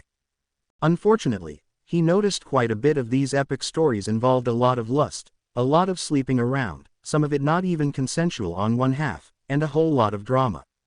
Few heroes led as a dramatic and interesting life though, as Hercules, the son of Zeus and greatest hero in Greek mythology. Or, as Izuku and several dozen other children around the world called him Ancient All Might. Was there a real Hercules? Was he All Might before All Might himself? They were certainly interesting questions that could fill a person like him with awe and wonder. Regardless, stories of him had long since fascinated humanity, serving as a symbol of unimaginable physical strength and endurance. The stories centered on his life, his 12 labors and other adventures, were numerous. Marvel, one of the two comic giants of the 21st century, had an entire line of stories centered on him, growing out of the mythology of their Norse hero Thor. Izuku loved them both, but he personally felt a stronger connection to the Greek demigod. Given the similarities between their powers, it wasn't hard to see why. What Izuku had been happily surprised to learn that in spite of being known for his strength, the favorite of son of Zeus could also be pretty clever, and it seemed a few of Marvel's writers remembered that and showed that. It furthered the sense of kinship that Izuku had with the fictional character. 20 minutes later and he definitely knew he'd be adding a couple more books to his library collection. He could have stopped there, but he didn't. The Alien franchise had been the scariest movie franchise he'd ever seen, and it was over a century old. In spite of its age, its horror still held up, or at least it did in Izuku's book. He didn't know if there existed alien life out there, but he prayed it wasn't anything like the murderous xenomorphs that were the stars of the franchise. If alien life did exist, how would he feel if there existed the masked and menacing predators who hunted the acid-blooded monsters? Yes, Izuku Midoriya had been scared shitless of his girlfriend's favorite horror movie monsters and her inspiration. Yes, he'd likely be having nightmares about them, especially if he did the unthinkable and actually watched the movies with Mina, something he felt was inevitable. Yes, he could go the rest of his life without ever looking up anything to do with the franchise ever again. But he knew that wasn't likely to happen, so he might as well suck it up. In reading up on xenomorphs, Izuku discovered that the creatures had something of a natural enemy: predators, larger than human extraterrestrial hunters who, well, hunted the monsters and other races for sport, including humans. Exactly what was it with the early 80s and 90s pumping out so many horrific monsters? The thing was, Izuku believed while monsters were scary, they could be slain.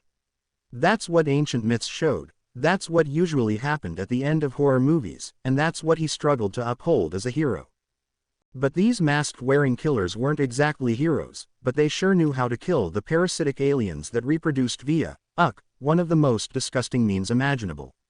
Seriously, who in the hell came up with something like that? Izuku had reached for the first comic book that caught his eye, one that would focus on the Xenos, humanoid hunters, when he felt the hairs on the back of his neck stand up.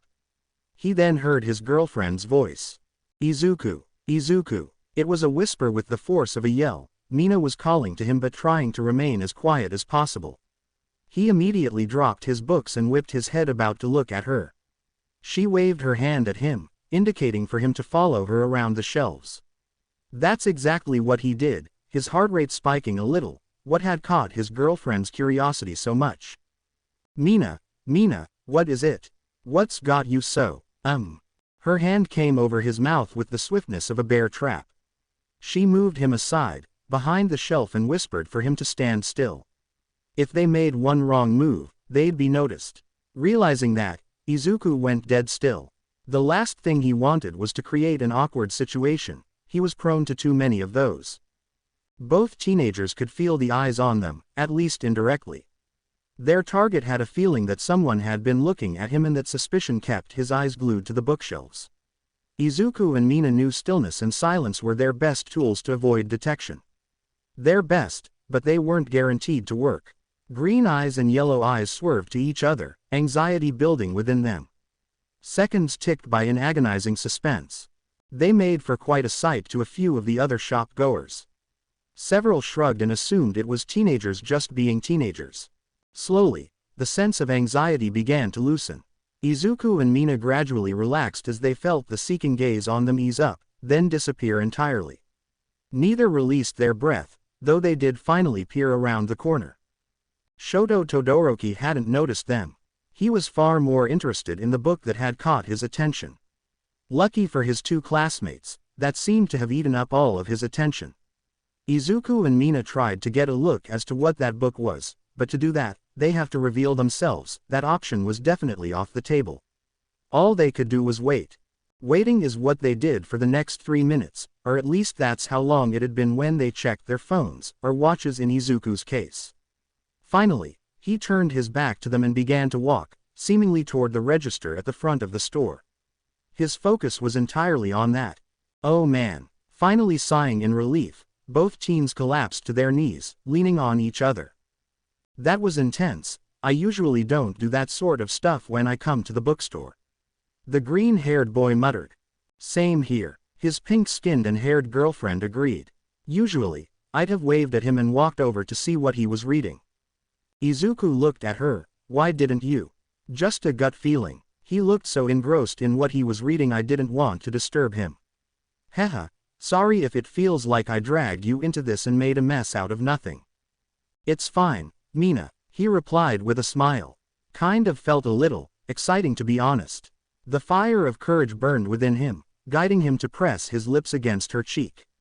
It was the first time that he'd been the one to kiss her, something that Mina knew all too well. She promptly squealed in joy, throwing her arms around him, making a further scene. Not that she cared. Izuku didn't care either. He was sure that Todoroki was at the register by now and almost done. Yesterday, I picked up a package from my dad and he was there picking up a package himself. He explained once Mina pulled away from him. He asked me about, well, how I'm good at forming relationships with others. He was asking for romance advice. Mina declared.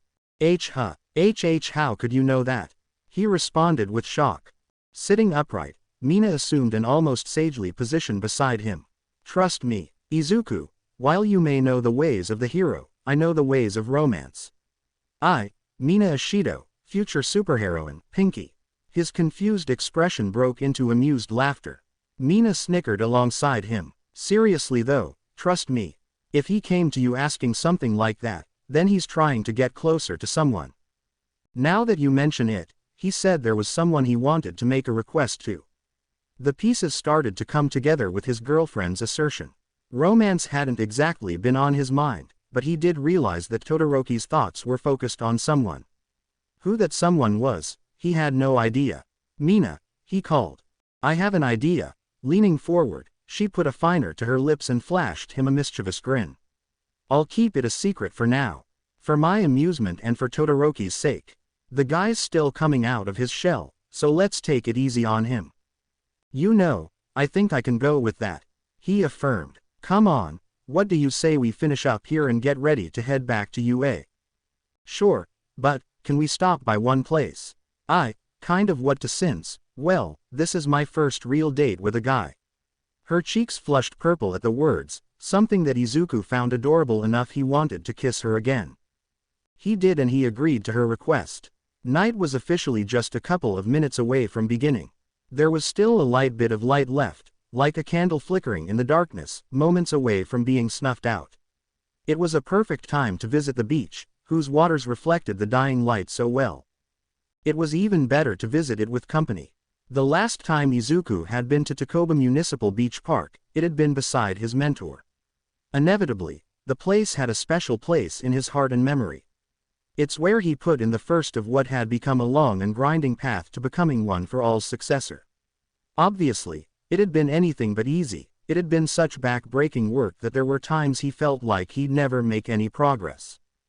But he pressed on, and through blood, sweat, and tears, he'd succeeded, yet he was still pushing himself.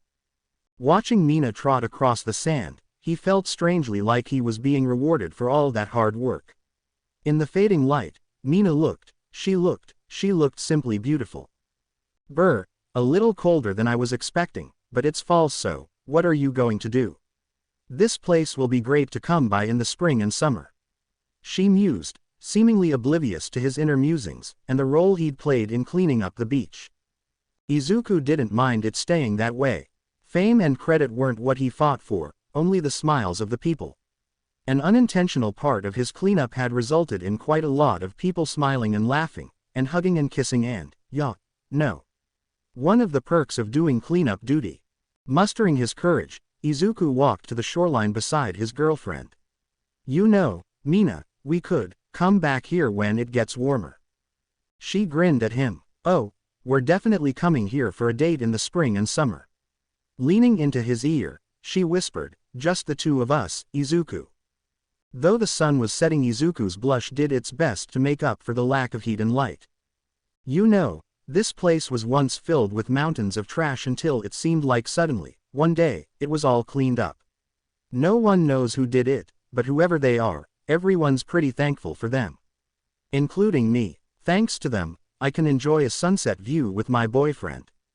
Dramatic irony, that's what it's called in stories. Yeah, I'm grateful to them too, he said, placing some of his bags down to wrap his arm around her. Mina, I had a great time with you today. Me too, Izuku, she whispered back. Her eyes always had an exotic beauty to them, it was more pronounced. He felt like he could spend the rest of the evening, all the way into the night, staring at her. Hey, come here, there's something that I wanna do with you. Blinking in surprise, he followed her to the pier, curious as to what else she had planned. They were lucky that they were alone on the beach, having it all to themselves. She set their bags down by the side and placed her phone in front of her purse. Grinning, she took hold of Izuku's hands and moved them to the center of the gazebo. Hearing the music playing, Izuku spattered out, I can't dance. Which is why we're going to do a little practice here and now. Hell of a way to cap off our first date, huh? She'd already had him, but fluttering her eyes too. That was just overkill. But it worked none the same. The music played and the ocean waves flowed in and out. The bodies of the two UA students swayed to it.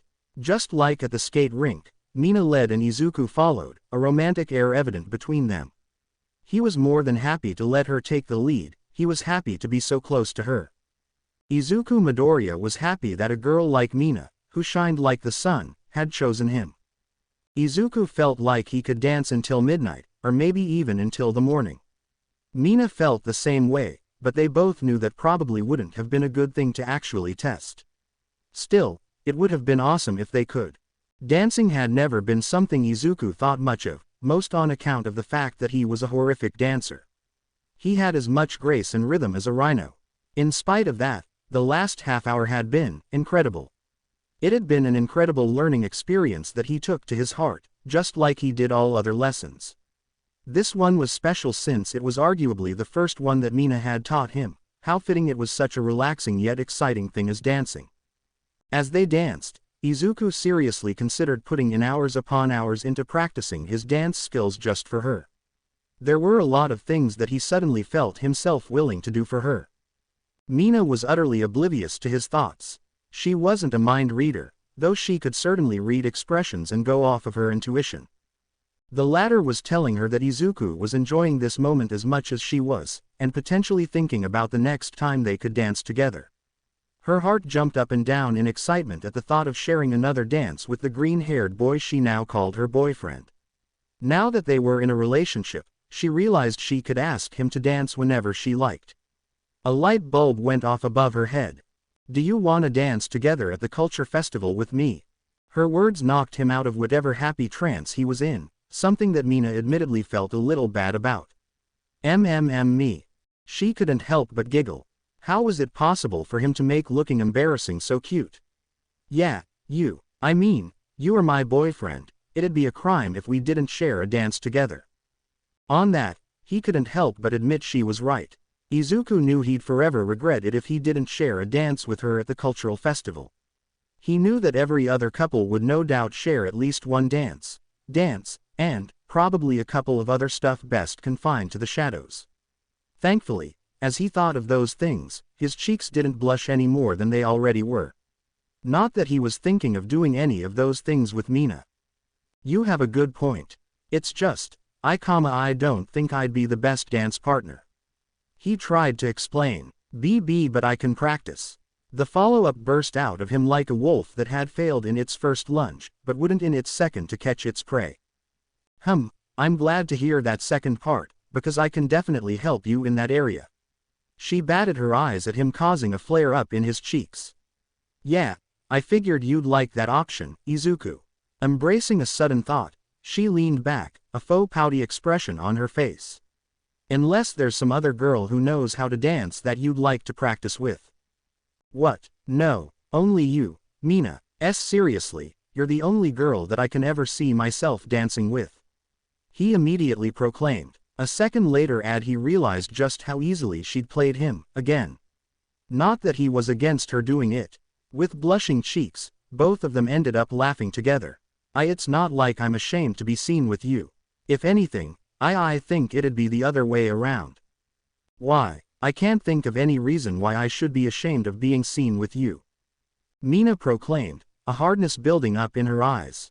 She slid her hands from his shoulders to his cheeks, locking his face in so he could look nowhere but into her eyes. Throughout the last couple of days, she'd gotten to know just how much of a great guy Izuku Midoriya was. Problem was, he seemed to have a tough time seeing it himself. Izuku, I'd have no problem walking back to UA hand in hand with you, letting everyone know that we're an item. Actually, I'm kind of thinking about doing that considering you're more popular than I could have thought.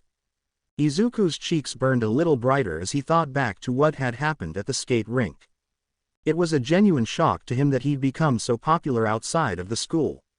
At UA, he'd found himself becoming a growing source of curiosity amongst some of the students and a few teachers. His showing at the sports festival had made the rounds and his physical strength and tenacity were all undisputable. It shouldn't have been surprising that some people had become enamored with them, and by extension Izuku himself. Even his own mother had been talked to and passed along some praise. He remembered Akane and how she'd looked to him with open interest that, in another lifetime might have led him down a different path. Shaking his head, he brought Mina in close, surprising her. He buried his head in her pink spikes and not minding her horns. Izuku loved her pink hair and horns, her skin, he loved everything about her, everything that made Mina. Just you, Mina, he whispered. I feel so lucky that a girl like you chose a guy like me to be your boyfriend. Having people know that, well, it may come off as a little selfish, but I'd be happy to let people know that we're together. I'd be more than happy to let people know that. His heartfelt speech came to a momentary pause as he thought how best to phrase his next words. Izuku didn't see himself as a possessive person, but saying, "You're mine," sounded rather, well, possessive. Albeit it was totally true, and Mina knew that. I'd be more than happy to let people know that I'm your girl. She whispered, leaning up and kissing him. There was an immediate urge to intensify it, but Mina kept the kiss heartwarming and gentle. Izuku recuperated the sentiment. They both ended up enjoying the kiss, a kiss at the last second of sunset. Neither of them cared how the last of the sunlight utterly vanished, leaving the stars and moon as the sole lights in the sky. I'll be happy to let everyone know that you're my man. Especially mine. She added an extra emphasis on that last part. Suddenly, being possessive didn't quite seem like such a bad thing. All right, what do you say we head back? I'd love to stay out a little longer, but it is still a school night. The super strength user proclaimed. Izuku was thankful that the heat in his cheeks was beginning to die down, giving him more ability to think coherently.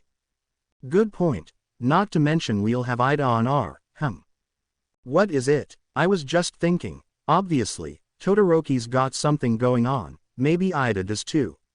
Izuku's eyes widened. Mina smiled and motioned for him to get their bags. As they started walking, she began to explain. I was talking with Asui and Tokiyami and they saw he's been spending a lot of time running errands. In fact, I met him on one. You know how normally when you ask him what he's doing he'll give a straight answer. Not so when I asked him why he was running supplies. Huh, that, definitely unusual. Izuku noted, his lips curved upward. That's actually kind of reassuring to know. Yeah, Ida could use a social life, maybe it'll teach him to be a little less uptight. And give us something to tease him over.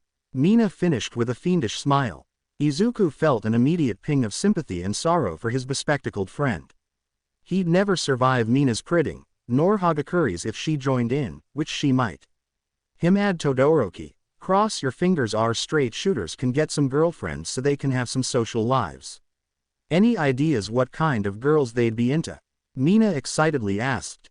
Izuku had a feeling that she was looking to him because she believed he'd get close to the right answer.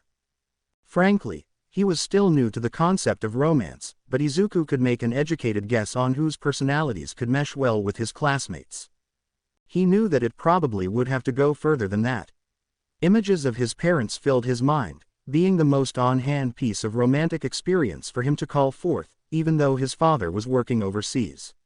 All in all, one could argue he didn't have much romantic history to go on, but he still tried. Izuku looked up to the night sky trying to put a picture together. He stopped in his tracks once he did. Mina stood beside him, curious as to what conclusion he'd arrived at. So, she began, who'd you come up with? What girls do you think are the ones for them? Only for Todoroki, I think. Momo. Gah, why'd you ask me if you were just going to shout that? Just wanted to see if we were thinking of the same person. She chirpily responded, you were thinking of her, right?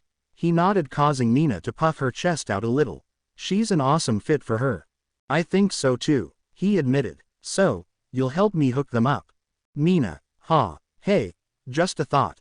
Besides, we'll only act if we have to. When you say it like that, I'm thinking of us dressed in white robes, sporting white wings, and bows with heart-shaped arrows. She was visibly impressed with his remark. You know, I don't think that'd be a bad look for you. Consider it the next step since you helped Todoroki open up. I hear you're able to do that with a lot of people, almost like it's another quirk of yours. Suddenly, the freckle-faced youth came to a stop and turned around. Mina turned with him, looking back to find they were practically at the edge of the beach. The night was in full swing, the ocean water reflecting the stars and the moon above. Its waves softly beat against the sandy shoreline as a natural melody you could lose yourself in. Izuku seemed to be lost in that melody, but Mina had a feeling that wasn't the case. He was looking at something else, something she couldn't see. Mina wanted to see it though, and maybe one day she would be able to see it. Sometimes I can't believe that some people talk about me that way. I mean, I was never that type of guy, he whispered. His eyes were still distant, still looking at that unseen thing. Mina was beginning to suspect that he was looking to the past. She watched his face move up and down the beach, recognizing the sense of familiarity in his eyes. She kept it to herself though. Sometimes it just feels so surreal. I feel like any second, I'm going to wake up, all of this will just vanish. It won't vanish, and you deserve this. After everything you do for so many others, you deserve this twice over. As he looked to her, Mina took the opportunity to peck him on the lips. And I'll be there to remind you of that every time. Thank you, Mina. You're welcome. Now, come on. Like you said, we better get back. They wouldn't be walking the entire way back, though Mina would have liked that. Izuku wouldn't have mind taking a few leaps to get back. He'd do it before, a great way to exercise and practice his control. That sort of thing couldn't exactly work now, at least not tonight. Maybe one day when they weren't carrying anything, and maybe on that day, she would know the truth about his quirk. On this beach, he'd struggled and struggled to prepare himself to inherit One for All. It was funny how he'd came back, with a girlfriend, the last thing he expected to have when inheriting his idol's quirk. The story of that inheritance involved Takoba Municipal Beach Park, now a popular leisure and date spot. Little over 1 year ago, that was a laughable statement, but thanks to Izuku's efforts, all the pollution had been cleaned up. He wondered what would Mina think of that story. Knowing her, she'd sing his praises from here to the United States on the other side of the ocean. Izuku didn't need praise from anyone else, not from the city's citizens or even the wildlife of the beach, just from her. But to get that, he'd have to tell her just a little bit of the truth. How much of it would he be able to tell her? A fraction? The whole truth? All those questions bounced about in his head, but he pushed them aside when he caught a bus with her back to UA as she leaned against his shoulder. Blissfully happy at the day they'd spent together, he decided he could wait on thinking about the future. For now, he was happy and content, and so too was the girl who'd stolen his heart. Heights Alliance, 7:15 p.m. It's not too bad. All heads turned to the pair of girls who'd been hovering around Izuku, who did his utmost best to prepare a serving of cookies as part of their dinner. As Bakugo had so eloquently put it, "Dumbass, you're making cookies, not cannonballs." Naturally, Izuku practically jumped, his head nearly hitting the ceiling and accidentally pushing aside Mina and Uraraka. "I'm sorry. I tried my best," Izuku squeaked. Mina looked to the blonde with a tiny glare that he briefly returned. Uraraka looked more concerned about Izuku. Then her gaze turned to Bakugo. The explosive student looked from Mina to her and something seemingly changed. The ferocity of his expression softened. "Gah, from now on, leave Deku out of anything involving baking. He sucks at it," he shouted to Ida and Yaoyorozu, who he was clearly holding responsible for the baking travesty that had taken place. "Have him do the dishes or something. He's better at that than he'll ever be at cooking." "He can get better." Mina sniped. A stray glance at one of her boyfriend's cookies and she was reminded of Bakugo's earlier statement. He called a cannonball. She was wondering if getting hit in the head with one would be a comparable experience. "Maybe, but not. He can practice using his own ingredients, not ours," he shot back. Sorry, Izuku muttered. "Bakugo, Mina's right. Besides, it's not like this is the first time someone's cooking has gone awry," Uraraka stated, and her words caused several of her classmates to grimace. It was practically an undeniable fact that Sato was the best cook in all of Class 1A. As fun as it was to have him around, they tried not to overly rely on him, which led to nights like this, them trying cooking on their own. The results were a mix of success and failure. Tonight was just one of those nights where making dessert didn't quite go the way we planned it. Nothing new, and it's just an opportunity for us to improve on. Well, that, or just go out to the store and book pre-made cookies. Kaminari mused in the background, then winced as Jiro subtly jabbed him in the side. Anyways, like Uraraka said, no sweet. We've all had our share of cooking mishaps, so out need to single out Midoriya. At the very least we can tell that he was actually trying to bake cookies, Asui mused. Beside her, Kirishima bristled, something that didn't go unnoticed by his former junior high classmate. Mina broke her glare at Bakugo to giggle at the still recent memory of his attempt at baking. "Grr. Just move aside and let me do the rest of the baking," the blonde boy grumbled. As for these, he reached over and grabbed one of the cookies, tossing it about in his hand for a minute.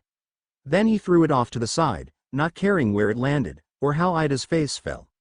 "Do whatever the hell you want with him, Bakugo. At least have the courtesy to throw them into the trash," Ida shouted. Ida, have you forgotten who it is you're talking to?" Mineta called from his place on the couch. Not seeing a talent for cooking, he simply chose to wait for the baking to finish and enjoy the delicious fruits of his classmates' labor. He had no problem waiting a little longer. Sighing in acceptance, Izuku stepped aside. His sorrow was short-lived as he felt a familiar hand wrap around his. Before he knew it, he was smiling as he stared into the bright yellow eyes of his girlfriend. She laughed as she did her job in driving away his sorrow, and all it took was a single look. A look that didn't go unnoticed. Uraraka didn't meant to stare, but she couldn't help but stare at the interlocked hands, and the mutual smiles. Her heartbeat sped up as she looked from their hands to their faces and back again. No one else had seemingly noticed, just her. That made it all the worst. "Oh, hey, Midoriya, Kirishima. We're getting some more fallout," Mineta shouted from the couch. The collection of teens snapped their attention to the TV, which had been playing the news for the last several minutes. Only a few had paid much attention to the report, but those that did weren't at all surprised. Even if it had been a solid week and a half, The fallout from the raid was still continuing. Such a thing was natural when it came to tackling criminal enterprises, especially ones that had one hell of an operation going. Luckily for the world, the Shi-Hasakai's operations had been halted before they could truly begin to take off. That was the good news that everyone had been celebrated. Izuku knew firsthand of the bad news though, the news that couldn't be discussed on national or international TV. He knew that in order to stop the Shi-Hasakai, sacrifices had to be made, sacrifices that would haunt him for the rest of his life. The faces of the ones who made those sacrifices flashed into his mind, causing his entire body to tense up with fear and sorrow.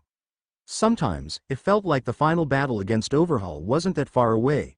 Izuku had woken up in cold fright believing that he was still in that battle, and he failed Eri. With a touch, he was reminded that he hadn't failed. A sudden breath escaping his lips, he looked to his right to find Mina looking at him, visible concern on her face. Izuku couldn't help but whisper her name, as if he were actually waking from some nightmare, and her face was the splash of reality he needed. The bright pink that was her skin and hair coupled with the black and yellow of her eyes chased away the mounting darkness that was bubbling within him. Yep, just like the sun, he thought while his lips began to curve into a smile, letting Mina know she'd intervened at just the right time.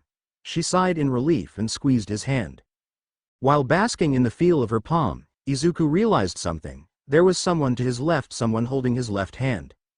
Remembering he wasn't alone, he turned to his left and briefly met Uraraka's gaze. Her eyes widened seconds before she fully looked away, seemingly embarrassed. Izuku suddenly realized that though somewhat on and off, she was the one that he often ended up beside. She also always seemed to intentionally seek him out to check on him, much like Ida, but a tad more often. The two of them were his closest friends, the two people he trusted most since coming to UA.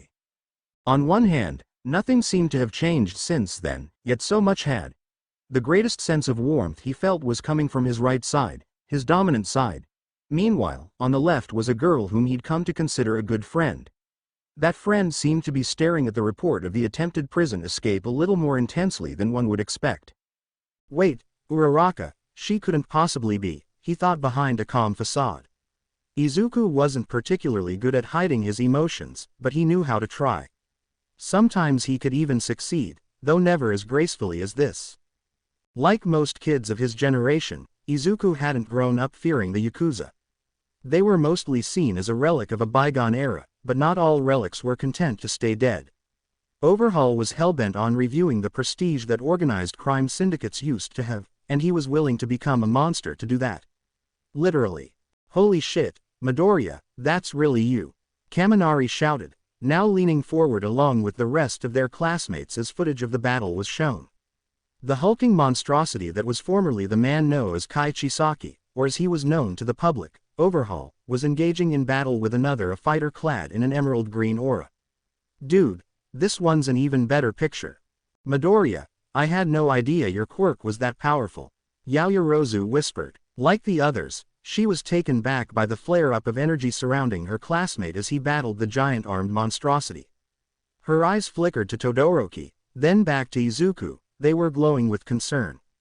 You didn't push yourself too hard, did you? Yeah, given how your quirk works, I'd imagine that you must have been feeling incredibly sore after all of that, more so than you would let on. Asui seconded. Her voice was tinged with just as much concern. At heart, Izuku actually felt a little bit relieved that all of his classmates were showing such concern for him. It was nice to know that they cared about him so much. Well, I won't deny that I was feeling pretty sore afterward, but not enough that I couldn't move around. Usually, when you use your quirk to such an extent, you end up breaking parts of your body. It's something that we all get concerned about, Shoji voiced. Izuku tensed up as he looked around him at the rest of his classmates, Uraraka and Mina being the last ones for him to gaze upon. They both nodded in full support of their masked student. But, we know that more often than not, you're doing it for a good cause. He had won. We all did. Kirishima spoke up. All eyes went to him, though his attention seemed focused entirely on Izuku. And briefly, Mina. In the back of his mind, he noted how close those two had been since they came back from town, and the fact that they'd apparently gone out together. He kept those thoughts in the back where they belonged. Midoriya was trying to save someone special, someone that I'm happy they're not showing OTV. He did, he plus ultra, like we're all trained to do. Him, and Lemillion. At the mention of the name, a shadow fell over the two boys, one that everyone, including Bakugo, took notice of. Though he was busy in the kitchen, his ears remained open and alert. He'd kept a loose eye on the news report playing, and he'd occasionally swerved his glance to his former childhood friend. Hey, can either of you tell us what really happened to him? Mineta questioned. There's a lot of rumors floating around. Fumikage stated. We've all refrained from believing anything too outlandish, but let's just say that we've had some people come to us trying to get an exclusive on what's going on. Especially since Overhaul's convoy was attacked. It fell to Todoroki to explain it. The latter statement caused Izuku's whole body to tense, a fact that went unnoticed by no one. Midoriya, we're not trying to pry you for information, but if you need to talk about what happened, you or Kirishima, we're here for you too. Izuku remembered when he and Kirishima first came back from their battle with the Shihasaiki. To say that they looked worn out would have been an understatement. Their classmates hadn't wasted a minute in going to check up on them. This is what it means to have friends. That's what he remembered thinking, and finding enormous joy in. He had that feeling again, but more intensely, and that was thanks to the girl at his right side. Izuku craned his head to the right to see Mina smiling at him, that same bright smile that he'd fallen for. Thanks, guys, he finally said. Yeah, seriously, I don't think we could have asked for a better set of classmates and friends. The redhead exclaimed. Hey, the cookies are almost finished, so start grabbing a plate. Bakugo shouted from over by the kitchen. Well, we came close to getting it exactly right. Mina noted, calling attention to the almost on-point timing. Hopefully next time. Uraraka sounded off, also a little disappointed by the offbeat timing. On the plus side, just a little while longer. No one calls dibs on anything. The cookies shall be distributed evenly. Ida declared. Kind of funny coming from the guy who can literally move as fast as the wind in the blink of an eye. Kaminari coyly cracked. Again, he received a jab in the gut curtsy of Jiro. Was this the reason why she sat next to him this time? Hey, maybe Bakugo will have baked enough we'll have a few extras lying around. Wouldn't that be nice? Mina off-handedly offered. Out of the corner of her eye, she caught her boyfriend's widened gaze. She shot him a slight wink that he caught before looking back to her original target. Ida flinched and looked away, a curious pink tint coloring his cheeks. Maybe Ida really is seeing someone. Izuku thought in utter bewilderment at what he'd seen with his own eyes. He knew what he'd saw, but he was still in shock at it. Ida seemed to be in shock himself, utterly speechless at how an aspect of his personal life had come dangerously close to being exposed. Yeah, I was definitely right to feel sorry for him. Izuku wasn't eager to pry into his friend's social life, but he had a feeling his girlfriend was going to have some other ideas. Would it be worth it to try to talk her out of some of them? He was left oddly excited at the prospect. That would be, well, it'd be best we distribute the leftovers to others. He finally said as a recovery. I'm not cooking any more than I have to. You idiots want there to be leftovers, then don't pig out. Shouted the night's current chief cook. Several looked to him and merely snickered in response to his declaration. Bakugo, of course, took it with a huff and grumbled to himself. Looking at him, Izuku had a feeling his old friend wouldn't mind using up a little more cookie dough tonight. For as much he tried to push people away, Izuku noted how he always seemed a little more at peace when he was cooking, just like he was at peace when he was drawing and writing. Another example was a new addition, the piece that Mina brought him. Her sitting next to him eating cookies and watching TV, that was peace, that was practically heaven. But Izuku had to wonder, what could possibly be higher than heaven?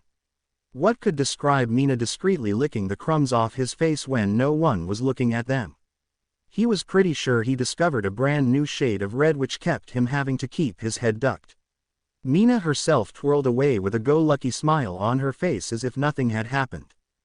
Could they really keep their relationship a secret until the festival? Had they kept better track of one of their classmates, they would have found the answer to be no, they couldn't keep a secret from all of them. But that was a dilemma that would come afterward, as when morning came, they would face a new one, or rather, Izuku would. 11:44 p.m. Hey, Izuku. Mina, he responded holding the phone to his ear. I'm okay. There was a pause on the other end, no doubt from her realizing that he knew the question she was going to ask before she even asked it. Mina wasn't exactly surprised. Though he could be a bumbling dork, Izuku Midoriya knew how to get the ball and stay with it. It was part of his charm. The call changed into a FaceTime session between the two of them. Not at all unusual for teenagers. For Izuku, it certainly wasn't the first time he'd done so with a loved one, but it was his first time with Mina. He smiled as he saw the bright pink color scheme of her room. In turn, she could see a little bit of his room.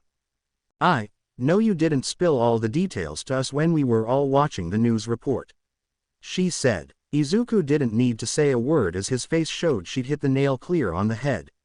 Are you worried about any of those guys attempting another breakout? No, at least not anything that law enforcement can't contain. Amazingly, Izuku actually found it slightly comical that a few of the Yakuza thugs had attempted a breakout of police custody. Some of them were real die-hard believers in apparently bringing back old crime. It was ironic that they were all quirk users themselves and seemingly longed for the days of more mundane criminal activity. It was a fleeting dream that went absolutely nowhere, something he could unwilling sympathize with. Now that they're locked up, I don't really think they'll be causing trouble for anyone, anytime soon. Then it's something else, isn't it? It's the fact that Overhaul was attacked mid-transport, right? The pink-haired woman pressed. Soft determination was coloring her eyes. It would only take a few wrong words for that softness to turn hard. Izuku, you know who went after him, don't you? His eyes widened. You know, don't you? Not for sure, he defended. Then who's your suspect? She followed up. His whole body tensed, and Mina could see it. She immediately regretted her intrusiveness. Sorry. Here I am calling you up before you go to sleep, and I'm pretty much making it impossible for you to sleep. No, it's fine. Truth is, I actually think it's better this way. It gives me someone to talk to about my thoughts. I don't really get to do this with a lot of people. Not even with All Might. She jokingly jabbed. His cheeks turned light pink. Mina, he's my mentor, but I know he's still busy. Even if he is technically retired from official field work. It means that he can now teach full-time, though he's no use when it comes to physical instructions, which kind of sucks. It wasn't the first time that she'd complained about the depowered state of the former #1 hero. She was far from the only one who complained. You know, from time to time, they still run reruns of his final battle. Do you watch some of them when they come on? Sometimes. It's hard to watch. You know it's not your fault, right? Izuku watched through the screen as she sat up and held the phone with both hands. From several doors away, she had his undivided attention. Izuku, that battle was balls out insane. There was nothing you could have done besides get Bakugo out of there, and you did. Those simple words caused his worn face to brighten and a smile to form, just as Mina wanted. I'm sorry you have to keep on doing this for me. Usually, I try not to be this moody. Hey, like I said, I'm the one that started this whole thing. It's just, I remember being glued to the TV watching the final battle. I saw the All Might we all grew up admiring, but then, when the dust settled, I don't know, I guess I was reminded of something I forgot. He's still human. Even All Might has limits, and even though he pushed past them, apparently, even his powers could be burnt out. I've heard it can happen, but to see it happen to All Might was just unreal. Her hands trembled and her heart raced at the memory. It wasn't the night that she'd been expecting, more so when she learned her classmates had been dead center of that mayhem. The fact that Izuku had been there, and given their current relationship, Mina felt a chill run up her spine. You know, every now and then I forget that heroes are still people, and that includes us. I know what you mean. Mostly, you're so in awe of them so much that you do forget that. The words were truer than Mina could know. Izuku couldn't ever forget the images of his mentor's deflated form, his true form as it was now. He'd known all along it was his true self, but the rest of the world hadn't until that battle's epic conclusion. That still didn't make it easy to see, or accept that it had finally become permanent. His eyes met Mina's, and he could instantly read her thoughts. I walked away from that battle pretty bruised, but I made it out alive. And whole, he added, holding up his right arm. Yeah, you did, and you beat the bad guy to save an innocent little girl to boot. I'd actually like to meet this little girl one day. Eri, I'd think it'd be pretty nice if you could meet her too. There was a pause as he shifted his gaze to the top of her head. Horn buddies, right, she grinned. Come on, it'll be awesome. You might have a point there. I'll think about it, though it may end up taking some time. Eri's been through a lot, more than I want to describe. As awesome as the idea seemed to be, Izuku knew that he had to be a bit realistic. Eri's trauma was likely going to be with her for the rest of her life, but something could be done to make sure that trauma didn't utterly consume her. He believed that Mina could help her do that. One day though, I'd love to introduce you to Eri. I'll be looking forward to that day. The same way that I'm looking forward to meeting your parents. And just like that, his face fell and his cheeks reddened. Hey, we sorta have talked about this at the mall. I'd love to meet your folks, and I'd love for you to meet mine. I'd love do that too. Maybe with the holidays coming up. Yeah, that's another fun thing. After the culture festival, we see A start planning for Halloween and the Christmas. Oh man, I can't wait for that. Admittedly, Izuku couldn't either. Halloween with Mina, he was both excited and terrified. Followed by Christmas with her, his heart fluttered with holiday joy that was still months away. That, he was cut off by a yawn, is something else I definitely agree with you on. Alright, I think it's time we brought this exciting day to a close, huh? See you in the morning, Izuku. She yawned at the end of her statement, showing that she was ready to hit the pillows as well. Oh, and thanks for today. Thank you too, Mina. Thanks for everything, and thanks for giving me a chance. In spite of the exhaustion nipping at him, he still found it in him to put all of his heart into those words. It was worth it as she smiled at him before hanging up. Izuku placed his phone beside him on the dresser, another yawn passing his lips as he slipped underneath the covers. The entire conversation had taken place in darkness on his end, the call being the sole illumination in his room. There was only darkness, which Izuku welcomed. Instead of nightmares, light came to him in the form of the day's events. Izuku went to sleep with a smile on his face and calmness in his heart. The next day, there together, All Might chuckled. Yes, I can see that, Midnight. The vixen superheroine fixed her old classmate with a grin. Personally, she found something undeniably sweet about the parental bond shared between All Might and his protege. From what she understood, Izuku didn't speak all that much about his father, though their relationship was by no means cold. The fact of the matter was, for the aspiring hero, there was a strong parental figure to be found in the symbol of peace. But as she'd seen, Izuku Midoriya wasn't a carbon copy of his mentor, and he was all the better for that. For starters, the green-haired youth had accumulated far more romantic experience than his mentor ever had. The young inheritor was in one serious relationship, which was already more than could be said for his mentor. How did Midnight know this? Well, she had an eye for these sorts of things. Anyone who knew her probably wouldn't have been surprised by that. All Might certainly wasn't. I'm happy for him, and Miss Ashido. Young Midoriya will be good to her, the skeletal-looking man said with a warm smile. Though she was smiling, Midnight's was of a different variety. Oh, he will be, and in turn Mina will be very good to him as well. Her fellow teacher chose not to comment on her remark, and it was for the best that his protege and his girlfriend have no idea that they're watching them. So, you think they could end up becoming a duo? And I mean an actual duo instead of hero and sidekick. Hey, I think we both know that Miss Ashido is not the type to play sidekick, nor would Izuku see her as such. The retired hero noted. Midnight cast him an aside glance. You're right there, she's far too spirited for that. Not to mention she'd likely remind him that she's his equal in this partnership. She'd have to, for his sake just as much as hers. Her words weren't said in an accusing manner, but the undertone was there. Yes, that would be, for the best, for both of their sakes. The blonde admitted. Her eyes softening, the black-haired woman placed a comforting hand on her senior's shoulder. It was clear to many, especially the UA staff, that All Might saw a great deal of himself in Midoriya. They all saw the similarities as well. While that was cause for praise in some areas, in others it was cause for concern. All Might knew that as well. It was the boy's dream to be like his ideal. That was admirable, but it was impossible for one person to be an exact replica of someone else.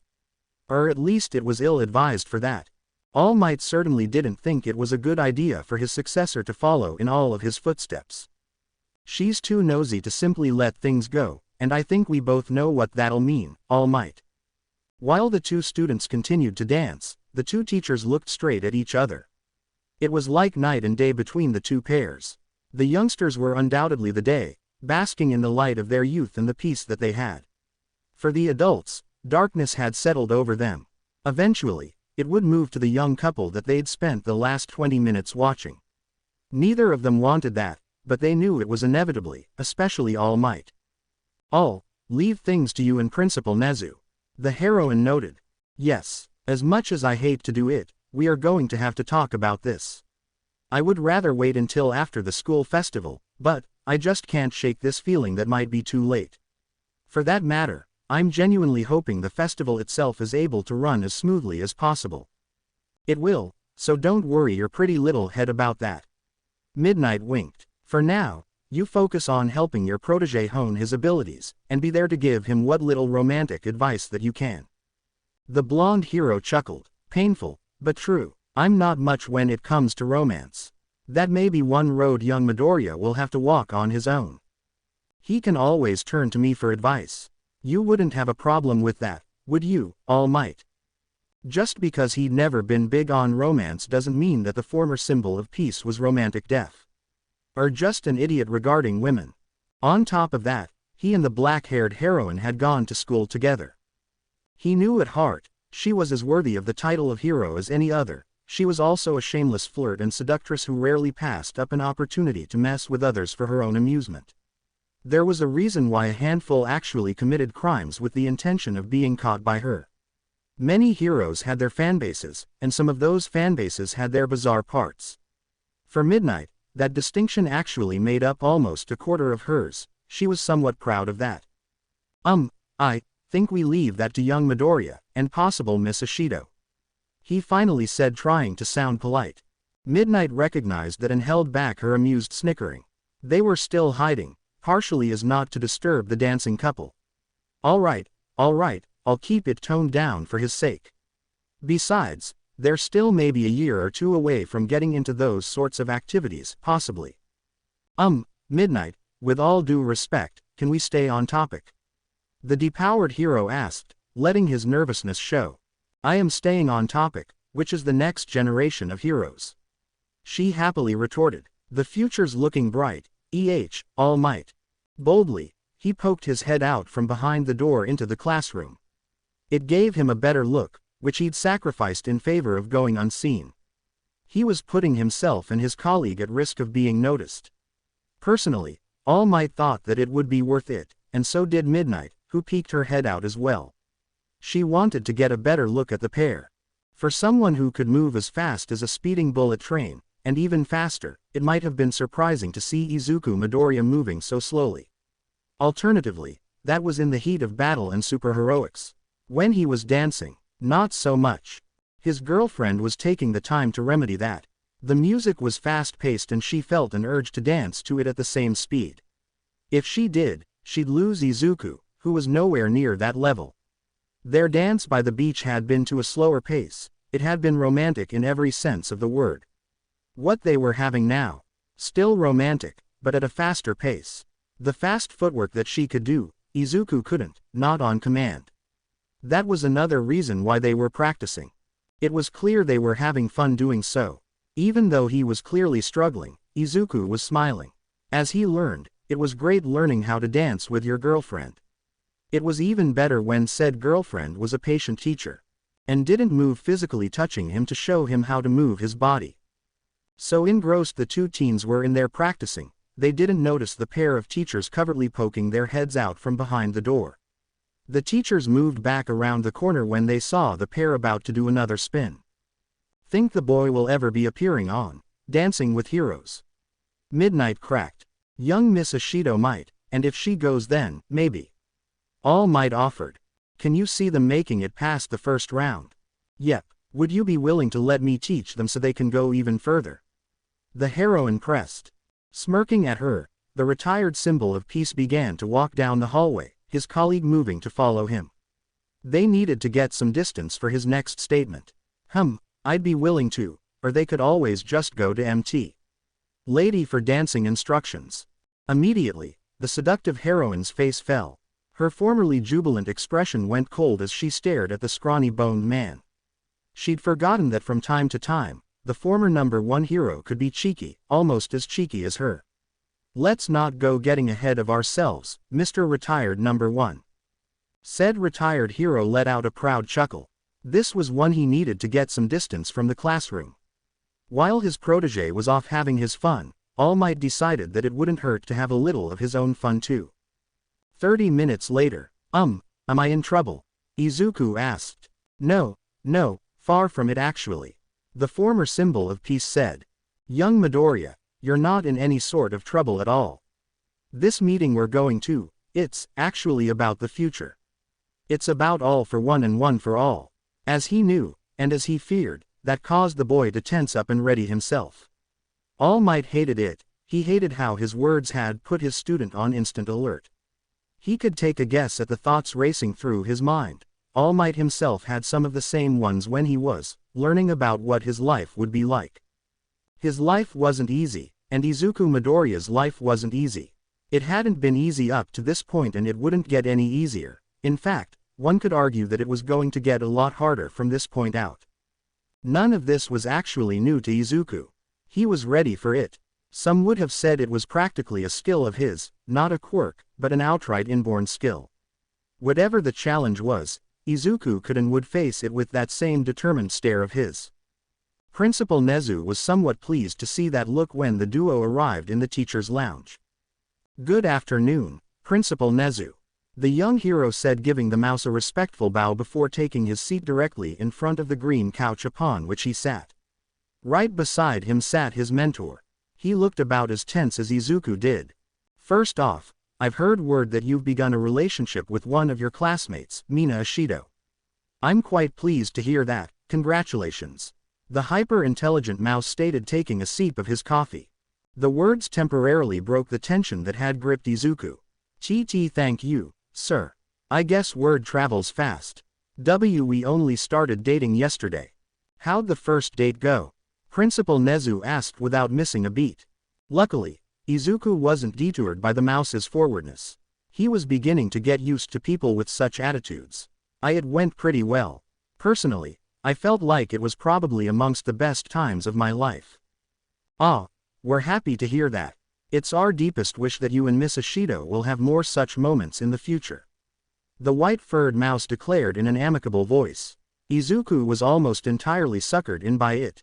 Almost. But the future is why I had All Might bring you before you two began your training. Looking to his mentor, Izuku spattered out. This is about her potentially finding out about One for All, isn't it? Rather surprisingly, both men raised their eyebrows in surprise. I've thought about it myself, Izuku admitted, his gaze drifting down toward the table. All Might's gaze softened as he realized that such a thing was only natural. His successor had one hell of a thinking mind. In fact, sometimes All Might wondered if Izuku thought too much. You're right, that's the focus of this discussion we felt we needed to have. Young Midoriya, there is absolutely nothing wrong with you beginning a relationship with someone. In fact, we're all quite supportive of it. It's for the best that you know that this relationship may be put through certain stress. For the first time, the principal's expression lost its usual cheer. Not even the hot and bitter taste of coffee could mask the sadness in which he was speaking with. Midoriya, as the current inheritor of One for All, you have a massive target on your back, even with All for One imprisoned. Which we're hoping he will stay. Izuku wondered if that was meant to convince himself or them, maybe all of them. Regardless, there are still threats out there. Tamura Shigaraki and the League of Villains primarily. All Might clarified, we have reason to believe that he may have been the one to attack Overhaul's convoy. Why yeah, I figured it was him a while ago. He was after Overhaul's quirk erasing bullets. Just thinking about them filled him with fear and unease. It was a combination of the trauma Eri had gone through and the trauma that he had gone through in regard to Overhaul's mad quest to perfect them. Has he tried going after Eri? No, both Mouse and Man said in unison. It was a spontaneous event, spurred on by the concern that they both shared for the teenager in front of them. In most cases, one would have assumed he would have been trembling in fear, but the fear wasn't all-consuming. While we believe the League's gone underground, they are not the only threat out there. There have been reports about some new villains attempting to fill All for One's place, just as you are training to fulfill All Might's place. As we all felt that night months ago, one age has ended, and a new one has begun. The principal of UA explained, his voice heavy as if each word were a weight being dropped on him. In truth, the one bearing them was the young man across from him. He was handling the pressure remarkably well. The Mouse and the man beside him were both impressed and troubled by that. Have any of those people made a move towards me? Asked the green-haired boy with a tight voice and laced fingers. So far, no. Thankfully no. All Might answered, quick to ease the tension gripping his successor. He breathed an internal sigh of relief as Izuku let out an external one. But that brings us to the focus of this talk. Young Midoriya, we know this may sound harsh, but you mustn't let Miss Ishido know of One for All. The tension came back as his face tightened. I know, All Might, Principal Nezu. I know that I can't tell her any of it, and frankly, I'm a little scared too. That is not wrong, Midoriya. The principal softly offered. Being a hero and being in a relationship are dangerous things, but as the inheritor of One for All, you are in an especially precarious situation. If All for One were go find out, I'm sure, even from prison, he'd attempt to use Mina Ishido as a way to get to you. He'd use it as a way to get to One for All. Izuku immediately deduced. He looked to his mentor, who'd also been the quirk's previous wielder. The grave look on the retired hero's face affirmed what Izuku thought, that he'd come to this same point before. Maybe not with a serious romantic partner, but someone close to him. Izuku's stomach twisted into knots as he remembered how secretive he'd been to the point that not even his tech support, David Shield, knew the full story.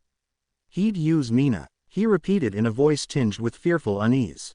Regardless of whether or not she knows anything. His mentor clarified, clearly not liking doing so. That said, we're not going to tell you that you two can't be together. Just that you hold off on telling her the truth.